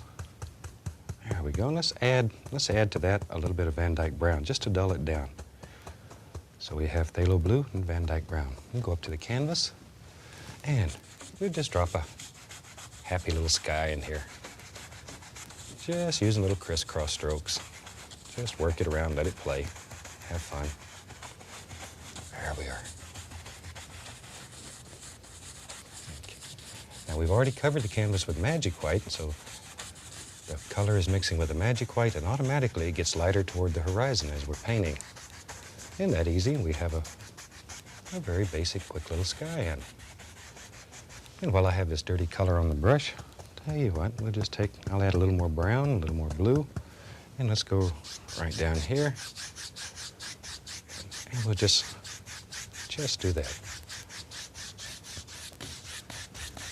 There we go. Okay, now I'll clean the brush, and we clean our brushes with odorless paint thinner. And there's a screen in the bottom of my can. And I scrub the brush against that screen, and that removes the solid particles from the brush and keeps your paint thinner relatively clean.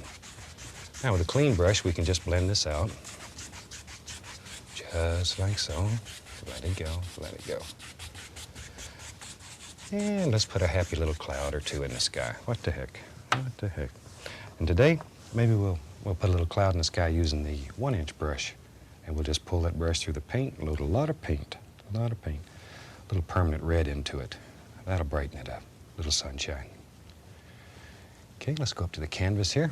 And maybe there's a beautiful little cloud, and he lives right there. Little tiny circles with a brush. And don't stay in one spot, keep working. Don't want to create those big cotton balls in the sky. We want fluffy, happy little clouds. Just let it work around here and play, have fun. Okay, maybe right up here there's another little cloud that comes right down. wherever you want them, wherever. Okay, maybe you don't want this side to get lonely, so we'll just drop one right here. That'll give you a little practice making these little clouds. They're a lot of fun, a lot of fun. Now let's go back and take a large brush and very lightly here, I'm just going to blend the bottom out a little. Let all these colors blend together. Don't overwork these. Just blend it a little, get away from it. It shouldn't look finished at this point. There we go. Now we'll fluff it up. Just lift it. Well, maybe we'll fluff this one this way. Whichever. Lift it up, fluff it out. And then very lightly, just caress the canvas lightly. See? Ain't that easy? That easy. You can make some very effective, beautiful little clouds. Okay. We'll wash this brush real quick. And let's take a fan brush today, and we'll have some fun. Maybe we'll put a little thinner on the fan brush, and I'm gonna go right into a little bit of phthalo blue and alizarin crimson, and we'll just mix this on the brush. Blue with crimson, put a small amount of white in there so we can see what color we got. And I'm looking for a lavender color, more into the blue hue. A little bit more blue than crimson. Okay, but the paint is quite thin here. Let's go up to the canvas. Maybe there's some distant little trees that live way back here. And we'll just tap. And just lay them little rascals in there, wherever you want them, wherever. These are very far away, very soft. Don't want too much detail. Just drop them in, like so. That's all there is to it. Just let it happen. Okay, now I'm going to add a little more of the crimson. I'm going to go a little more into the crimson side, just to break it up so it's not all one flat color. Maybe right there. Right there. Just let these little things happen. Let them come right out of your brush. And we're not looking for detail, once again. We're really just looking for some background shapes here. And wherever you think they should be, that's where they ought to be. Okay, now I want to create some mist in here, so I'll take the large brush and just tap the bottom of this. And this is quite firm. I'm hitting the canvas pretty hard right here. This will make a nice, soft, misty appearance. And let a little of that go up into the sky so it looks like little leaf trees that are far, far away. Far away. And we'll lift up just to soften that mist and bring it together. And that easy. We got a nice little background. And with the same old dirty brush, let's add to that color. Let's add some Van Dyke brown and some burnt umber. And I'm just mixing these on the brush. A lot of paint. Okay, let's go up to the canvas here. And maybe, there it is, right there. Maybe there's a tree here that you can make out a little more detail. This paint's still quite thin. Just there. Thin paint will stick to a thick paint. See there. Add a little sap green to that too. There, good, nice. Just let these little things happen. There, maybe right there. There he is. Just let these come right out of your brush. Maybe there's a bigger one here. This is your world, so wherever you want a tree or a bush, that's where it ought to be. Drop it in. Okay, now I'm going to take that old big brush again and just tap the bottom. I want to soften this also. I want this to be a very soft, quiet painting.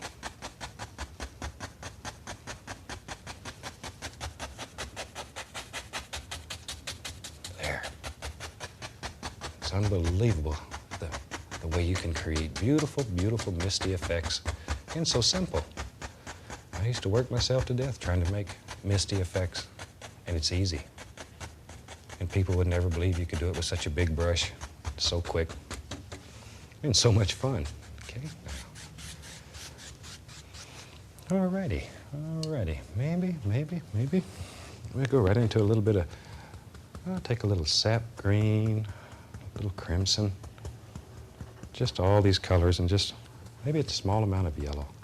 And let's begin making some little background things happening way back here. Just let them go. Very soft. This is just undercolor. There. Okay. Now then. I want to add a small amount of paint thinner to my brush. Well, we got burr number going here. Van Dyke brown. Small amount of yellow into it. And we can just begin laying in all kinds of beautiful little shapes.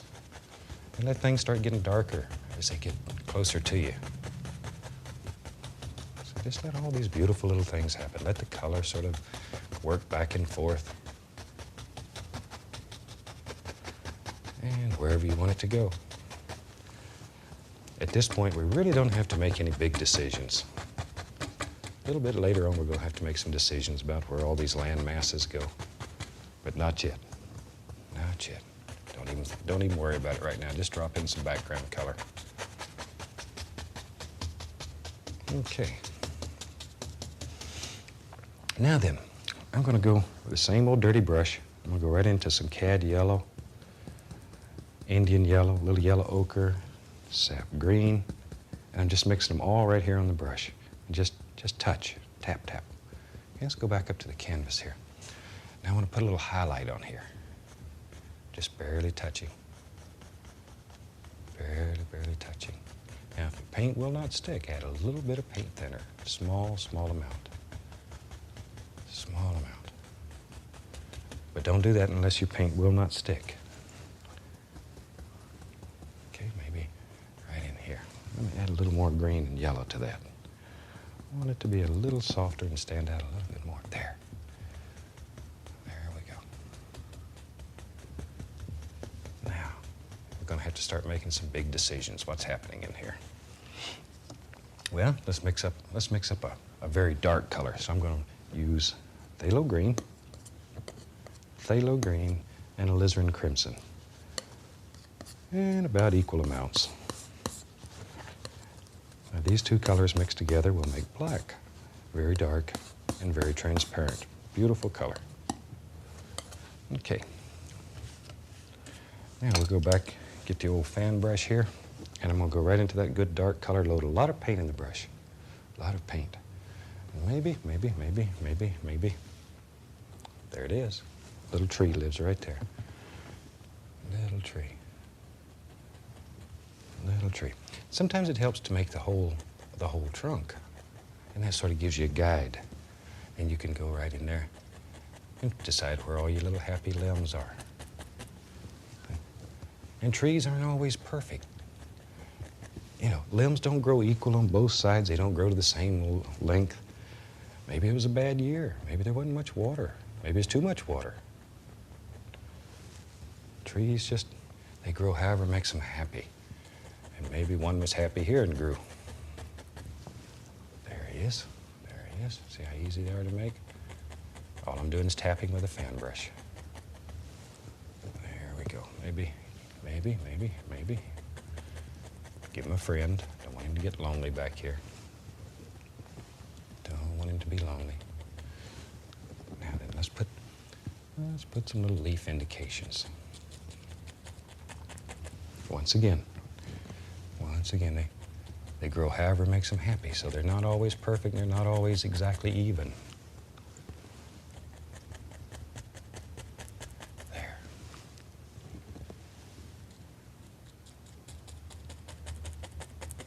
Okay. And this dark color helps give your painting a little more interest. Really will make it look good. Okay, maybe wherever you want a tree. Maybe, shoot, there's one right there. There it is. Just as many trees as you want. This is your world, so Just drop them in. Let them go. Let them happen. Have fun. Have fun. Do-do-do-do-do-do. Sometimes I get carried away and start singing and forget there's a microphone on. Right. Now go back into some yellow, green, and we can clean up their little foots here. And the more you tap this, the softer it'll become. So maybe at home, when you have unlimited time, you really want to take some time and tap, tap, until you make these just as soft. It can almost look like velvet. So add a little permanent red to our color. Might as well have some fun back here. There. Let some little things happen. Maybe, right there, there's some little bushes and stuff that grow. Just touching. Wherever you want them. A little bush here and there. Ooh, there's a pretty one. A little bit of permanent red in that one makes him sparkle. Maybe, right over here. Just put some little things in the background. Break it up a little so it's not a straight line. Pick up a little of that dark, because there's a shadow under these trees. They just don't stand out here. There's a shadow there. See, now I've got dark on one corner and highlight on the other, so I can put a shadow in and then blend it right into the painting. Okay, let's take a clean fan brush. I'm gonna put a little bit of white on it, and right up in here. Maybe there's a little path that goes right on around the corner. We don't know where it goes. We don't know where it goes, wherever it wants to go. Now see, you're picking up a lot of this grass color and pulling it right into that. See, and it all blends together, makes beautiful, beautiful little things happen. Let them go. Don't fight with it. Let the canvas work. This is where it happens. This is, you're depending on it picking up this color. Don't fight with it.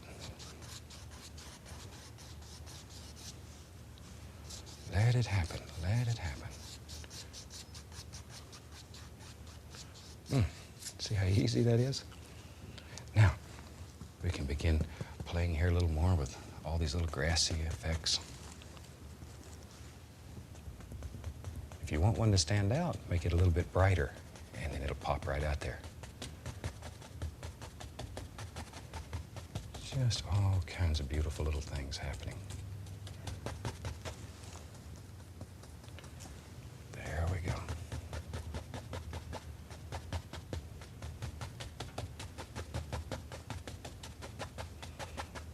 Okay.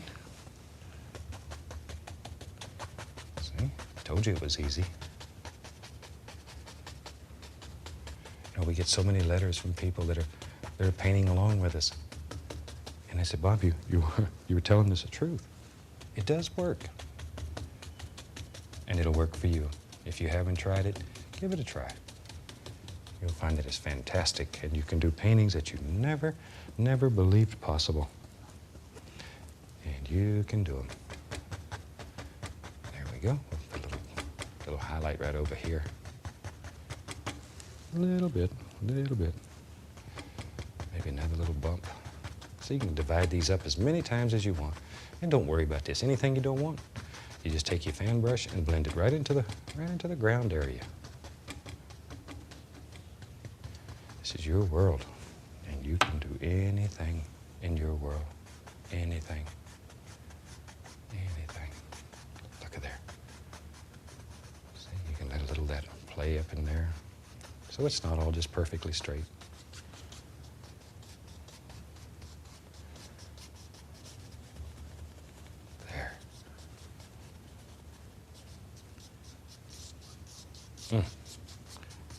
And as many years as I've painted, I still get excited when I see these things happen. It's so fantastic. Okay, tell you what, maybe we'll just use a fan brush. Maybe there's a bush that lives right here. We need some dark underneath. I'm just using the black that's on the fan brush. You could use it, brown, whatever color you want. All you need is a dark color though, so the light will show. And we'll put a happy little bush right there. Then, let's lay some highlights on it. And I'll just use the corner of the large brush. It works fine. It works fine. Covered up our little red bush back here that we like so much. Let's go into a little yellow ochre. Change the color a little. Just play back and forth between the ochre and the cad yellow and the Indian yellow, and just let all these little things happen. And you don't worry about it. Don't try to plan them. Don't try to plan them. Let them go. Okay. Let's have some fun. Maybe there's a few great big trees in here. Let's go right into some Van Dyke brown. It's a beautiful, beautiful chocolate brown. Maybe, gotta make some decisions. There he is. We knew he was there. Now all I'm gonna do is just tap. Just tap with a fan brush. Put in some dark. Right down like that. There we go. Now, I have several fan brushes going, so I'm gonna get another one here and put some white on it and a little burn umber. White burn umber. There we go. Just load a lot of paint into the brush. Let's go up to the canvas. And we want a light side on this tree. So we'll just come right down this side. See there? Come right on down. Right on down. And you can make him as big or as small as you want. It's your tree. Okay, just sort of let it play around in there. And then I'm going to go back into my brown and let the brown play around. So they just sort of come together. There we go. Can't tell where one color starts and the other one stops. And it makes your tree look round. Now we need some limbs on that big old tree. So let's go right into some brown here. Maybe there's a nice big limb that comes right out through here. Now you could use your liner brush to do this if you wanted to. If you're using a liner brush, you might need to put a little paint thinner or a little thin oil with it, the paint, to make it slide off that brush easy. There, give him a little arm. There we go. Maybe there's another one right there. Whatever. Make a decision, drop him in. There's one, there's one. And maybe some little short ones here and there, wherever you want them. It helps add some character. We want this to be a strong, almighty tree. Let's give him a little foots down here. And then we'll tap, pick up a little of that dark. That'll help create the illusion of a shadow. We need a shadow back here. Okay. That was so much fun. Let's go over to the other side. Let's go to the other side of the canvas. Maybe we'll just do another tree. Big tree. And maybe he only lives half on the canvas and half off. And this is a huge tree. Big tree. There we go. Just tap. I want the edges to be fuzzy. I don't want them to be sharp. Because on evergreen trees, you have all these little things that hang off the side. Or at least where I live. If you want them smooth, that's probably easier than making them fuzzy. Just pull down, make a straight line. My home's right outside of Fairbanks, Alaska, in a little town called North Pole. That's where Santa Claus lives. There we go. And back to our brown and white. And we can begin working some of that in. Just work it in. So even though we can't see it all, there's still light hitting this side, so don't leave that off. Make your tree look flat if you do that. We want it to be round and strong and very pretty. Okay, now, let's give him a nice arm. He needs some arms too. Maybe one comes right off here. I tell you what, I like to make limbs that come right back around here and drop right over the tree. So there's some in the front too. This is a big, strong limb. Maybe there's all kind of things hanging off of it. Oh, these old trees sometimes get all kind of little hangy downs. Good word for it. When you don't know, you make up a word. Just pick it up. Good word. I use it frequently when I'm trying to explain evergreens because they have all these little things that hang off of them, hangy-downs. Okay, now we can take our brush that has the light color on it, and let's put a little highlight on this big limb. He needs some too. So he's an individual. So I want him just to be there by himself. There we go, a little highlight here and there. And helps give him a little character. Let's go back to this first tree, this big one right here. These limbs need a little highlight too. See, just touch. Just touch. Think where the light's going to strike. Just like so. Yeah, maybe over here, maybe there's a, there, just a little bit on that limb. There's a little right there. A little there. Right there. Just touch. So fan brushes will do fantastic things if you give them a chance. I'll tell you what, let's take our script liner brush and go right into some of this brown. Turn the brush, turn it. That brings it to a nice sharp point. There. Okay, let's go up here. And maybe, yep. Maybe there's a little stick that lives right out there. Just like so. And you just put him some little arms on. Let the brush bounce around and play and have fun. Just let it go. Let it go. And you can make all kinds of little things like this. They exist. They're always out there, little limbs and sticks. And it makes your painting a little more interesting. You know, and if you're out here selling paintings, if they look a little more interesting, then you're going to look a little more interesting when you go to bank. There. Just a few little twigs and sticks. Let these things just happen. Thin paint will stick to thick paint, so here I'm using a very thin paint, almost like water. I've got a lot of paint thinner in it. And you can just make all kinds of beautiful little things happen. Alrighty. There comes a time when a painting's finished and you ought to stop piddling with it. And that's about where I'm at right now. So I think I'll clean up my little liner brush. We'll use some thin oil and go right into my permanent red. Turn that brush once again. Bring it to a nice sharp point and see how thin the paint is. It's almost like a liquid. It's almost like a liquid. Okay, let's go right up here and let's sign this one right here and we'll call it finished. And I really hope you've enjoyed this one. This is a beautiful painting. Do nice things to your heart, bring some joy into your life. So from all of us here, we'd like to wish you happy painting, God bless, and we'll see you next week.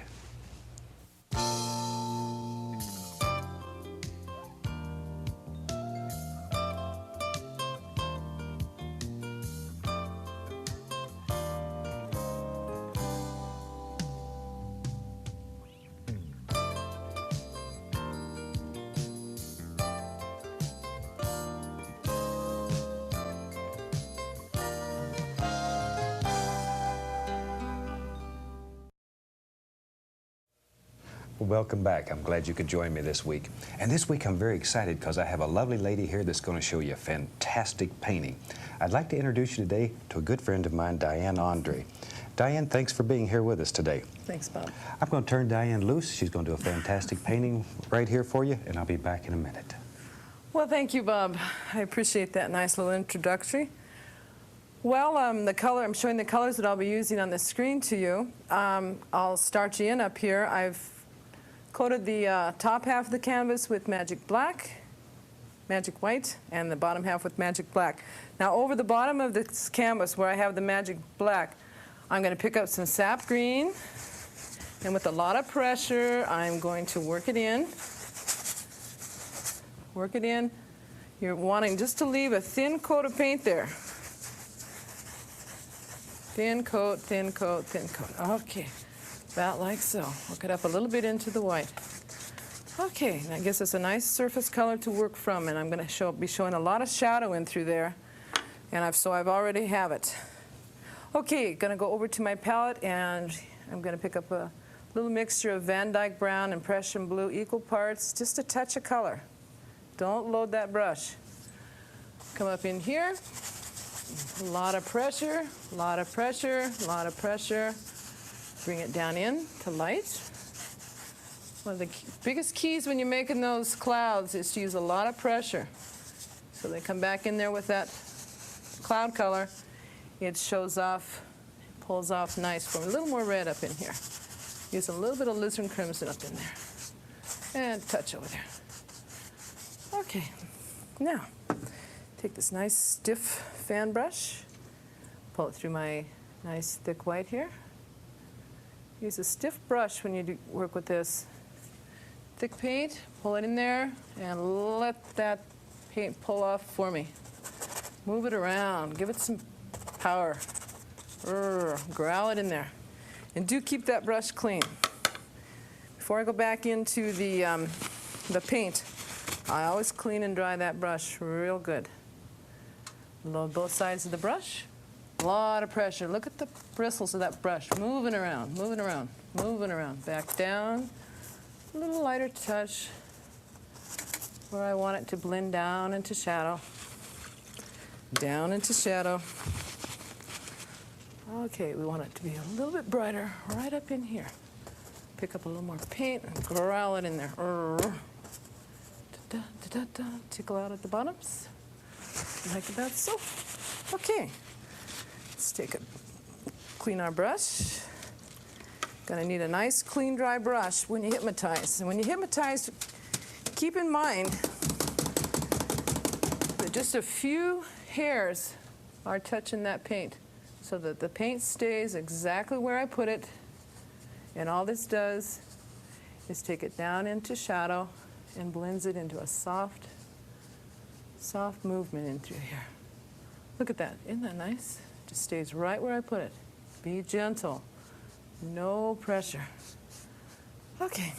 Now let's pick up the palette knife and take a little bit of that blue and brown mix and add just a touch of your titanium white to lighten it up a little bit. And look how I mix. Don't over mix. You want the nice consistency of thick paint. Let's bring this guy right up in there. Look. Maybe bring a guy right up in there. Always load your knife by pulling the paint. Get a nice edge of paint on there. And use a lot of pressure when you're putting the undercoat of these mountains on. Let's be back in there and out. Listen to that scrape. You want to lift all that extra paint off of there.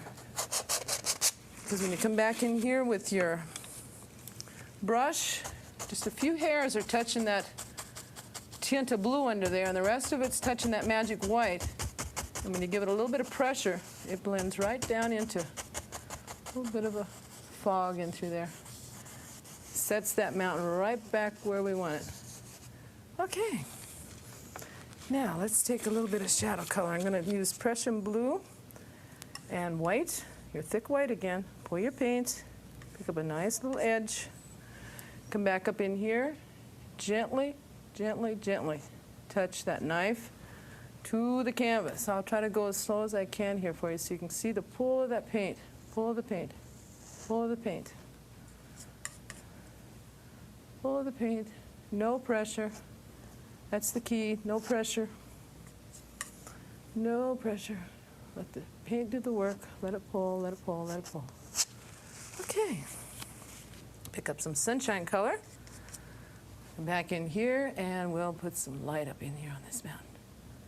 Look at how that just pulls, grabs off the thin coat underneath and pulls right off where it wants to. Look at that. You can move it around, maybe down and through there. Let's pull this guy up in through here. Okay, a little more. Back down in. Okay. All of a sudden, you're seeing some movement. Always looking for movement and illusion. Illusion. You can, let's swoop this way. Da da da. Be creative. Be creative. One extra touch and I'll get you going here. Back in through here. Let's swing that a little flickers of paint fall off there. Okay, now let's go back to our palette and load a 1-inch brush with some green. I'm using sap green, Van Dyke brown, and Prussian blue in equal parts. And then I tap off the edge. I'm getting that brush loaded a good half the way down that, with paint down that brush. It's loaded. Back into the paint. Get the paint loaded from the inside out. Tap, tap. I'm using a little bit of pressure. There's not much pressure in here. Tap, tap, tap, tap. Now, we're going to set those mountains back even further. Bring it in, tap it in. Okay. Now, all I'm doing here, people, is I'm creating dark so that when I come back in over this dark with light, you'll see all kinds of illusions in here. Right down in here, I'm just adding a little bit of texture. A little bit of texture to play from. My dark is already there. The beauty of using that undercoat of black, the magic black, is to create the dark for me so I don't have to go back and create dark with paint. A little more, a little more, a little more. Okay, back to the paint, load the brush, open it up. Let's come up in here with something. Light touch, let the paint pull from the brush. Thick is pulling off of the thin. Down into shadow. All right, now let's take one of these guys and let's pick up a little bit of Indian yellow, well, maybe a little touch of sap green. Just marble it in there. Oh, and how about some cad yellow and a touch of red. Marble it in. Okay. Now, again, whenever you're doing highlights, you're loading the brush the same way. You work a lot of paint on the tip of that brush. Come back into your magic. Now we need a thinner consistency. So not only am I getting different values, I'm also loosening that paint. So when I come back up in here and lightly touch from the thick paint, pulls the thin paint. Voila. Look at that. Look at that pull. Isn't that nice? Actually, they call it illusion, and I think it looks like the illusion of hard work, and it's not. Have a good time. I teach my students, enjoy what you do. Look at that pull. Look. Isn't that exciting? Dun, dun, dun. Back down in. Da, da, da, da, da, da. Down into shadow. When I say down into shadow, that means I'm filtering my light out. Lighter touch when you do that. Now we're going to pick up a little of that cad yellow and a touch of the permanent red, and I loosened it with some magic, and I come up in here. Look how that color springs from the dark. Springs from the dark, down into shadow. Down into shadow. Pick up a little more of that. A little more red. Nice and tap it into the magic. Loosen it up. Da, da, da. Look at that. Isn't that pretty? And you can see all those different colors in one stroke of that brush by mixing your brush this way. Mixing the paint with your brush this way. That would be better. Okay, tap her in. Pick a color, any color. Tap it in there. Key, dip it into the magic. Loosen it up a few times. Tap it in there. Come back up in here. Lightly touch, lightly touch, lightly touch. Come down into shadow, come down into shadow. Da, da, da, da. Now look how nice those lights play against that dark. Okay, let's pick up a little Indian yellow. Tap it into that thick white. Well, I want a real nice, bright yellow. I get my color, tip it into the magic, and go with it. Let's put a bright little guy just singing his way through life, looking real smug. Ah, da, da, da. Kind of sitting up here in front. Back into a color. Back into a color. Look at that. I get excited every time I paint one of these little dudes. Okay. Da, da, da, da. Over here maybe, pick a little this. Let's touch a little blue in there. Have fun with your color. Da, da, da. Over here. Ba, ba, ba. Okay, let's see what we got. Oh, that's good. You never know what you're going to come up with. I'm excited every time. Look at that. Okay. Let's get a whammo color right there.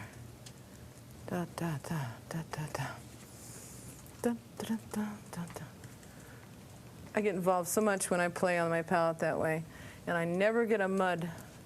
I never get mud for a color. As long as you keep the brush open and loosen it up like I'm showing you, and fire it in there. Throw it, throw it, throw it. Tap, tap. Light touch, though. That's what I'm teaching you, is that light touch. Okay, now let's bring a few of those together.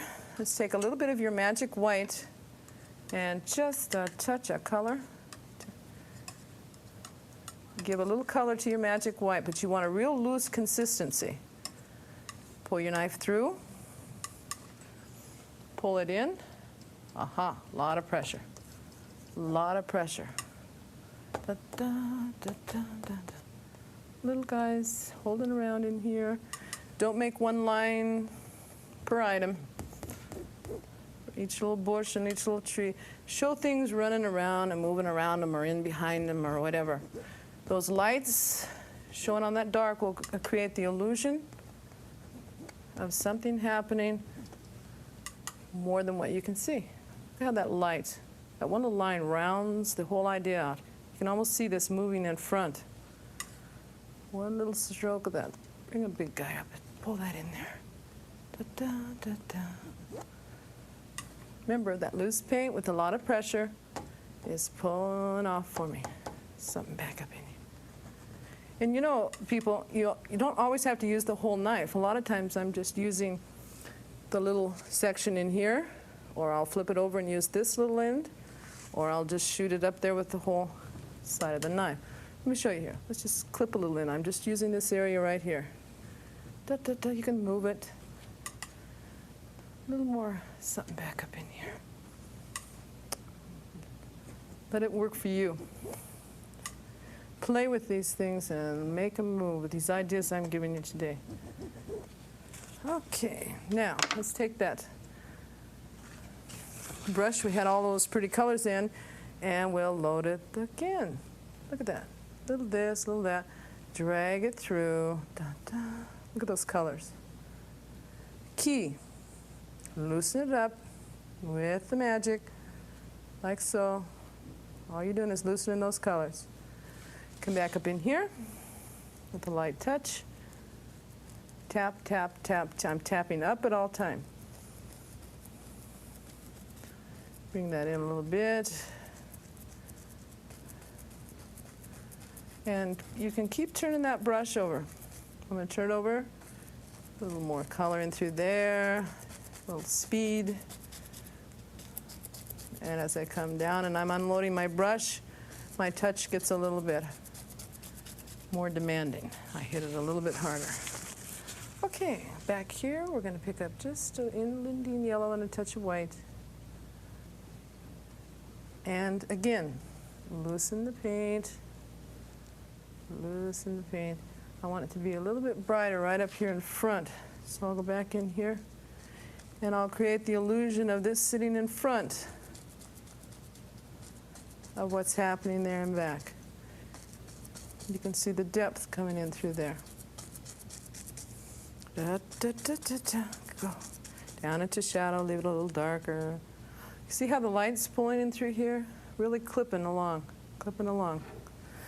Okay, now let's take some Van Dyke brown and a little bit of burnt umber, about equal parts when you're doing this. We're going to put a couple of birch trees in there.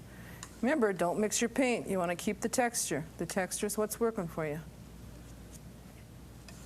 And from this, I'll make 3 different values by adding your thick white. But to put our base color on, we first start with Van Dyke brown just straight old Van Dyke brown.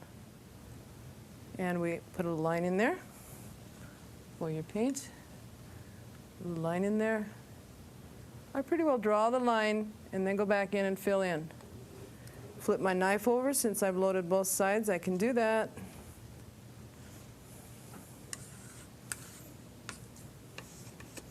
Pull your paint. Draw the line, draw the line, draw the line. Gotta draw the line somewhere. Da-da-da, fill it in, fill it in, fill it in. Fill it in. Boop, boop, boop, boop, all the way up. Ta-da. Let's put another one in there. Let's bring this guy right down in here. Bring it up, tap in the line. Give yourself a base, something to work from. This is, I'm using just straight Van Dyke brown right in through here.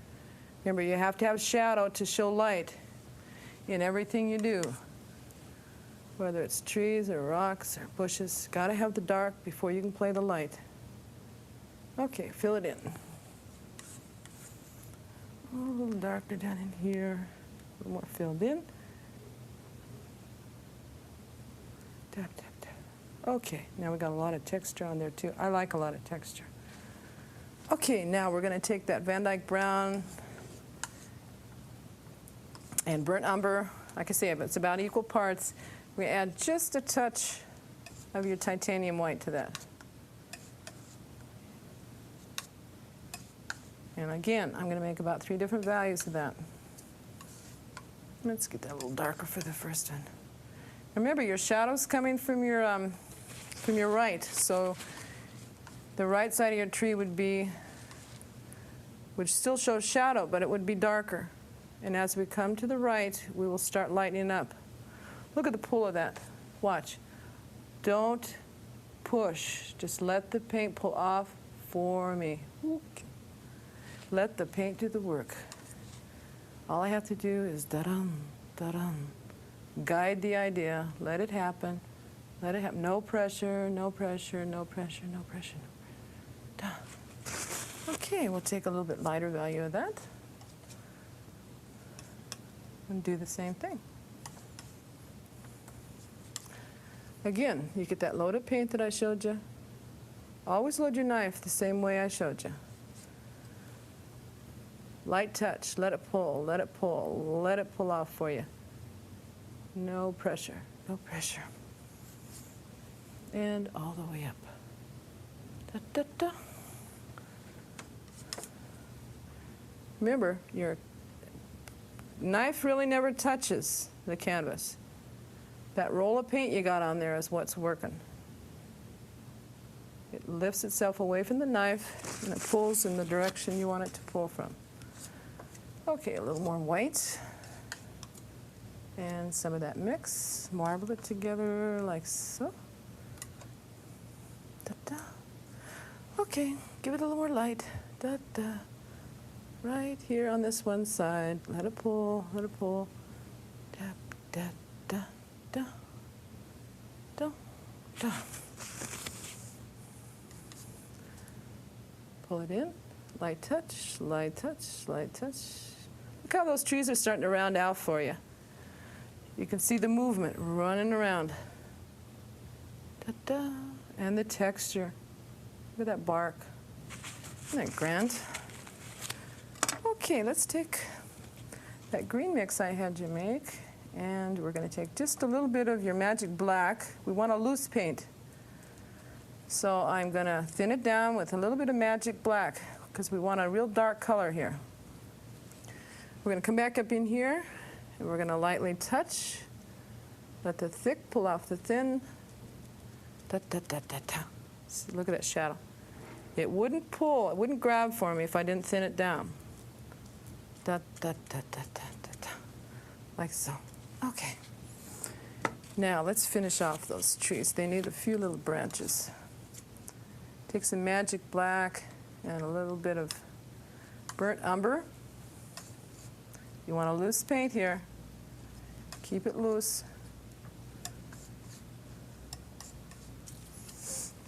Keep it loose. Da-da. Now let's use the little script liner. Long hair. You need those long hairs. So a few hairs, but long, because they need to bounce onto the canvas and move around however we want them to. If I had a short hair brush, it would almost push into the canvas. So the hairs should be long. Be long. Look, watch the paint pool. Yeah, good. Okay. And up in here, we'll give it a little let it pull, let it pull. A little darker right up into here. Let it pull, and as you come down, pull it, bring it in and around. Look at the twist. Let it twist and turn in your fingers. Don't try to paint the painting. Otherwise, they look like little sticks hanging up in there, and you want a little more movement. Everything should have a little movement. Back down. Maybe a little guy up in there. Oh, let's put little snaggers coming from there. Little snags. Little things happening. Now, let's take a little bit of magic white. Oh, a little bit of that brown. We're going to highlight a few of those little branches. But you want to loose paint. Look at how that pulls. Now, just by adding a little bit of light on those dark, it makes those stand away. And gives it, and you don't have to put that everywhere you put the brown. Just let it pull off where it wants.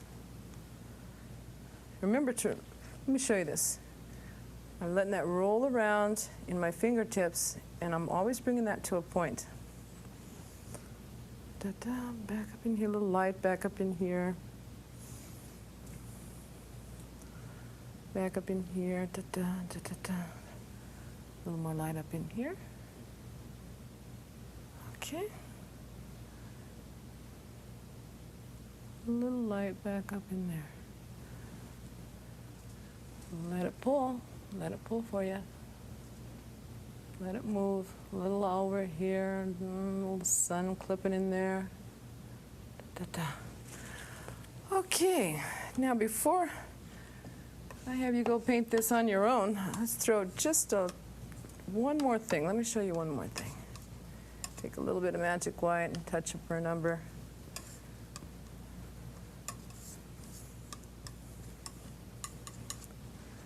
And right in here, we need some movement.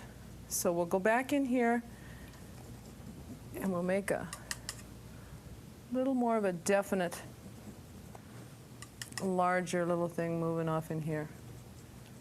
Bigger, it's coming up. It's kind of sitting in front of those guys. It's getting a little here, a little there. It kind of breaks that area and puts your eye back into the painting. See how the movement of the painting is going around? It hits the mountains, captures, moves around and around. Now this also will help keep the viewer in focus. A little more right in there. Okay. A little touch in there.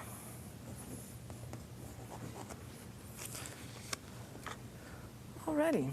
And last but not least, I will pick up a little magic black and sign my name away here. Thin paint. I like using a thin paint because it will pull off automatically for me. Da-da, da-da, da-da. Well, I've sure enjoyed being with you today. I really hope that I was able to teach you something. And hear those few tips, and you'll be all ready to go for it. Didn't I tell you she was fantastic? Thanks, Bob. From all of us here, we'd like to wish you happy painting. God bless, and we'll see you next week. Bye-bye now.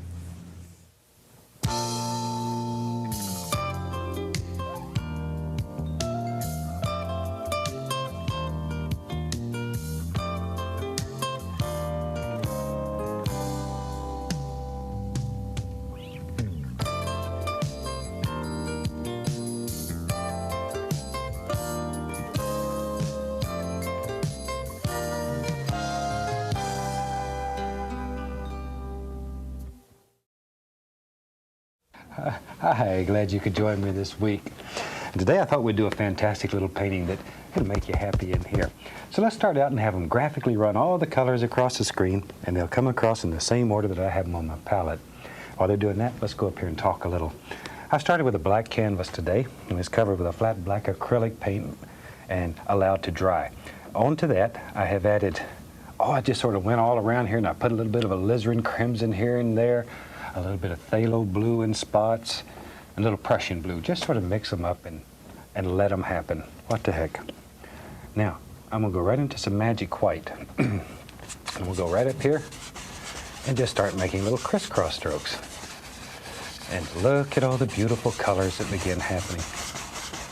These skies are really not planned. We just sort of let them happen.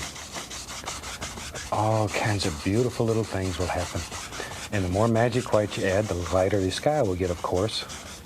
And you can make this sky, you can make it to where it looks like it's noon if you want to, or you can make it dark. This is your world, so you have to make these decisions. What time is it? There we are.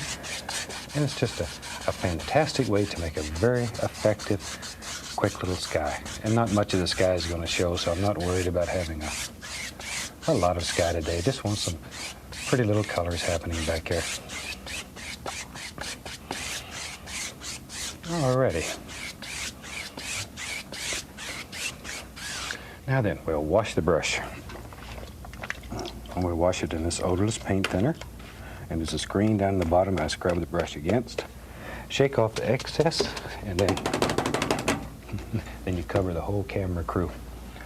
Okay, let's have some fun up here today. I'm going to go right into, we just mix these colors on the brush. I'm going to take a little alizarin crimson, a little sap green, Van Dyke brown. Just mix them on the brush. Oh, we're going to a little burn umber too. What the heck? All we're looking for is a nice dark color. Okay, let's go up to the canvas here. Maybe there's some little trees that live back here. And all I'm going to do is just touch the canvas. See? Just touch. I don't want to kill all the background color. I want some of that to show through. And we'll just put in some happy, basic little tree shapes. Wherever you think there ought to be a tree, that's where there ought to be a tree. Just wherever you want them. Drop them in. Drop them in just wherever you want them. Okay? And let it go. Okay, maybe, tell you what, maybe there's one who lives over here. Little trees live everywhere. Wherever nature deposits a seed and it grows, that's where he lives. Maybe there's one back up in here. And let some of them be very light. Just let it literally just disappear. Just absolutely disappear. Quiet little trees. Okay, now then, big old tree lives here. I'm just using the corner of the brush and just gently tapping, striking the canvas and giving it a little pull. And I'm always pulling toward the trunk. We know there's a trunk in the center of this tree. And so I pull the limbs toward that trunk, and it helps make them look right. Now, if you want one that's very light, just an indication here. Back in here, maybe. Wherever. Now then, without cleaning the brush, I'll add a little more right here first. I'm going to go right into a little bit of the yellows. And this is cadmium yellow, a little yellow ochre. And just pull it right through the paint. Pull it right through the paint, like that. Okay, go up here. Now we can put some highlights on these. And all we're going to do is just touch. Now, if you have problems making the paint stick, add a little magic white or a little paint thinner, either one, and it'll make it stick much easier. And I'm going to put a little paint thinner. And then we can go back in here and see how easy it comes off. A thin paint will stick to a thick paint. There we go. Okay. A little yellow ochre. We'll go right up here. Ooh, that's pretty. Just think where the light would strike. These little paintings should make you happy. And if painting teaches you nothing else, it'll teach you to look at nature and to see some of the most fantastic things imaginable. Sometimes we spend our whole life looking at things, but we don't see anything. And painting teaches you to see. It really teaches you to see. I have people call and write all the time and say, you know, Bob, you were right. For the first time I saw a tree, and it's lived in my front yard for 100 years, and I never paid any attention to it. Add a little permanent red to my color too. We might as well get crazy today. And you can make these any color you want in your world. Okay. Little sap green thrown in here and there. We'll put a happy little bush right about there. Okay, let's go over the other side of the canvas. We'll drop some in over there. Don't want it to be left out. Just like that. Barely, barely touching.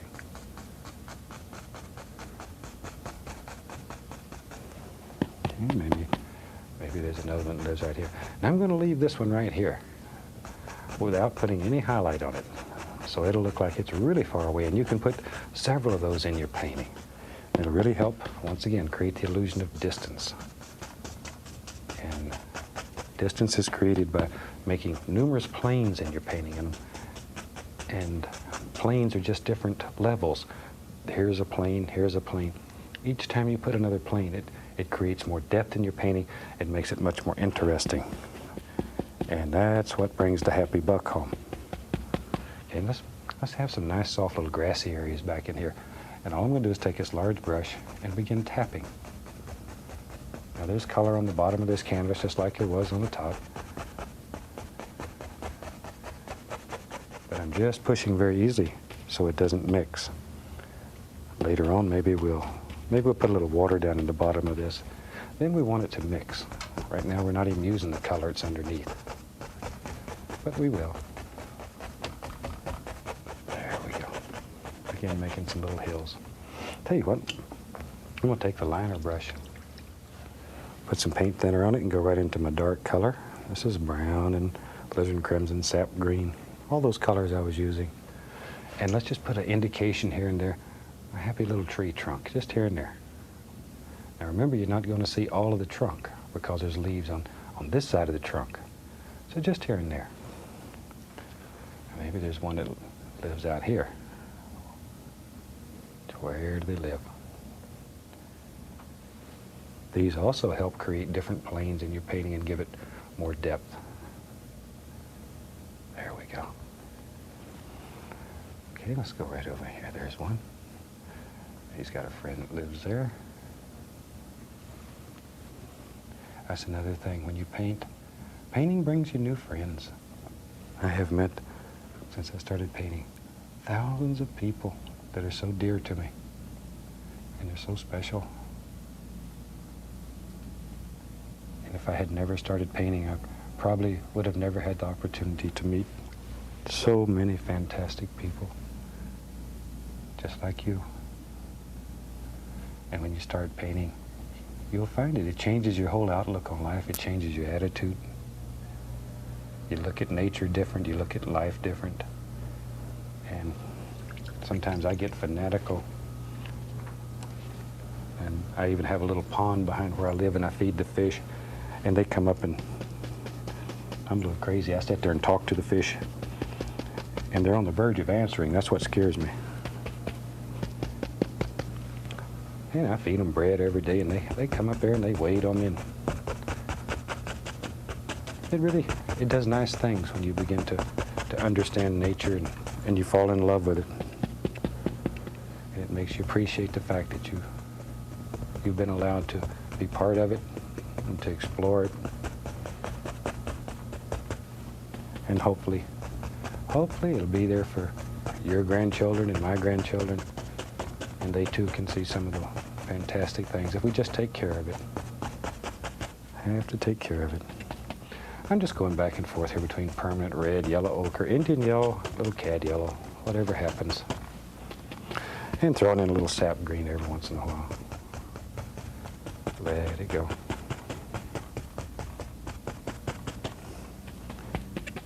Okay, there we are. That's pretty. Creates a lot of distance in the painting.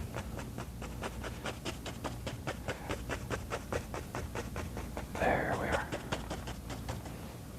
Let's go over the other side here. Let's make a happy little hill right over here.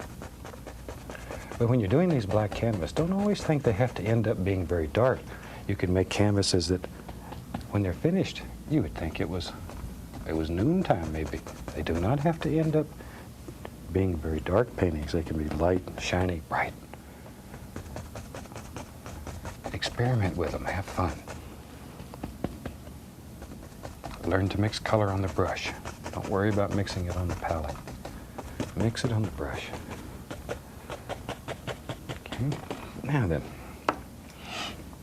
I'll tell you what, I'm going to get in a little bit of paint thinner on my liner brush and back into some of this brown color. And let's put a little tree or two that lives. Well, I see one lives right there. There he is. Give him another little arm. Trees need arms too. There we go. And make his little trunk a little stronger. He's got to stay here when the wind's blowing hard. So he needs to be strong. We don't want any weak old trees in our paintings.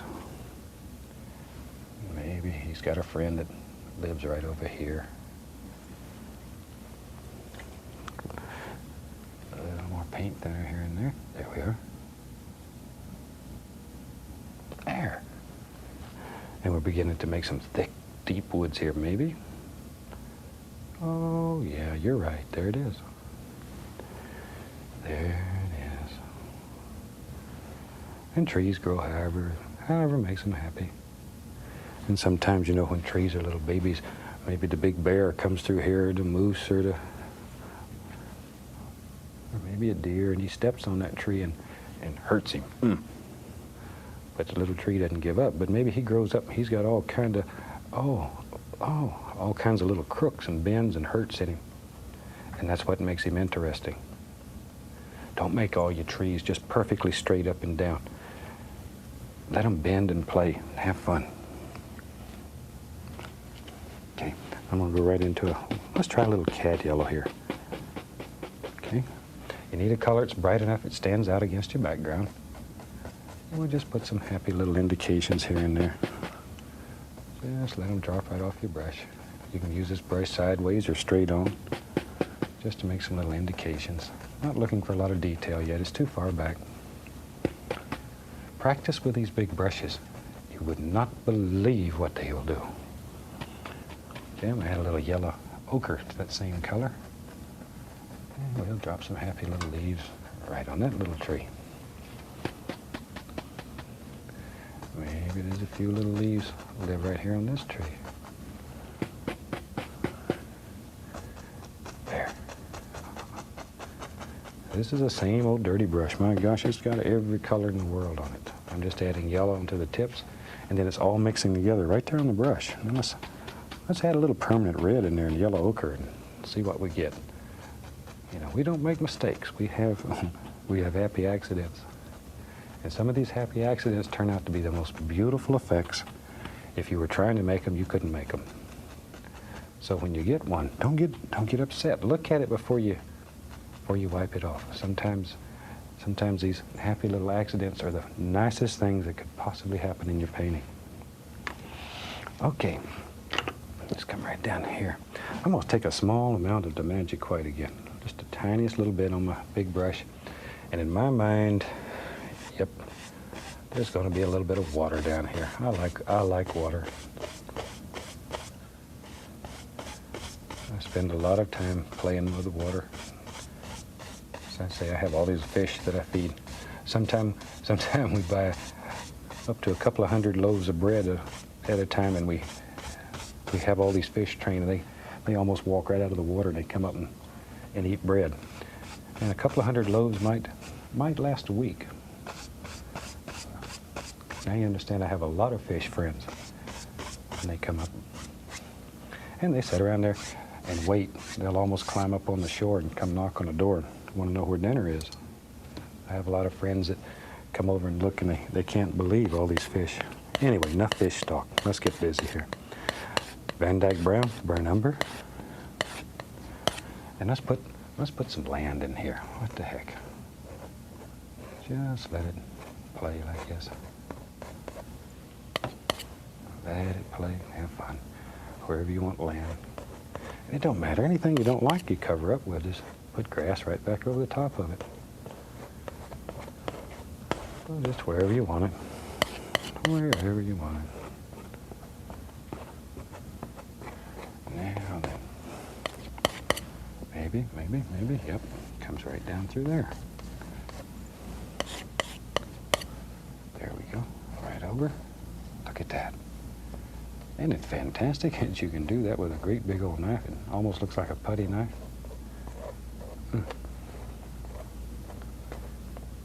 There we are. Okay, now let's put some highlight on there. I'm going to use yellow ochre. And I'll put a little permanent red into it, small amount of permanent red, and some burnt umber. Now this burnt umber is very, very reddish. It's almost like a burnt sienna. It's a little different than most burnt umbers. So it's almost like a sienna color. Cut across and get that small roll of paint right on the edge of the knife. Okay, let's go up here. Another thing I wanted to mention, because I get some letters sometime. When you look at my knife close up on television, it may look a little different than the knife you have. And the reason is I put tape on this knife so that it doesn't glare on TV. But it's the same knife. It's just that I put a little tape on there. There we go. Now let's use a fan brush. Fan brush is a lot of fun. Get a little paint thinner on it. Go right into some cad yellow, sap green, yellow ochre, and just mix all these colors on the brush. Look at there. Look at all the colors happening in that brush. That's what we're looking for.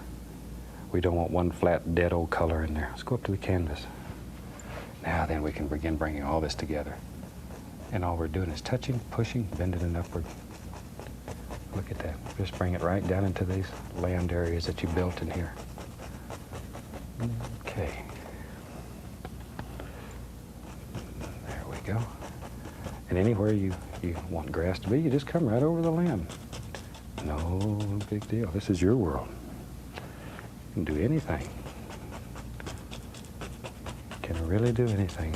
But you have to believe. Always believe in yourself.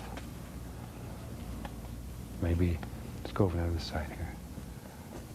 Believing in yourself may be the most important thing in life. Because if you don't believe in yourself, nobody else is going to believe. And you can do anything. You can do anything. And if anybody challenges that, you tell them Bob said you could do anything. Because you can. A little magic white, and I put a little bit of blue in it and a little brown in it just to dull it down. I'm just going to pull it out and cut across. Let's go up here. And we'll put a little bit of waterline right in here. Just let this play. There. I need a little more of the magic white on my palette. About to run out here. Didn't mix quite enough. There we go.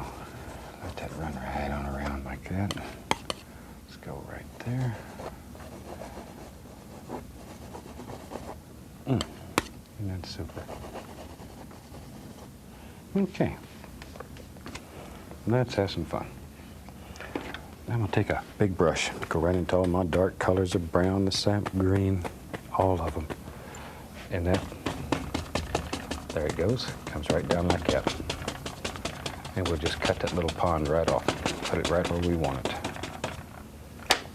Take our large brush, and we'll just tap some little highlights right on there. And you could do this with a fan brush. This is just a little bit faster. Let it get darker, darker, darker, darker as it goes toward the corner here. Darker, darker, darker. Look at there. Good. That's all you need. Okay. Let's build some big trees. Grab a fan brush, and I want to make black.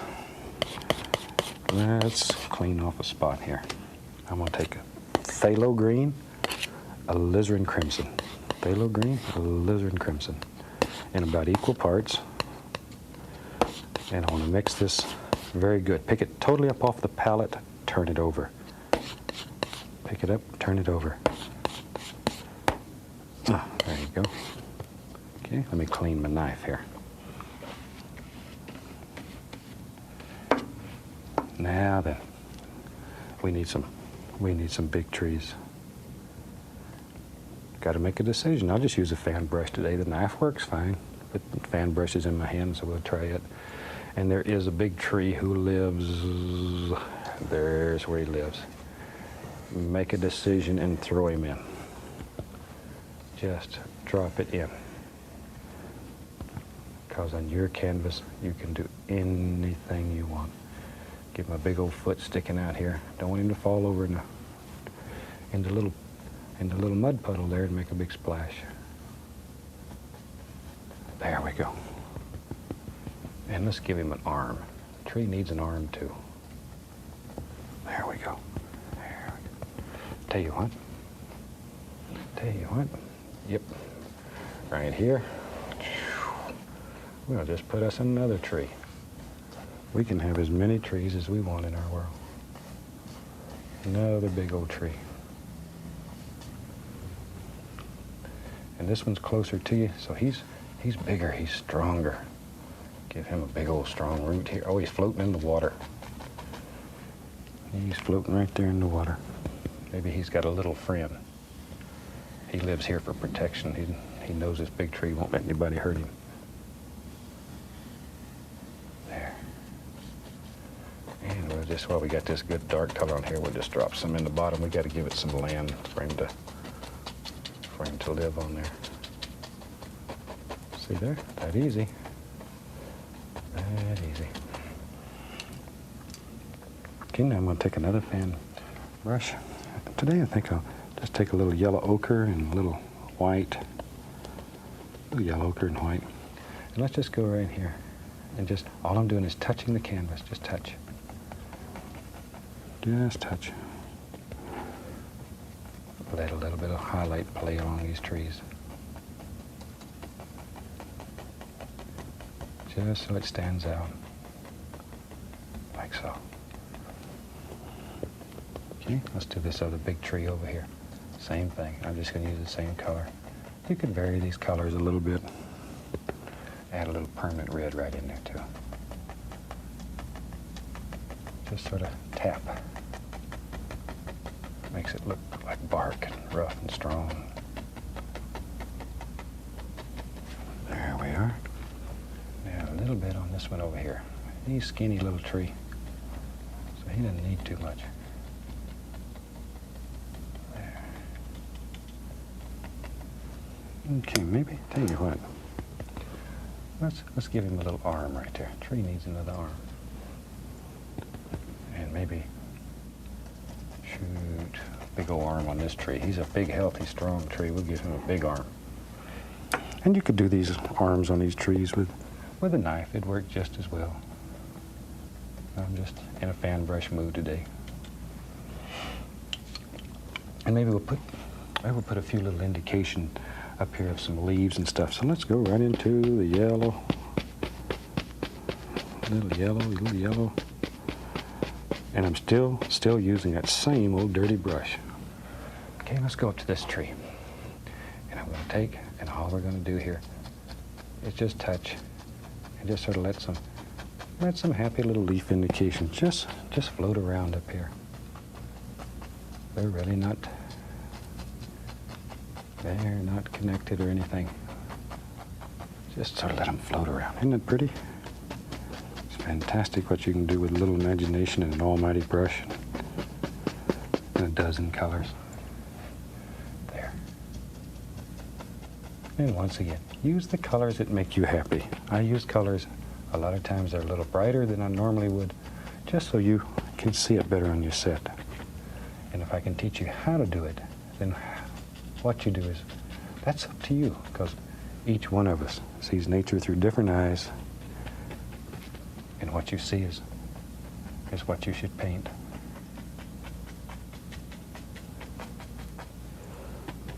Look there. brighter color there so it stands out. Okay. Gives you an idea of how that's done. Now I'll take the old fan brush and we go right into some yellow and some green. Okay. Let's just drop some happy little grassy areas that are living right down here at this big tree's foots. I sort of do these in layers so it creates depth in it. A little of the dark color, like so. Take a little yellow ochre, little highlight. I think we just about have a finished painting here. Put a little waterline here. Shoot, I think we're going to call that one finished. And from all of us here, I'd like to wish you happy painting. God bless, and I hope to see you again. Thank you.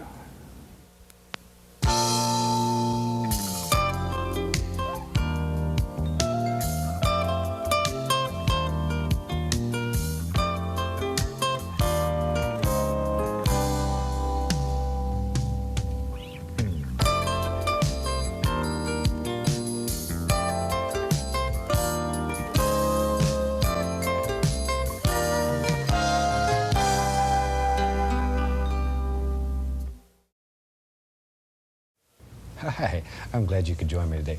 Today, let's do something a little bit different. Today, I'm going to start with a canvas that's it's dry. Doesn't have any magic white on it.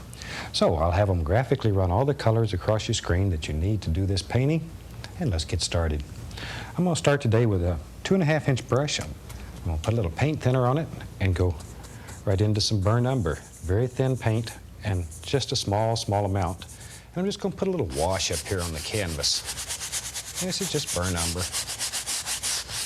And just wash the canvas. Just applying a small amount of color. Okay. There we are. Now really scrubbing that paint into the fabric. Okay, take a tiny bit more of the thinner, and I'm going to go right into a little bit of phthalo blue. Didn't clean the brush. Takes very little of this blue. It's a very strong color. And we'll just throw a little happy wash up here. And by wash, I mean a paint that's so thin it's almost like water. This will dry in just a couple of minutes. It'll dry even faster here in the studio because we have all the lights on the canvas. At home, you might want to give it a few minutes to dry a little bit so it's not so runny. But very thin, very light. Okay. And that gives us a little background color. That easy. There we go. All right. Let's lay the brush down, and today, let's have some fun with a knife. I'm going to go right in here and get some titanium white. And let's just start playing like maybe there's some little cloud shapes that just sort of float around in the sky up here. And this old knife will do fantastic things. Fantastic things, but you got to turn it loose and let it go. Got to let it go. Be brave with it. See, now it's picking up that color underneath. And you can make all kinds of beautiful little cloud effects just using the knife. Just using the knife. Maybe it goes right on off the canvas there. This is your sky, so you put things where you want them. Let them happen. Let them happen.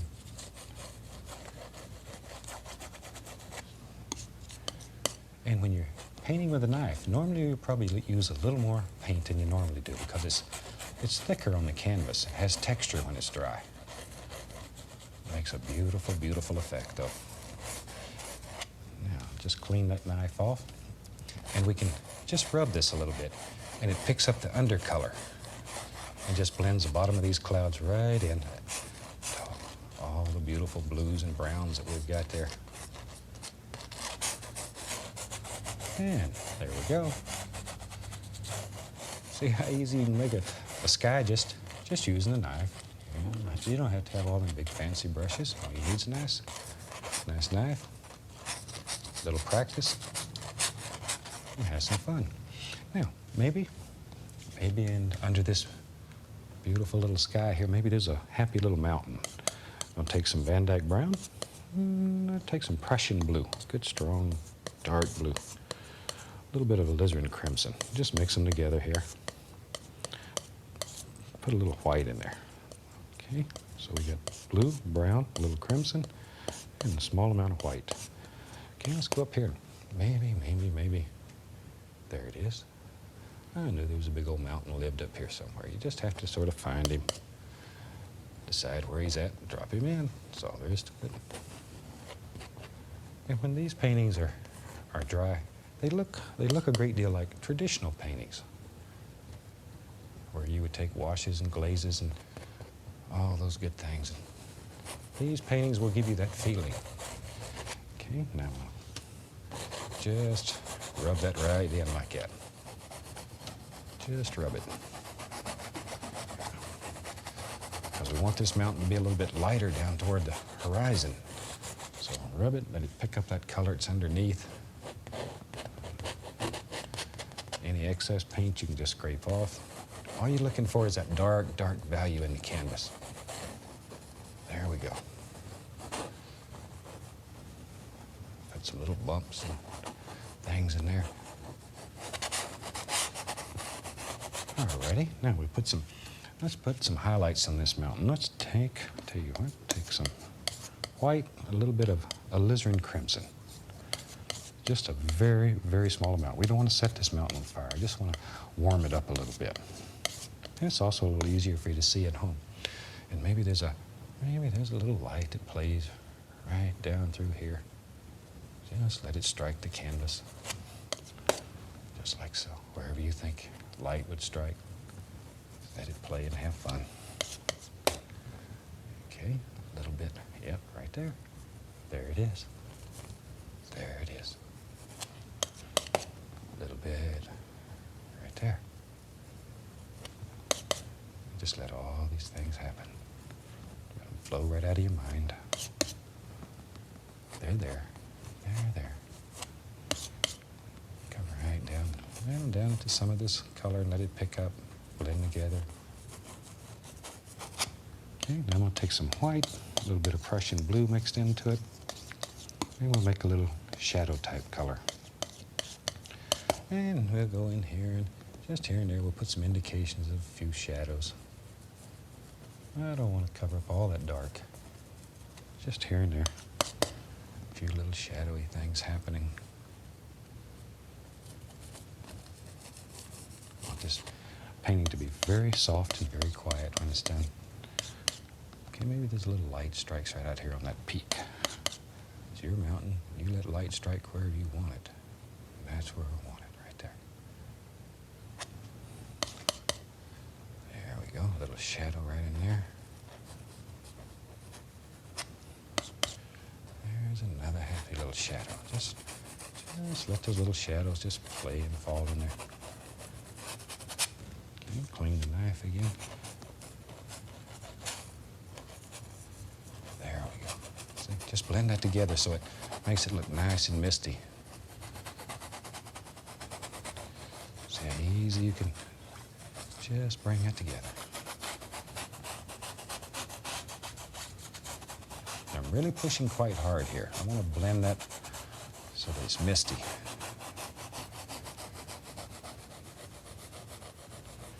Okay, tell you what, let's have a happy little foothill back here. And for that, I'll use a little brown, a little sap green. Let's put some white in it. So we got some brown, some sap green, some white. And I'm going to put into that, we'll just put a little bit of this blue. Just a little blue.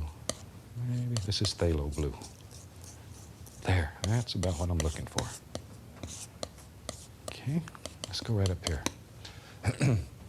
Maybe there's a happy little foothill that lives right here. And first we'll still just using the knife. I want to just use a knife today and show you what can be done. See there? Just drop in just a little indication of a little foothill back here. And then you want it to be very soft at the bottom. You need that little misty area. That's your separator. That separates everything.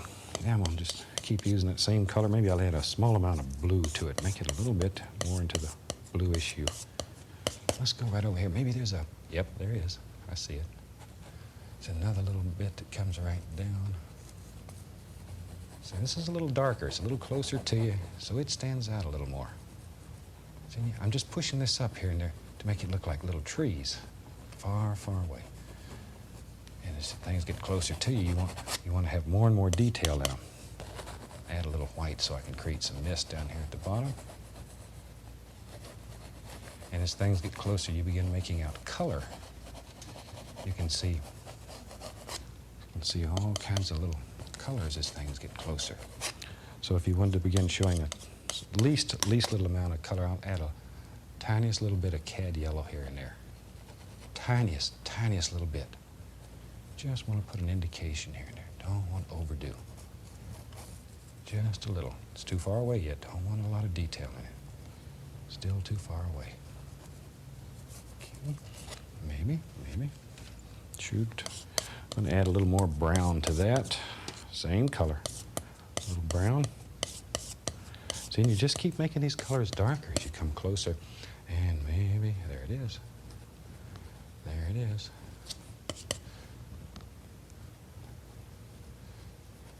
Come, now the little hill. See, you can make as many of these little hills as you want. Just decide how many hills are in your world. Drop them in. Drop them in. You can do anything.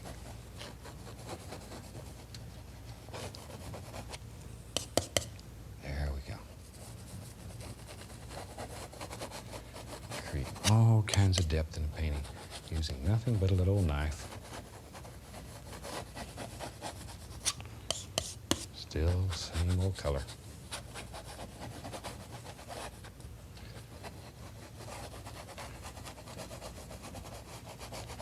A lot of rubbing.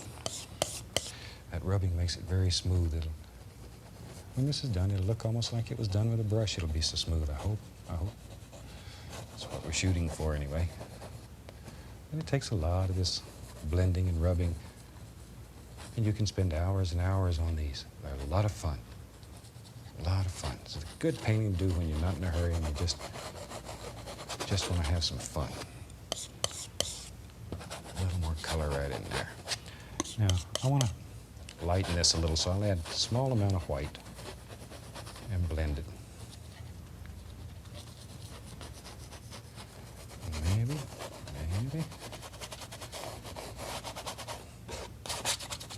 There we go.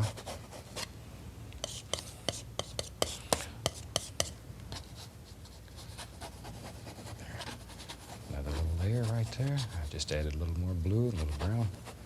Put some dark in here, and then we can begin working on some shape and some form, playing a little.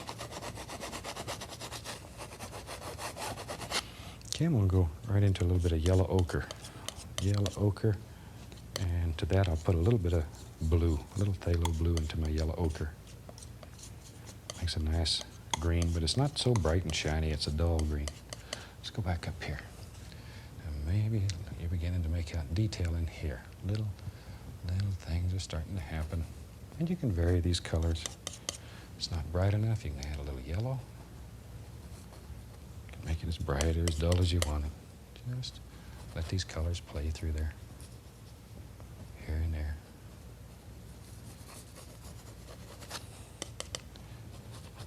And this is an excellent painting to do if you have a lot of paint left on your palette, because you can just use any old color that you have and put all these things together and just make beautiful, beautiful, beautiful paintings.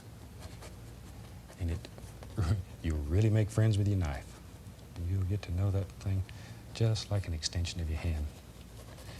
And that's when the fun really starts.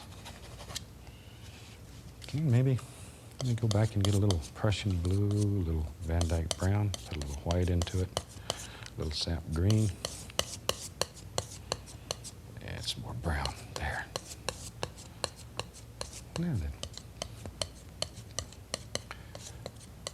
then, let's go up to the canvas, maybe right in here. Maybe there'll be some water, so we need a little bit of dark into here to show a reflection.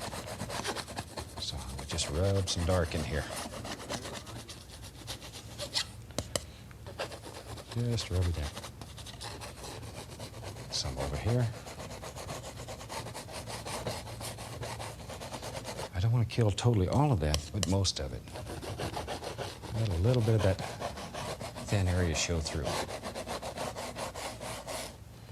There. Okay, that'll give us some dark. And onto that, we can add light. So I'll take some white and a little bit of a alizarin crimson. We'll get pretty here. There we go, just a nice pinkish glow. And let's go right up in here and just lay a little of that here and there. Just let it play and have fun. All these little colors just happen. Some over here.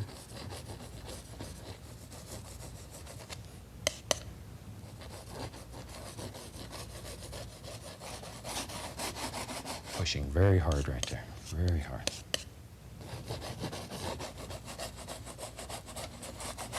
Okay.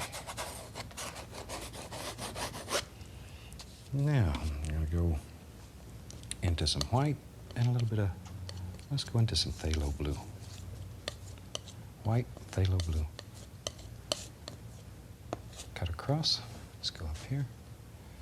And we can begin just laying some little watery looks right on there.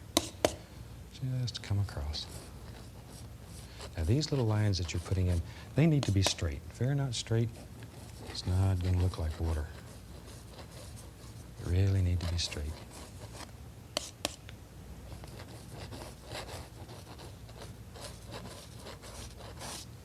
There. Just keep going back and forth. Keep them straight. Can't say that enough.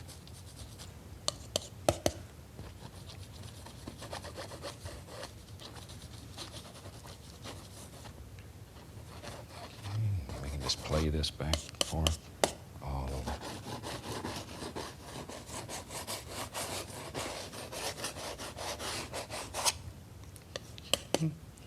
This is just a little bit of titanium white. And just let it go across there and pick up color. Let little things happen. See? Touch, come across, and bring all this together very lightly. Very, very lightly.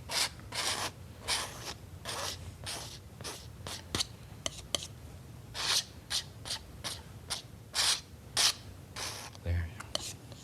That probably sounds loud, but remember this canvas is dry. This is a dry canvas. Normally we're working with a canvas that's wet, and so you don't hear all that. The knife would just glide across there. I've got a little Van Dyke brown, little burnt umber mixed here. And we'll just put some little areas right here to make it look like where the land comes down into the water. I'm just touching the canvas.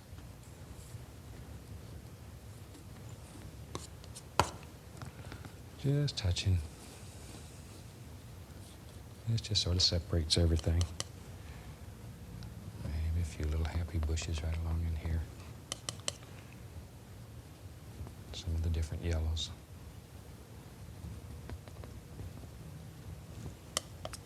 Okay. Clean the old knife off. Maybe. Take some blue and some brown. A little sap green. Maybe, yeah. Right in here. Maybe there's a little peninsula that comes out here. So we just lay in a basic shape. Very dark. Very dark.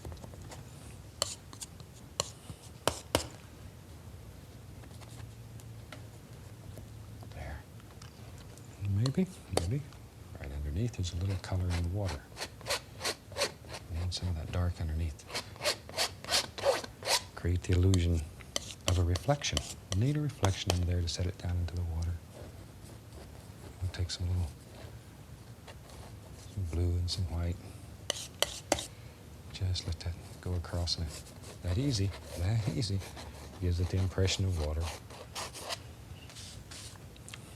Let me just pile up a lot of This is just all the dark colors that are laying around my palette. We just pick them up. Maybe there's a, right here, there it is. There's a happy little tree, it lives right there. We just, little evergreen, we'll just start right up here. There he goes. Just work it back and forth. Back and forth. See there? See there? Evergreens are fun to make with this. And maybe there's another little tree that lives here. It's a good way to close in this corner. We'll just make it a little tree. It's also a good way to use up any old paint you got left on your palette. There, we'll just come right around like that. What the heck? Let's bring this right around. There it goes, there it goes, there it goes. And it's just Van Dyke brown and a little Prussian blue, alizarin crimson, just all your dark colors. It's just throw all your dark colors in here. Sap green. Here we're just trying to fill up the rest of the canvas with nice dark color.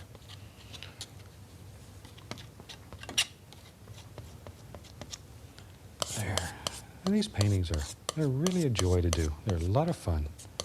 A lot of fun. As I say, these are the type paintings I like to spend hours and hours and hours on. These are mood paintings. If you're in a good mood, oh, you can paint some of the most beautiful, delicate things. If you're in a bad mood, if you just had an argument or somebody kicked you, these are ones you can really take out your hostilities on. Strong, strong paintings. There. And we've used nothing but a knife. Except we used that 2.5-inch brush just to put on some wash to give it some undercolor. And some of that color is playing through this. You still can see it. So you have areas that are very thick with paint, areas that are very thin. It makes a beautiful, beautiful composition. Maybe, I got a small amount of white, so we'll just take a little white and just begin rubbing it in here. See, let all these little things just happen. Just let them happen. We'll get some sap green. Rub a little green in there, a little green, a little brown, a little white. Just play these colors back and forth, back and forth. I want to keep this very, very dark in front. Maybe our light's coming from the right. Maybe right here on this tree there's a little light striking out here on these leaves. I don't want a bunch of color. I want to keep it dark. Just. So there's a little highlight, little light, maybe it's striking right here. Isn't that something? Maybe there's a little land coming down. Whatever. Put a little highlight here. You don't want too much. Okay. All kinds of little grassy things happening. You just see little touches here and there. Don't really see a lot happening. Okay, let's go over here. Maybe there's one that lives right there and comes right down. Yellow ochre, Indian yellow, cad yellow. Then I'm just mixing them all together on the knife and just letting them happen. Just whatever. Let the canvas do the work. Like all those little beautiful things.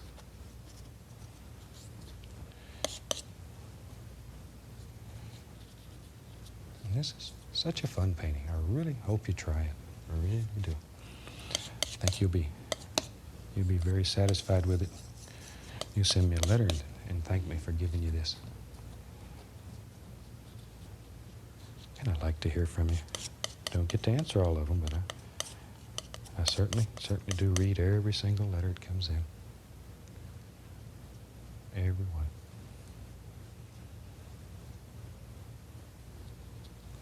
Okay. See? Play with color here. Don't let this get too light. I want this to stay very dark. So it helps create the illusion of distance. Let's go back to the other side over here and we'll put a few little happy things in here. Let them go. Just like so. See, and every so often clean your knife, and you can just gently, gently bring all this together. Very light. If it's too bright for you, rub it. There's so much dark on the canvas, it'll pick it up and make all kinds of beautiful things happen. You can darken it just by rubbing it, blending it all together. As I say, this is a super, super painting to use up any paint that you have left on your palette. Super, super painting for that. It teaches you to love color and to play with it. Okay, let's see here. Go back and clean up that edge a little bit. Make it look like maybe just a little water line here and there. Just here and there.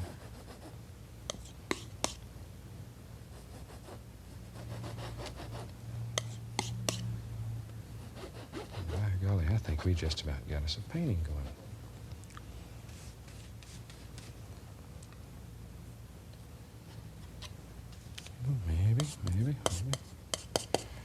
Maybe you want to put, like there's a little stick here it lives. You just take your knife. Sticks are easy to make with a knife. You can just drop in a happy little twig. Don't want it too bright. I don't want it to stand up too much. I want it to be very quiet, subdued, just back here, hiding in the dark. There he goes. Just like so. Give him a little arm. And the least little touch of highlight so he stands out. This is just a light color. Looks like it has a little blue, and I'm really not looking for a specific color. This is just stuff that's left over on the palette. Okay? And we can just blend him in, let him go. And I think that'll give you a good idea of how you can do a painting using nothing but your almighty knife. So on behalf of all of us here, we'd like to wish you happy painting. See you next week.